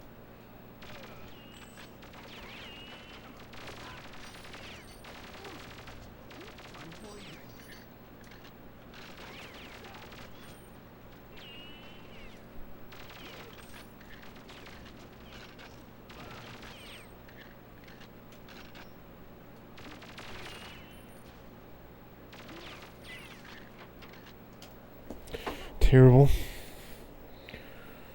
2 minutes. It's terrible.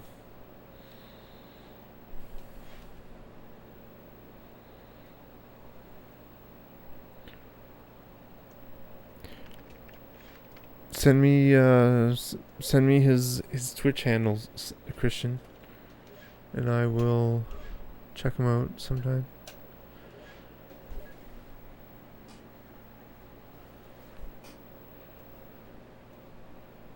Parkdale.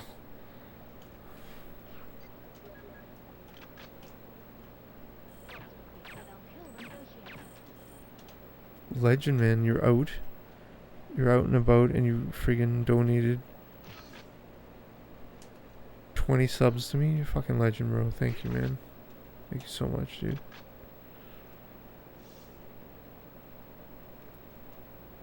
DuPont, dang, Parkdale vibes. It's not good.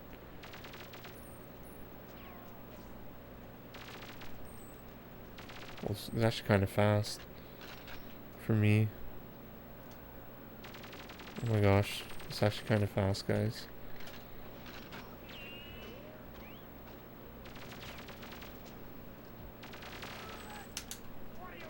Please, please, please. What is this? That was so fucking ripped off. We got ripped off there, boys.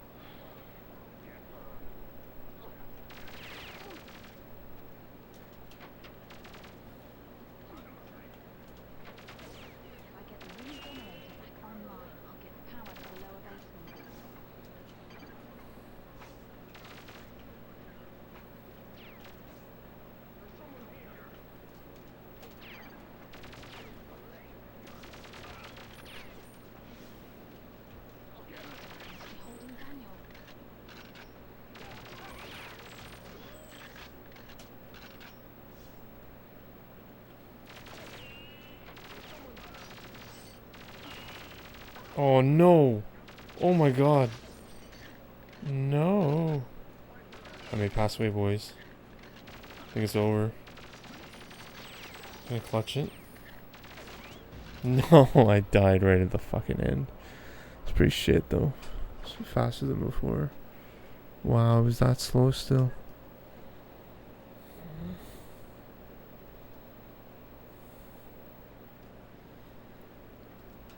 It's a fun run, man.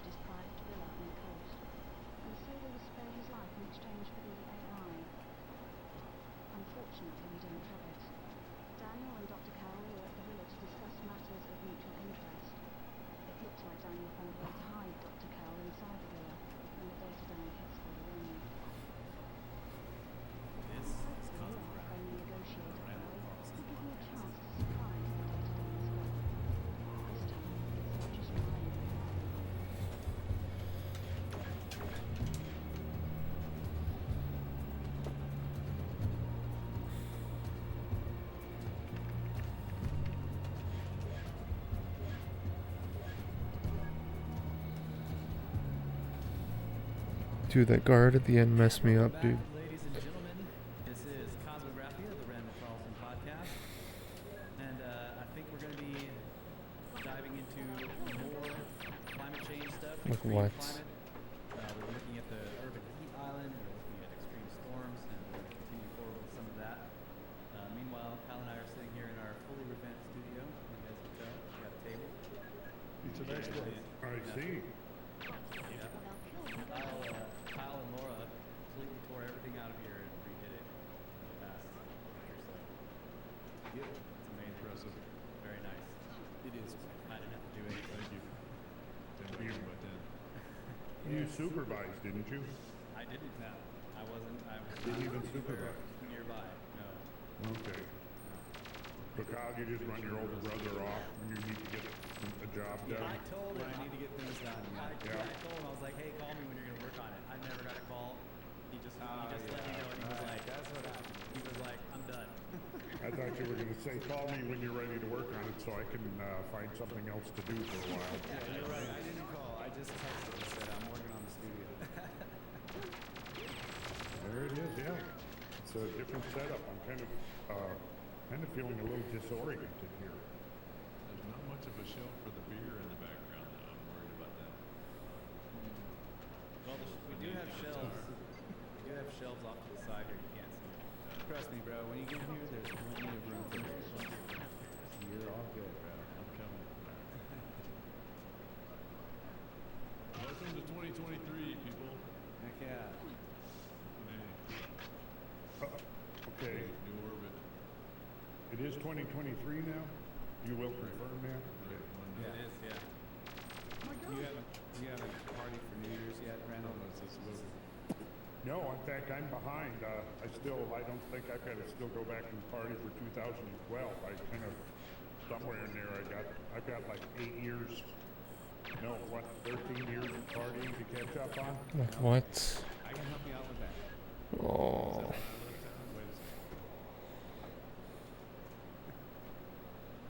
Yeah, 2023. I remember reading the novel, George Orwell's novel, 1984 in high school, and I'm thinking at the time, 1984, God, that's like, yeah, geological eras into the future, That'll never be here. Jeez. Then what was the next one? I was a sophomore in high school for that. That was like required reading, or I guess I think I went over to somebody's house and watched the movie. It was required reading. Well, now don't they ban that book in high schools because it's getting too close to reality? Yeah, it did occur to me that like in 2 years we'll have been a quarter of the way through this century. It's crazy. Yeah, and I remember there was some fear, that the year 2000 is going to be the end of the world. Yep. Remember that? Yep. 2000, 2012. Then 2012. Yeah. Yeah. I think it's 2047. 2047. Yeah. We're not gonna make it. Well, we got The 2100 what's the guys. Apophis, though? That's 2039 or 2029 or 2036, something like that. Anyway, so yeah, there's options for total destruction. We got options. We have options. Yeah. Whatever death you want to look forward to, somebody's going to offer it. Okay. So in other words, we have, as far as the apocalypse goes, we have options. We have That's right. Yes. Okay. But we're giving It's always good to have positive options. outlook here. This is how we're going to live through it all. What? Yeah, Like what? That's how to make an awesome How did I run out of podcast. fucking ammo already? So that if you are preserved, when they dig you up, you're going to be the fossil they stick at the very beginning of the museum. Yeah, because you want to be like this. You don't want to be like this. Is that what you're talking about? Yeah. Okay. Such a scam. What? Who didn't pass away? You remember this article? No, yeah, really. Bring it on. You're the first thing they see when they walk into the futuristic museum. Okay. Just take it easy. Calm down. You're in 2023 too, Mike. Buckle This is 2023, Mike. This is the end of your normalcy this year. You can't sense the excitement just pouring out. Well, when I'm looking, I see a little bit of looks like some ionization around your hairline there.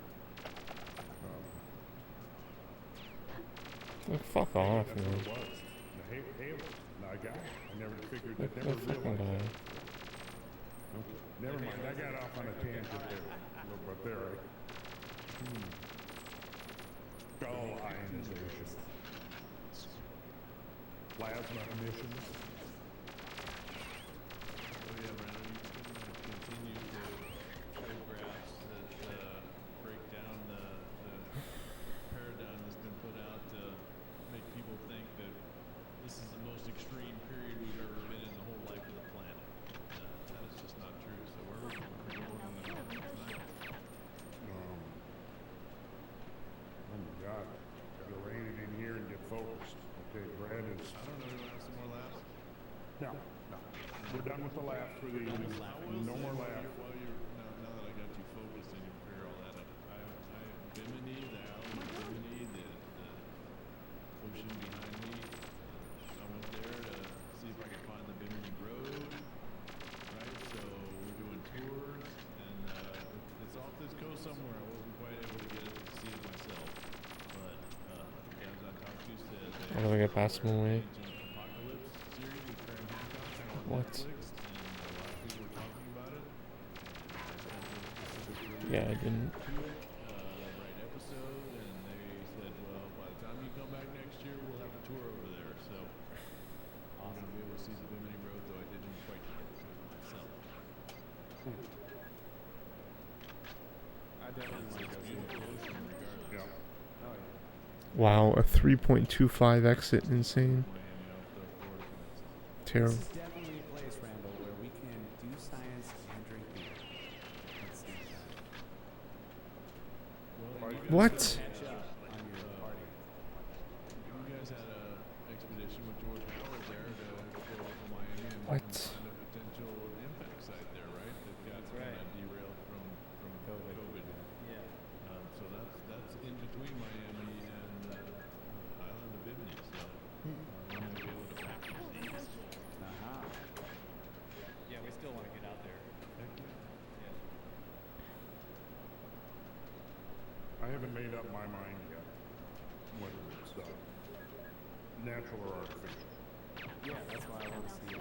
It's only, what, 50, 60 feet down? Or 30 feet? No, it's 20. 20 feet. Okay, so that would have potentially been above water. Let's see, at what point was sea level 20 feet lower? I have a graph I could probably pull up. Can you pull that microphone up? You've shown images that you have of the erosion of the Terrible. limestone shorelines there in the Bahamas. Yeah. Sea level's 20 feet higher. Wrong order. We visited a cave site at Nassau that it seemed obvious that the ocean level was higher, and this cave system was the result of the crashing wave. Mm-hmm. And how far above the sea level was it? Modern sea level? Oh, I don't know if they're 30 feet. 30 feet. We were directly across the road from the beach, so less than 50 for sure. Mm-hmm. Well, yeah, we should definitely devote a whole discussion to the issue of sea level, because there's some very interesting things out there that definitely shows that sea level has been considerably higher than now, many times. Yeah. It's gone up. as much Yeah, as baby. 20 to Single 30 clip. feet, This is the run. and I can feel it. gone down as much as 400 to 450 feet. Well, right in some of the same areas we looked in the Carolinas where the bays are. Yeah. So coastline. Right. Please shoot him. So yeah, I thought maybe we'd just talk for a minute first about the recent Rogan podcast with John Reed. What do you think? I haven't even watched it yet. Yeah, I haven't watched it yet, but I know it's pertinent. Oh, yeah. Well, and you know what syndicates further Frank Kibben. You know, Frank Kibben, as we talked about Frank, who was the anthropologist at the University of New Mexico. What? Come on, man. Who was pretty much one of the few small handful of mid-century catastrophists. And his catastrophism was based upon following the gold mine in the frozen muck of Alaska. And he saw himself what John Reeves described as a joke. And wrote about it and concluded that it hadn't been a catastrophe. In fact, I actually have. Not bad. Not bad. Not bad. Not very good, but not, like, hey, that's pretty good. 52 is pretty bad. Whatever. Oh, not bad. Not bad. Yeah, yeah, and very much so. So yeah, and I have some pictures also showing. Now I don't know if this is exactly what Reeves is doing, but it's similar. I mean, because these pictures that I've got here, I can share here.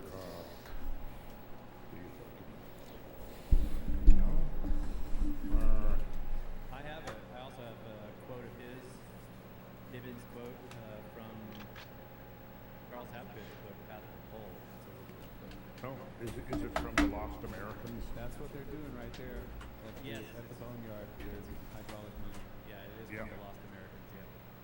That's what they're doing right there. That's high pressure. Yeah, he has one that's automatic. They basically turn it on and they just leave. I guess it runs for a couple hours and they just come back, turn it off. I would guess that, you know, the technology has gotten a little more sophisticated since the 1920s. But it's basically the same idea. Using high pressure to blast away the muck, the frozen muck.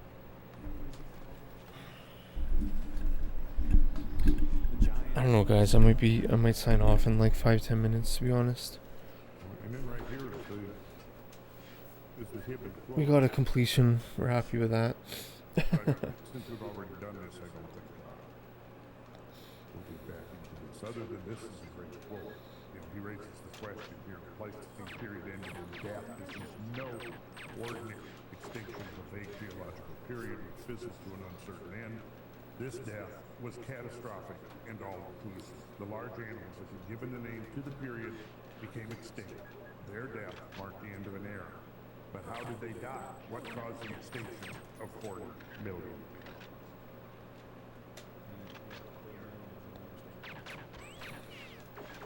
Yeah, and 40 million is probably an understatement. And then this graph, you know, I've been, let's see here, try to keep up with things changing and see if I got this graph here. Recently published by the World Data Center, called World Data Center. This is by the ourworldindata.org. You can download the annual data based on estimates by the History Database of the Global Environment in the United Nations. Wow, it was so fast. So I am going to share this screen and we'll look at this graph here. This is a very interesting graph. The size of the world population over the last 12,000 years. So here we are now at 7.9 billion in 2022. We back up down here. Let's see, what was the, okay, so yeah, 190 million in the year zero. And then when you go back, you can see this is a declining logarithmic curve if you go back. And Okay, scam. Did you order Super Meal? According to this graph and these demographers No. put this together, I suppose a whole bunch of people collaborated to come up with this. Not yet. But there we They go, were sold 4 out. million No, I'm in joking. 10,000 BC. Now, thinking about the overkill hypothesis, you know, and when you start thinking about it, this is now 4 million, that would be the aggregate population. So that's going to include children, it's going to include women, it's going to include old people. We can presume that if the population was, and you can see here, it's pretty steady state. Look at there, 10,000, 8,000, so 6,000 BC, 4,000. Yo, thanks a lot, Toad, for all those subs, man. You're the fucking man, dude. I'm probably gonna do a basketball stream outdoors tomorrow. People are dying off at the same, almost Should be amazing. rate that they're being born, or, you know, so the question is how many people are being born during this period of time?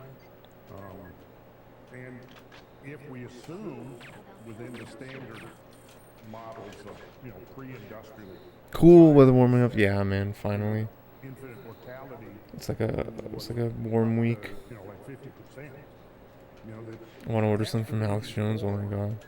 maybe even not even half made it to adulthood. Does he have like a book, a couple books? Babies being born just to keep the population. Oh, you want to order something consumable? Dude, I was gonna order like a book. If that's the case, Testosterone booster. then I think he has a a caffeine lot of babies are drink, going to be born. Energy Plus or some shit. People are dying. People are not making it to adulthood, and it means that basically women have to be wholly preoccupied with producing babies, right? If you got I laugh, but five I judged him at the start. to bring 4 or 5 Right. children to adulthood, then Maybe I'll be a testosterone boosting productive life dude. has to be Dude, Alex Jones. devoted to having children. Then you get elder. Just listening to Alex Jones boost my testosterone. The hunting was mostly being done by Like, what? and men between the ages of late teens and What? probably late 50s, maybe. Right? So what does that actually leave for the people out hunting? What numbers? Just if we're going to do some sort of semi-realistic speculation, I think maybe what, a third of this number? 4 million? 1.5 million people? So what's the basis of 4 billion? I mean, how do you establish that? Well, I mean, like I said, this is, you know, we've gotten into this before, and I can't say with certainty what parameters they've used for this, but, you know, this is the result of, yeah, I mean, this is the result of a whole lot of people working on this for decades, basically. It says based on estimates by the history database of global environment in the United Nations. Right there, yeah. Based on estimates. Yeah. So they're basically What?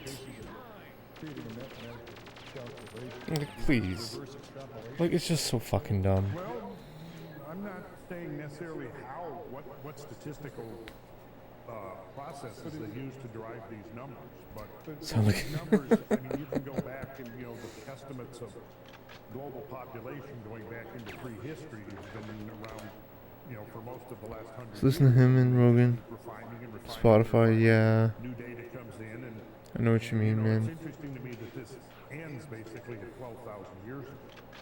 And I think we've already shown enough evidence to suggest that there was a population too. bottleneck at the younger Gyges.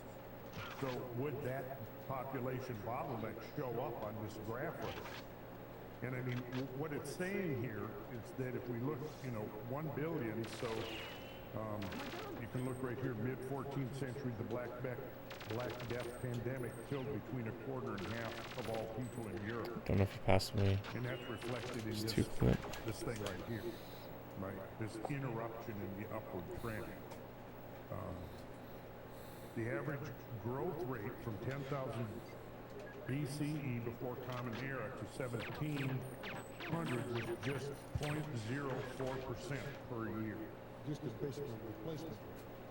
Yeah, that's exactly what I was saying. I mean, you know, people are dying off at the same rate babies are being born, essentially, for all these thousands of years here. Which Okay, raises to me like, I'm literally shooting multiple everywhere in between. questions raised by this. Okay, so what I was getting back to was the idea of how many actual viable hunters were there. who are hunting megafauna. Right. Right. I understand that, but you're assuming these are hunter-gatherers. This is why I like PA so much. You don't start off as a sniper. You know, But this model then assumes that these were like probably hunter-gatherer population. yes, And I think we can safely say that. so you're talking PA is just so fucking hard.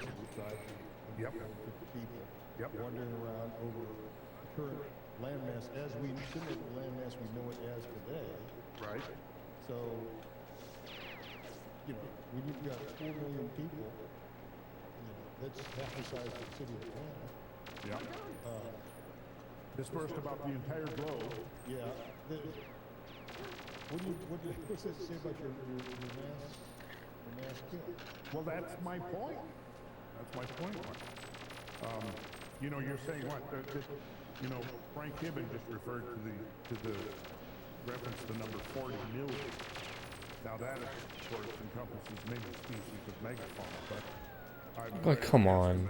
of the number of It's just so mammoths dumb. alone in the world maybe was on the order at least equivalent to Africa at the turn of the century, which was maybe 8 to 10 million elephants. And that's considered like a conservative number. There may have been, so assuming like say 10 to 12 million mammoths worldwide, all right? And then within 1,000 or 1,500 years, they're completely extinct. How plausible is it that they were exterminated entirely, 100% completely, so fast that they couldn't replicate themselves by small roving bands of Paleo-Indian hunters? When the number of mammoths apparently outnumbered the number of hunters, probably by a factor of 4 or 5. Where are you, man? It's so dumb. Like, come on. So fucking dumb. Oh, whatever. Yeah, there was actually I think I referred to this was for a Russian study where a Russian paleontologist was trying to figure out how much meat that Paleo-Indians were having to eat on a daily basis to eat all the mammoths to extinction. And then I did like a conversion, and I think it turned out to be something like eating 12 double quarter pounders with cheese every day. So it was something, you know, and I'm thinking these guys, well, is there any evidence that these guys had like rampant obesity? Yeah, an obesity problem. That makes it harder to hunt. Yeah. Yeah, it's harder to chase mammoths. Oh my god, that was so fast. It was something like that, you know, and I thought, I don't know, I'm a little skeptical. So, yeah, so it's just to me, if we assume this, and we assume that there wasn't a global industrial civilization at 10,000 BC, I'm having a hard time attributing the mass extinction of the megafauna to nomadic Paleo-Indian hunters who are living primarily through hunters. I don't think I got him. I didn't get him.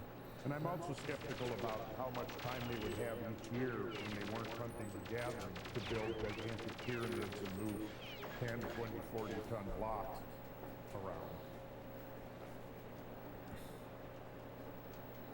Anyway. That's a whole different topic, but you know, it's just to me, you know, there's multiple places I think where we can question prevailing narratives about what was going on in prehistory.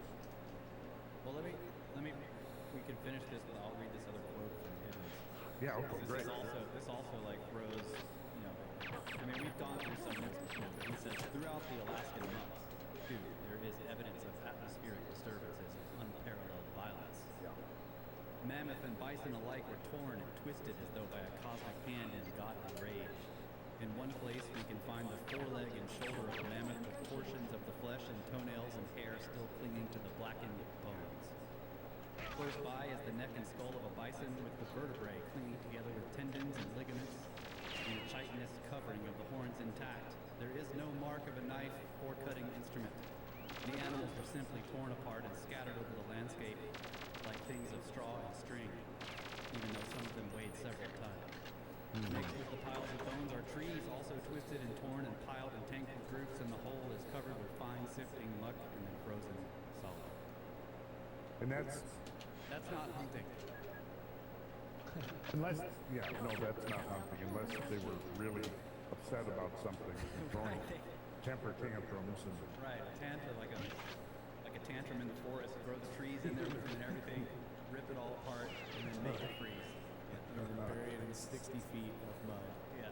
I'm sorry, Randall, I do want to point this out before you make this disappear. There seems there's a consistent 12 years for the next It's too far there. 75 to 87, 87 to 99, 99 to 2011. So there's that is not accelerating on how fast the reproduction rate is. And then 11 to 20 to 22 is not quite the extra billion, but it's not quite the 12 years either. So I just want to say that there is that consistency, a pattern in the increase. It's not accelerating. Whatever that means. you're looking at the graph, the size of the world population?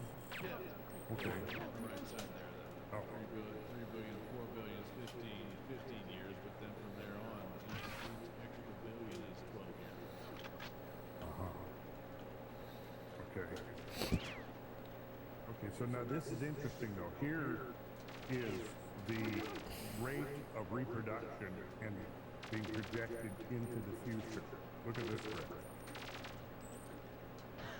The annual world population growth rate, 1950 to 2100. So you can see right here, now this is, look at this big drop right here. Look what it's attributing that to. The Great Leap Forward, famine in China under Mao is killing around 30 million people. So that shows up right here. It is reducing global population growth between I hate this fucking guy. 1960 I hate that guard so much. and then it peaks That up. fucking long hair guard The pissing me right off here, the so world much. Population growth rate peaked in 1962 and 1963 at 2.2% that would be per year. And then look what it's done since then. Look at this. And then if you project this trend line right on down, this is pretty wild. And it would suggest that the population bomb that was inspiring so much fear, the overpopulation, you know, this is probably going to stabilize at 9 to 10 billion people. Yeah, I think the previous graph said they estimated, what was it, 11 billion? What? What is this? Why? Yeah. And even that. Open the door! Why won't it open? What? It's so stupid. Guys, no. That's a little bit different No. perspective than No. That's so fucking dumb. Discussion about reproductivity rate. Yeah, terrible. It was doing weird shit, man. Like that double reload when the guard popped out. Recall from the 70s, I don't think I shot. I don't know why I double reloaded. shortages, population explosion. You know, Maybe I did. none of that happened. no. You know, you have people at the highest level of the economic Whatever. forecasting saying, yep, we're due for this massive explosion. We're going to eat all the food. We're all going to starve. And it didn't happen. That's a very interesting discussion. I don't know if we're necessarily going to go there this evening, but it's a very interesting discussion. What happened? I mean, there was advances in agriculture. I mean, the density of agricultural production increased considerably since the mid 20th century. In other words, growing more food on less land. That was one thing. There was multiple factors. And more reliable. And more reliable. Yeah, Right. less likely to have some factor that destroys a ton of food. I don't know.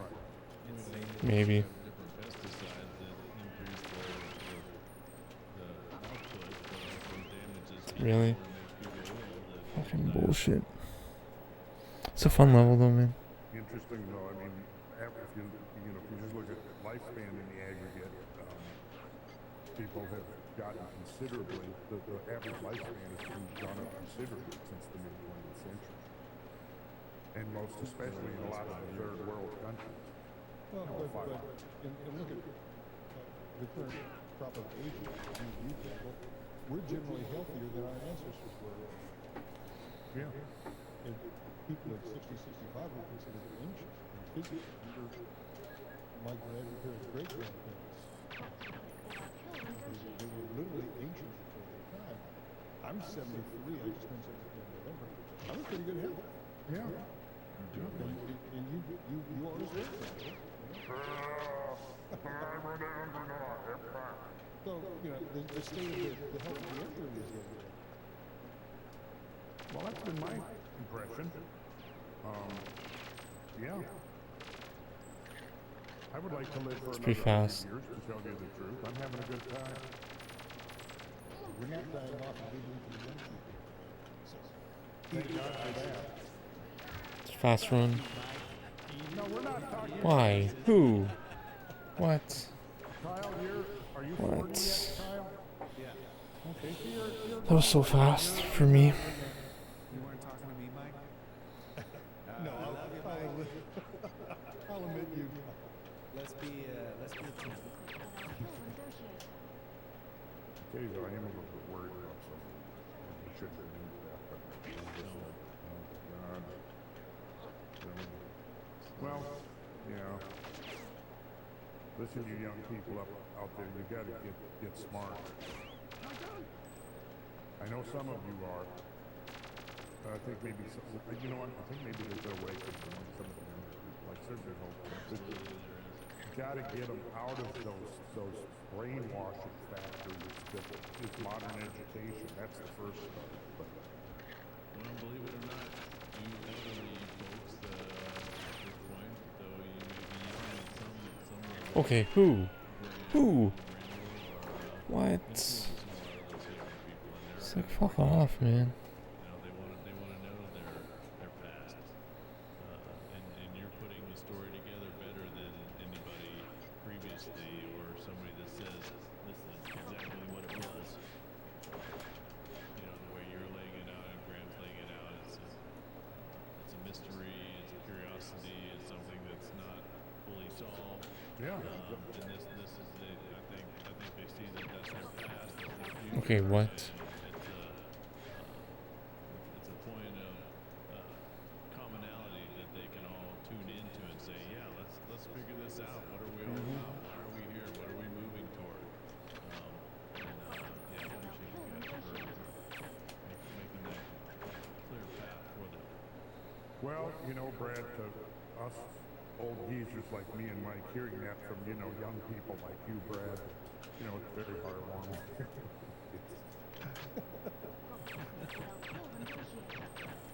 All you youngsters out there. My friends for my whole life have been 15 to 20 years older than me, right? Like you guys. So it's like at some point they're going to be 15 to 20 years younger, and I'm going to want to pull them up and hey, see what these other guys path they laid the way for us. So Did you hear that, Kyle? Apparently we're not friends. Brad. I thought we were friends. All right, Mike. Oh, Brad, let me It's me and see. you, buddy. Let me see, Brad. Will 2023 make 25 years? I've been saying it was like, I've known that guy for like 25 years. We have never quite been there. Is this the year? we're past the quarter century. We're into Oh my God, we are? Route 5 kind of stuff. We're in 2-6. Yeah. Well, I mean, we should have some kind of commemoration, I guess. Yeah, 1997 to 2023 is 26 years. So it's crazy, man. You have an anniversary date? And they've never had a fight. That's right. Well, We've been annoyed a few times. It's pretty fast. I pushed. No, well, the easy thing to base off is the group meeting that I had where he spoke about I don't think I got him. comments, and it was I mean, I might have.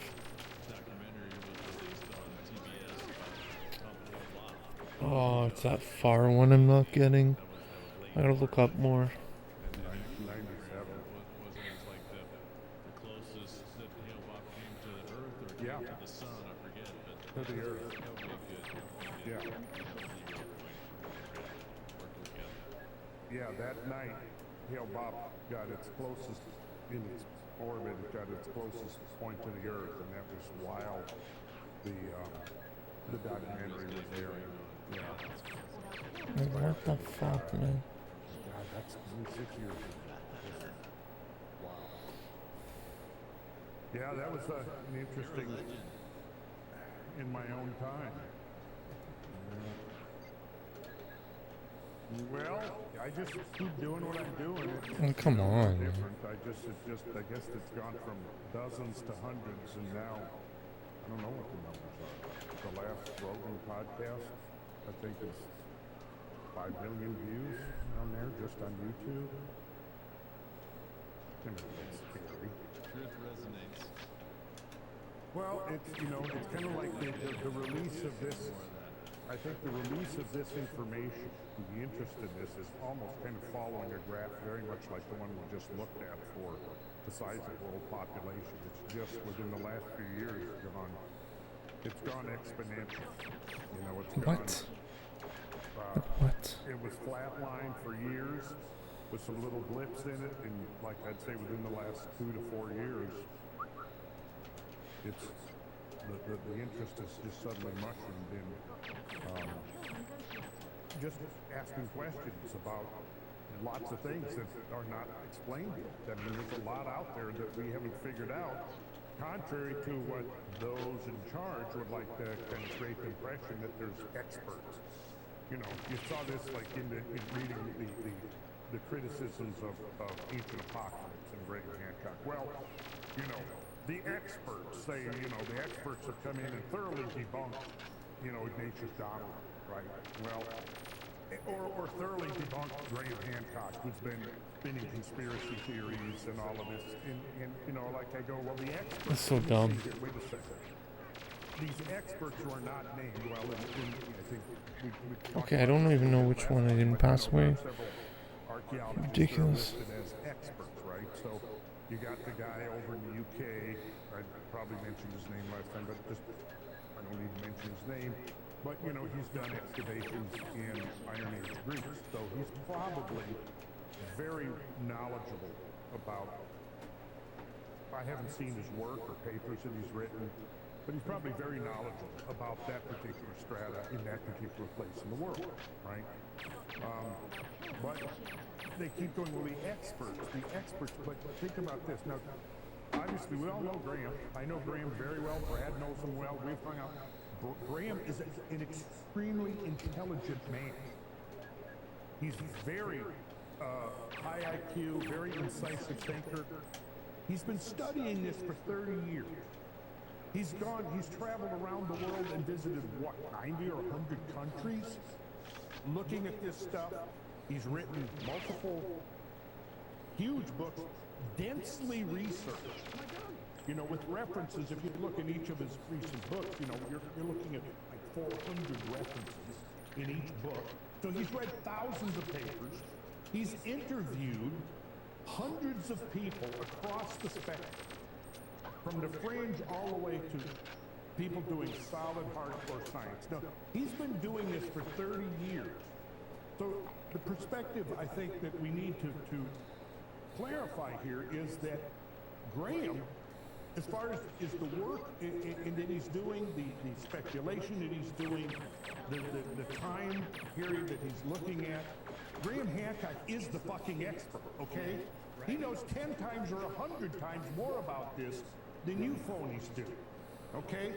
So let's just settle this discussion there. What experts? Bring these experts up. Isn't it interesting that the experts have been approached so far about debating Graham at the Cosmic Summit in June? No, they're not interested. They make some condescending excuse. But that's all they've got. They won't debate. So anyways, the whole thing... Yeah, guys, thanks for being here. I'm going to sign off in a few minutes.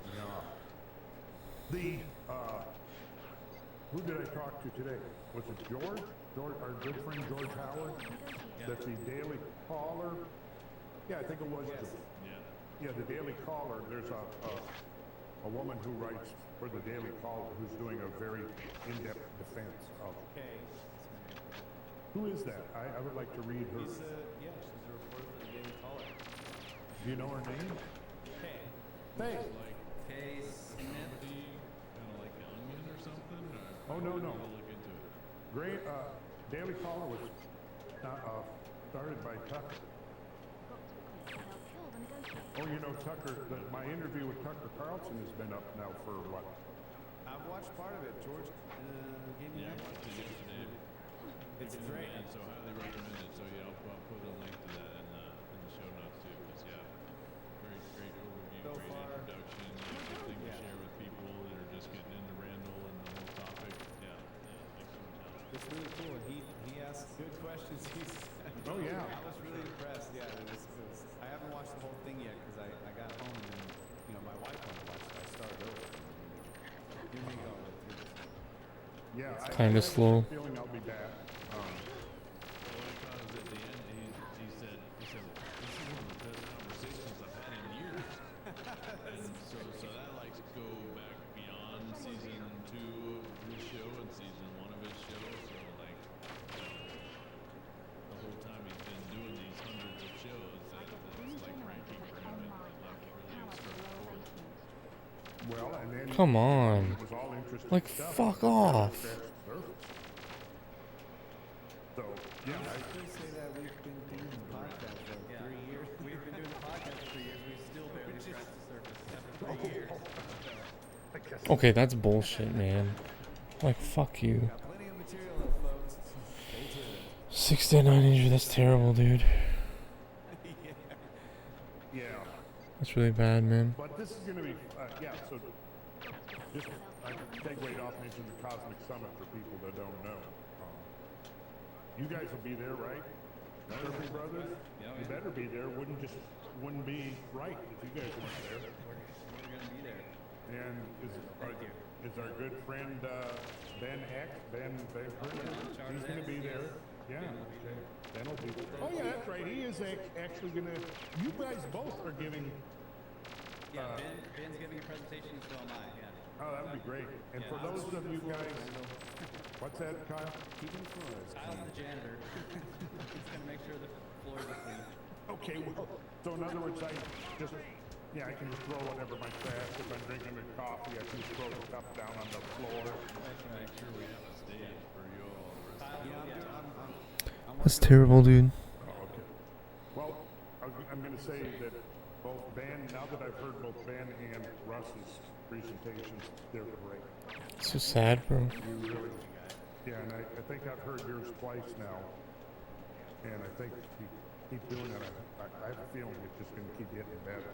Thank you. Yeah. You get that sense that as you present it each time, it just Yeah, kind I of get rolls. better at it. You do. He's been to Egypt again since the last time I've seen it. He's Yeah. been 3 times, so and I know his sense of all of it is going to be concise and verbalization. So yeah, excellent part of the program is coming up there in June 17th and 18th, Asheville, North Carolina, Cosmic Summit 2023.com. Yeah, and I think by that time I'll have a better handle on some of the theoretical implications of plasma technology, because I'm really sensing that that's the direction we're going to be going to solve this problem of ancient technology. Plasmoid or plasma? Well, a plasmoid is a coherent configuration. I of did- plasma. yeah, that's really It's scary, polarized dude. shape. And you can have plasma, a lightning bolt is plasma, aurora borealis is plasma. But when you get it, a plasmoid is when it takes that characteristic colloidal shape. And that's, where this thing gets really interesting, because once you get that. I think Mario's the all-time class speedrun game. There are ways. 64, yeah, maybe. From it. Just think about a sphere and imploding the sphere along its axis. Probably, dude. So that you get that toroidal shape, it bends in at the top. Picture a perfect sphere. Picture an axis with a north pole and a south pole, and then you collapse it so that the north pole meets the south pole. And basically what you've got here is a situation now is that there are ways to accelerate electrons and ions along a pathway that circles down into the interior of that donut. What? So you have that clockwise Why? circulation, like in the northern So hemisphere, dumb. counterclockwise in the southern, and they meet at the equatorial plane. These two vortices of whirling plasmas that are now coherent. Late teens, early 20s, pick it up. Well, that's game, Almost yeah, like right. two tornadoes touching down, and at that 0 point is where the energy can be extracted. The theory behind it is actually pretty impressive once you get into it. Ultimately, I'd say that you can confirm this, Randall, but it's basically a scaled down model of a black hole. It is kind of, yes. And it's also based upon Good point, Dick. one of the implements within the loop there is being referred to as a thunderstorm generator, because it's basically creates miniature thunderstorms within these concentric spheres. It's really interesting stuff. And I'm not ready to talk about it in detail only until I get much better clarification on all the specifics. But yeah, I mean, and then we can obviously, if we want, Kyle, and I appreciate, Kyle, before we started here tonight, we were discussing the whole energy thing. Kyle was expressing skepticism, which is very important and valuable. There absolutely needs to be. And that's how science works. You gotta have somebody who's gonna say, wait a second, don't prove it to me. Well, that's game, yeah. And so we're gonna do that Anchovies, oh my god. over the next few months. And by the time we get to June, I could see possibly application. No, thank you. Coherent application. I am gonna eat some food now, though. You know, hypotheses about how stones could be cut, for example. Because if a stone face is exposed to a high This is the run. intensity plasma, it causes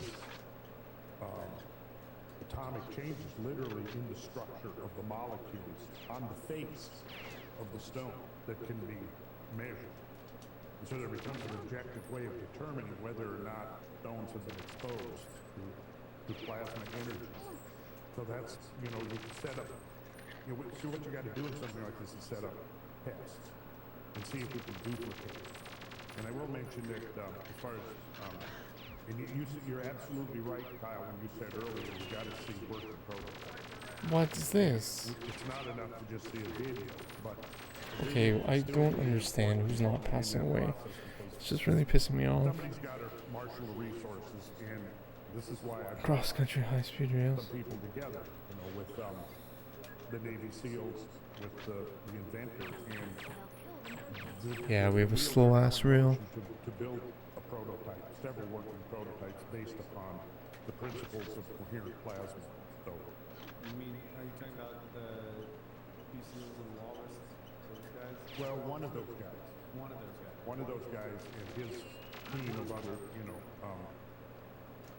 yeah, so we had a meeting at his house with 4 of the SEALs there who were, Oh, go fuck yourself. That's such fucking bullshit. physics background, electrician background, and meeting with Malcolm. So we had a 3-hour meeting where Malcolm basically laid out the basic principles, gave them schematics, and they're actually working a price list now to acquire all of the materials. Yeah, exactly. So this will be ongoing, and we will report on this as it evolves. Former Navy SEALs that Yeah. You got this. Thanks, man. But I think I'm going to sign off before I get the PB. Thanks, man. allow them to create a prototype. And I hate this fucking game. if Randall knows these guys and can pass them You know about this. on and take it I appreciate it, though, man. Yeah. Yeah, I guess I don't want to be. I'm just learning. I'm pretty much learning this level. Well, you're not. No, you're not being negative. Well, I just want to say that Oh, this is the run it would be great. for Sour Stash. He called it. Not. That's all. In Toronto Toad. That's kind of where I'm coming from. It might not. It could, and it would be awesome. keep that in mind. Yeah. Okay, well, I'll keep that in mind. I'm not talking about you, because you know way more about this than I do, and other people I don't have enough are bullets. hearing it from them. So I'm just saying. Yeah, well, for me, it was like 5 years of, Oh, hearing it and getting oh, it's just a pain. It's a pain in the ass. before I finally said, okay, it's starting to look like this is violent. And then I started meeting some of the other people involved, and these were highly qualified, very credible people who believe this worked. And so that was a big part that convinced me that this was not just some fly-by-night guy tinkering in his garage. This has gone way beyond. No, I can't believe that. That's such bullshit, man. That repeatedly have showed up in the ancient writings, in the Platonic solids, in the It messed me up psychologically. That stupid fucking shit. now they're also repeated in this new technology. Damn, yeah, thanks. Those same numbers are Thanks, being man. utilized to extract this energy. So I don't know if I can recreate it, but fit it back to random. If this is part of the geometry that organizes the universe, you'd also think that there would be part of the geometry that would allow spontaneous creation of infinite energy out of that. So it's there, and he recognized that these numbers were again consistent, going way back to these ancient cultures and religions and Why? studies. And Like, why? here they are again, trying to show us a new technology, a new physics, a new way to expand. I hate this fucking level. I hate it. I'm not gonna do it anymore. I don't think that's the word. That's as good as any. Yeah, get that energy that's omnipresent in the universe, everywhere, simultaneously. And is that the 0 point? I think we're ready to make that. So leap, fucking dumb. And this would be the math and the number system that allows us to do that. It's too dumb. Well, yeah, and I'm with Kyle. I really want to. That's why I brought these guys together, because, after I talked to them about it, I talked to them with the idea in mind that they may have the skill set to, and the wherewithal to create a prototype, and they did and do. So I arranged to get all these guys together with the hope that, out of what will come out of this is the models that we can actually test and see for ourselves. And I figured that's the only way I'm ultimately going to really learn about it, is to watch the whole thing take form. So, I have copies of the schematics. They've now got copies of the schematics, and so they're working up parts of this right now as we speak. So, That's great. yeah. I hate this fucking. I hate this. I'm so angry. Start the climate stuff. Thanks for saying that too, Randall. I appreciate that. Oh, okay, good. Well, listen. I appreciate you, because right now you haven't really looked into it, and so when you do, I think the more you look into it, the more you'll go, okay, it really does look like there is something here. But again, the proof is in the pudding. And Roland Perry driving a car on a video isn't proof for us, only to the extent that he's a credible source. And if he's credible, which, the guy is not, he's like I said, he's a very famous Australian author. You can look him up right online right now. Like 30 books. Yeah, Very well done. yeah. All right, let's take a break. Yeah. All right. Okay. Take a break. Be right back.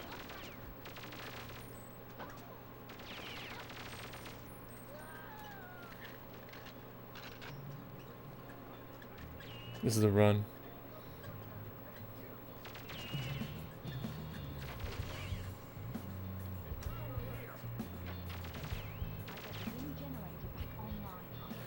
And we are back, ladies and gentlemen, from Cosmographia. After a long break, lots of That's a scam. That was the biggest scam of all time. That was such a fucking bullshit. Yo, no, that's not true. That's such fucking bullshit. Of a free-form conversation, Fuck you.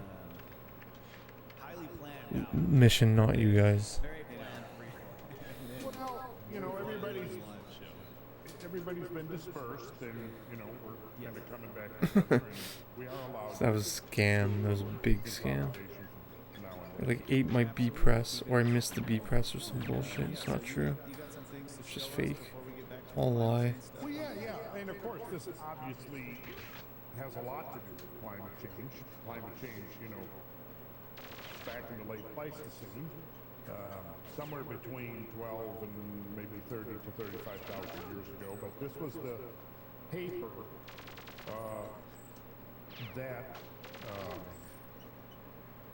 where did it go? 17, you got it just on Joe Rogan. Yeah, John Reed, for those who saw it. Yeah, and I haven't even seen it. I got to get it watched this weekend. But okay, so this is the paper that came out in 2017. We'll look at it, and I'll do a share screen here in a second. This was the title, quite a mouthful for the title here, but this paper which came out in November, published online November 30th, 2017. Okay, whatever. Whatever. Whatever. Whatever. Firestone, the Fuck second you. author, first author, Jonathan So fucking dumb. and Hastings with the U.S. Geological Survey. Second one, Richard D. Firestone, who Oh, was get the fucked. lead author of the 2007 paper. He's with the Lawrence Berkeley National Laboratory. And then third is Alan West, who we had on the April in Sedona. Alan was the third. James T. Weaver was the fourth author. And he is with the Wyss Institute of Biologically Inspired Engineering at Harvard University. And then Ted Bunch is a name that I've recognized quite readily because he's been around for decades. Dude, maybe 152 is a good time. Who knows? Easily be one of the world's foremost experts on impact proxies. That was a pretty good ending. Like, He is with the school other than getting stuck on the guy. environmental sustainability. Getting stuck on the guy was terrible.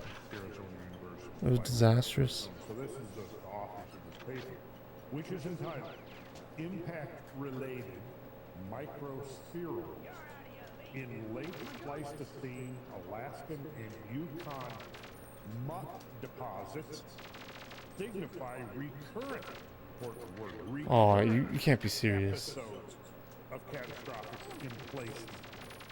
And then in the abstract, Oh, parts of so that, dumb.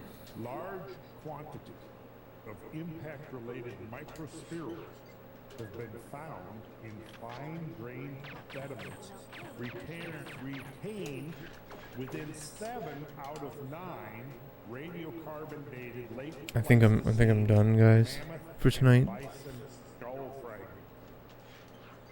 Did you get that picture of what I just read?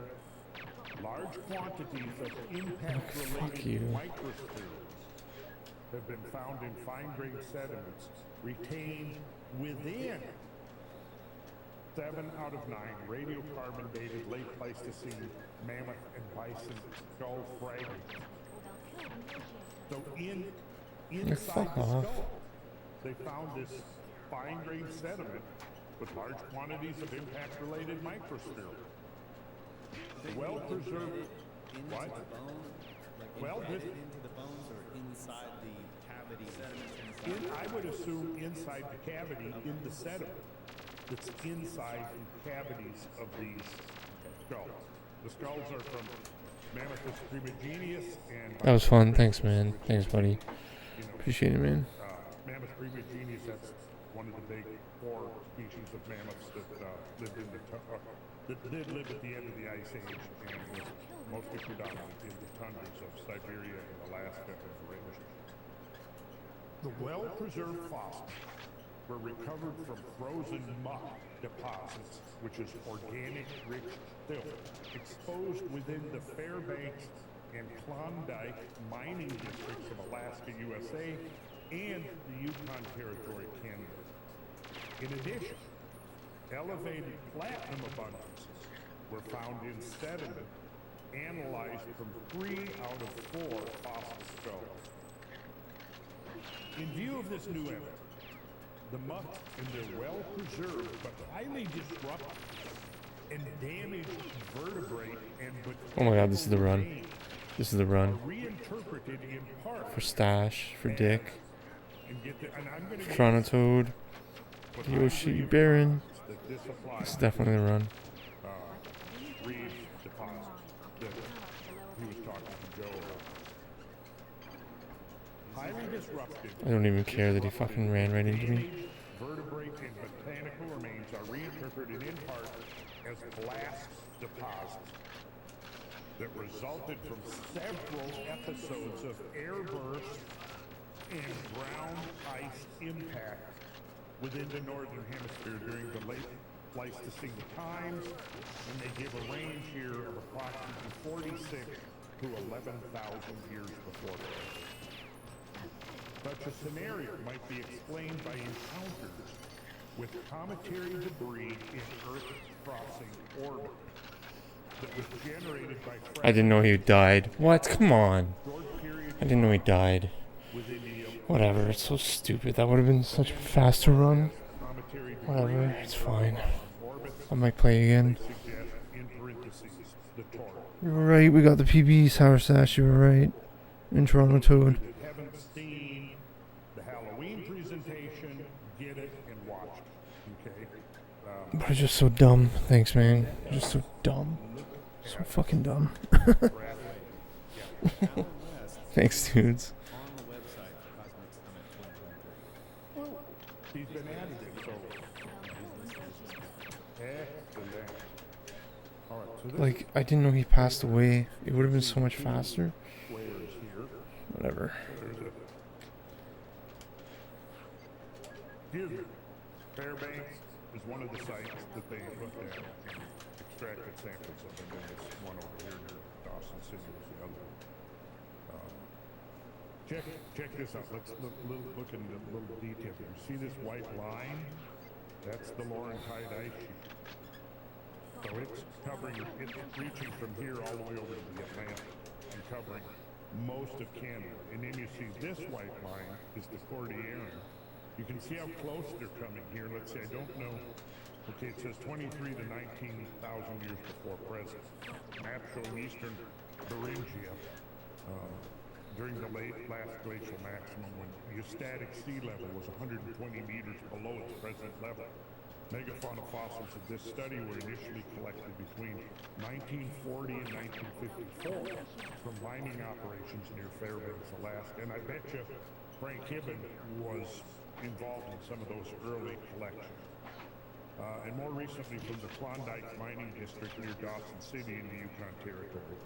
Permafrost zones discriminated by dashed purple curves who are continuous, greater than 90% frozen ground, discontinuous, and sporadic.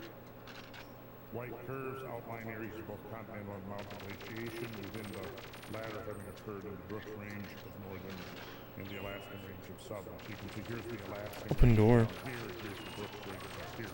So they were heavily glaciated. But in between, it's interesting to note that it was unglaciated.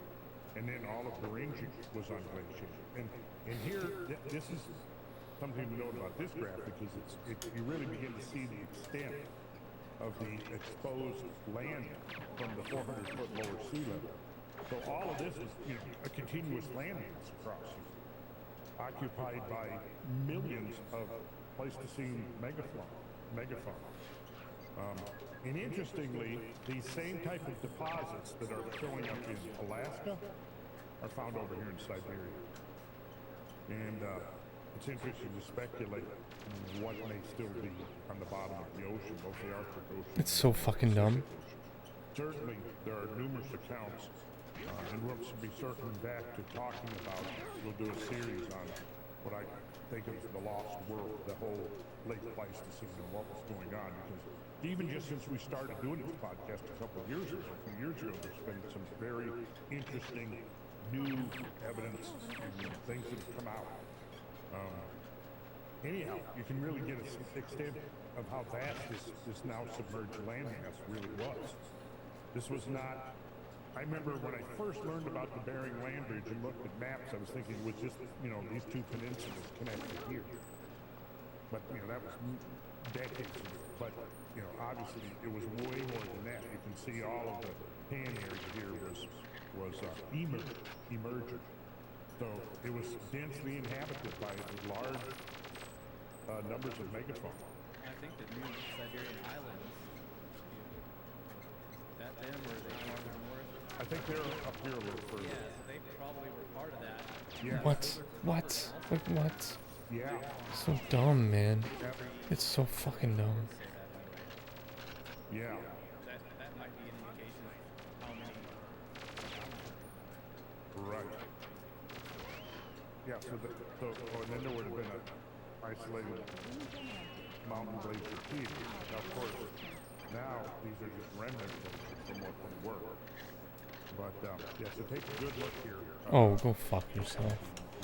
Like fucking stupid fucking game. Take a closer look. San DuPont? I thought I'd just touch on No, you're not even serious. You're not serious, bro. Are you serious, Dick? after the recent erosion podcast. That's really terrible. Did you want to look at something else there? Are those squares defined I can believe it. the monk deposits are? Yes. And where the studies from the 2017 paper are, and where John Reeves' recovery sites are? I don't know where John Reeves covers it. And they wouldn't have been located in this paper, but I'm sure. People losing it? Yeah, really. They are, man. Try to track that down and see where that is. Oh yeah, I tend to do some He does in-depth. show it on the Yeah, podcast. you They pull it in. pull up a map. Pull up a map and show you close to the exact spot. Okay. All right. Well, we'll have to. Yeah, I'd like to see where it compares to where Frank Gibbon was. Oh my god, that was so fast. I know. That was so fast. So then, here I'll just. And then also in Graham This is a run, boys. Visit America before, he spent a chapter talking about the monk deposits also. Yeah. And kind of defending Frank Gibbon. Oh yeah, he did. Graham actually did a great defense of him. Absolutely, yeah, he did. The fossil skull fragments assembled for this study are Wisconsin and in So I don't think I passed him away. pretty wide stretch. I mean, because we're going back, for It's over too bad. 100,000 years.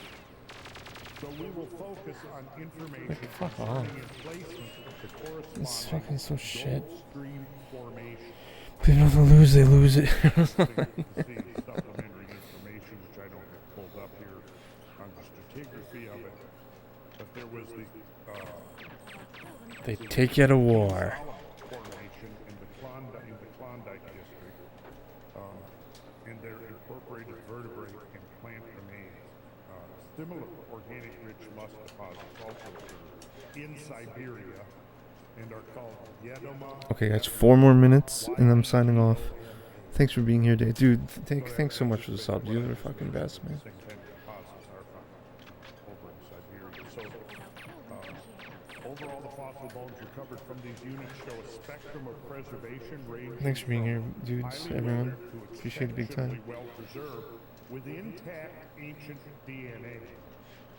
The recovered, mummified, or freeze-dried archer carcasses. Yeah, I'm gonna do weightlifting stream soon too, dudes. In the Fairbanks and But Klondike tomorrow I might do areas, a basketball this is stream where instead. Since Wisconsin time. Moreover, soil horizons were often buried and frozen before the plant material could decompose. In some instances, preserving it for more than 700,000 years. The remarkable preservation of vertebrate and plant remains within the mucks, however, is in stark contrast to the physical disruption and damage affecting much of this material. Much of the skeletal remains from Alaska and Yukon were disarticulated and broken prior to freezing. And the rare preserved carcasses were often mangled and torn apart. Now this exactly conforms to how Hibbin described it. Such dismemberment has been attributed to predators and scavengers. But these explanations raise questions including why the carcasses remaining, fat and flesh, had not been consumed. In addition, the fine-grained character of the muck differs markedly from that of the more Okay, whatever, man. What the fuck ever. bones and tusks enclosed within it. Massive logs, megafaunal bones, and tusks. Although the valley bottom mucks are thought to have accumulated from gradual downslope movement of primary upland lusts by slope wash, creek, and mud flow, this scenario appears inconsistent with the required rapid burial and freezing of well-preserved carcasses and plant remains. Fossil bones are astonishingly abundant in the frozen ground of Alaska, and most observers from Quackenbush to Polay et al. Have made similar remarks. The majority of Alaskan fossils have been found in Creek Valley bottom, but the fossils have not been abraded or water-worn. Bones are generally found throughout a given valley and have been recovered from almost all creek valleys that have been mined. According to Otto Geist, most of the Pleistocene bones from Fairbanks District were found in black muck containing plant remains. In Klondike District, most of the bones are mostly found near the base of the King Solomon Formation. Interesting name for a geological strait. Usually within a few decimeters of its contact with the underlying auriferous gravel. Auriferous means gold-bearing, of course. Now, how interesting that there has been apparently, okay, so after these deposits are in place, then the normal meteorological waters draining through these lost deposits are washing the gold down through them, so it's now been accumulating for presumably, what, 10 or 12 or 20,000 years, or at the base of this muck, and it's in the gravel. And ultimately, didn't Reeves say that was his condition there in his deposits? Yeah, I think he was basically saying it ends up sitting on top of bedrock below and mixing with the gravel below all the muck. Yeah.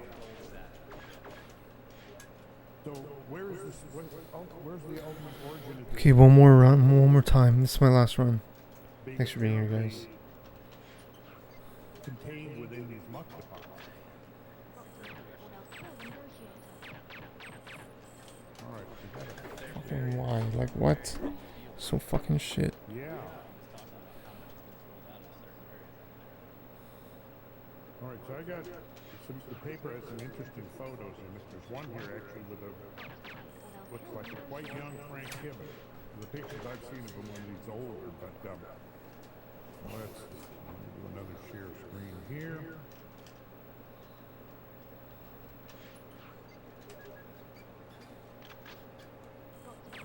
That's Hibbin right there on the right. Yeah. And if you scroll down, look at this. Look at that. Look at that muck. Let me zoom out. Giant water hose. Yeah. Okay, so the photographs are taken. There's no way this is faster. It's way slower. Frank C. Hibben on August 3rd at Wright holding a broken mammoth humerus. See how the ending It is. is right there. And an unidentified person holding a bison skull fragment. Might be it. Here. Okay. This might be the PB. According to the overkill hypothesis, this is basically where the ocean This is one of my fastest paces. Yeah, that makes a lot of sense. Okay, so we know now where you stand on the issue, Mike. I was just trying to inject a very little. Well, no. I got scammed. It was I got scammed there. inject a little. On N64, my man. On N64, my dude. You were inserting a little iron. Right, so most of Alaska and the Yukon are is the mid-mountain. Yeah. That's right. Like the hunters. And Siberia too. Right, also Siberia.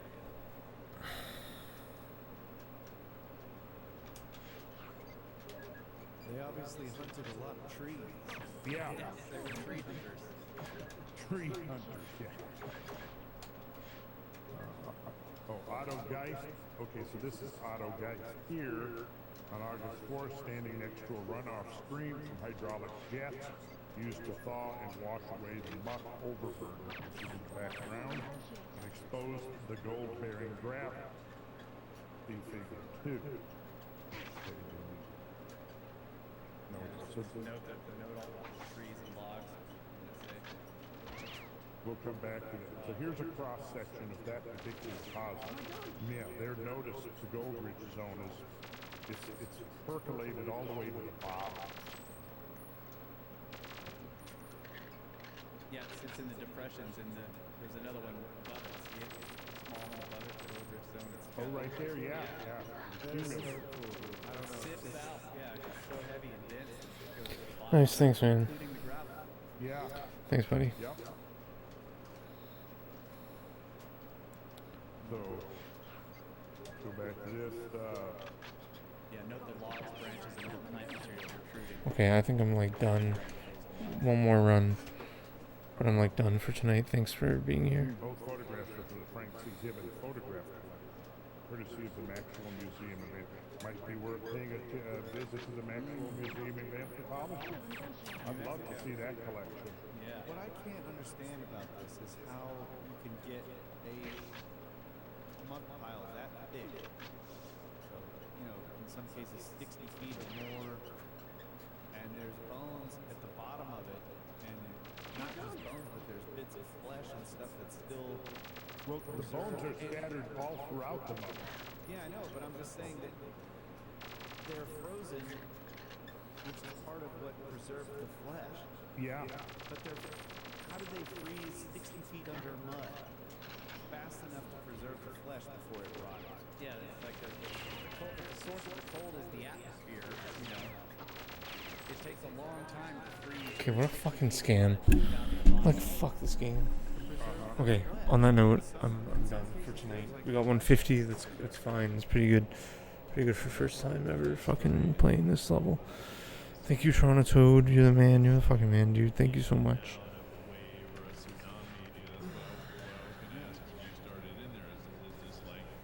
Alright. See who's online. pulls all that material back out in one big mass, or then you end up with that actual deposit. So, And like you're saying, how the bones and the other stuff end up at the bottom. well, I think How does it get? I'm saying, I'm trying to figure out how it froze fast enough 60 feet under mud. Dick, man, thanks so much, man, dude. Fucking legend. You really, like, made my dream question right a there. reality. Thanks, man. Same with you, Star Slash. And NY Dustin Bear and everybody here. Let's I appreciate them, my man. more stuff here. I'm gonna Alright, read here on, have a good night. reference to the B-Rose is fossil going bone for dispersal and breakage. freaking insane time on SA. On Double O Asylum.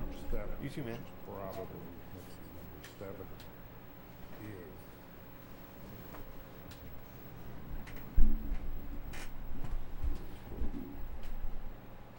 is. guess if it was jumbled up with big chunks of ice, maybe. Because Ibbins does describe it as having there's big lenses of ice. Yeah, mixed so in. maybe it was like, it's not just mud, but it's like ice cubes.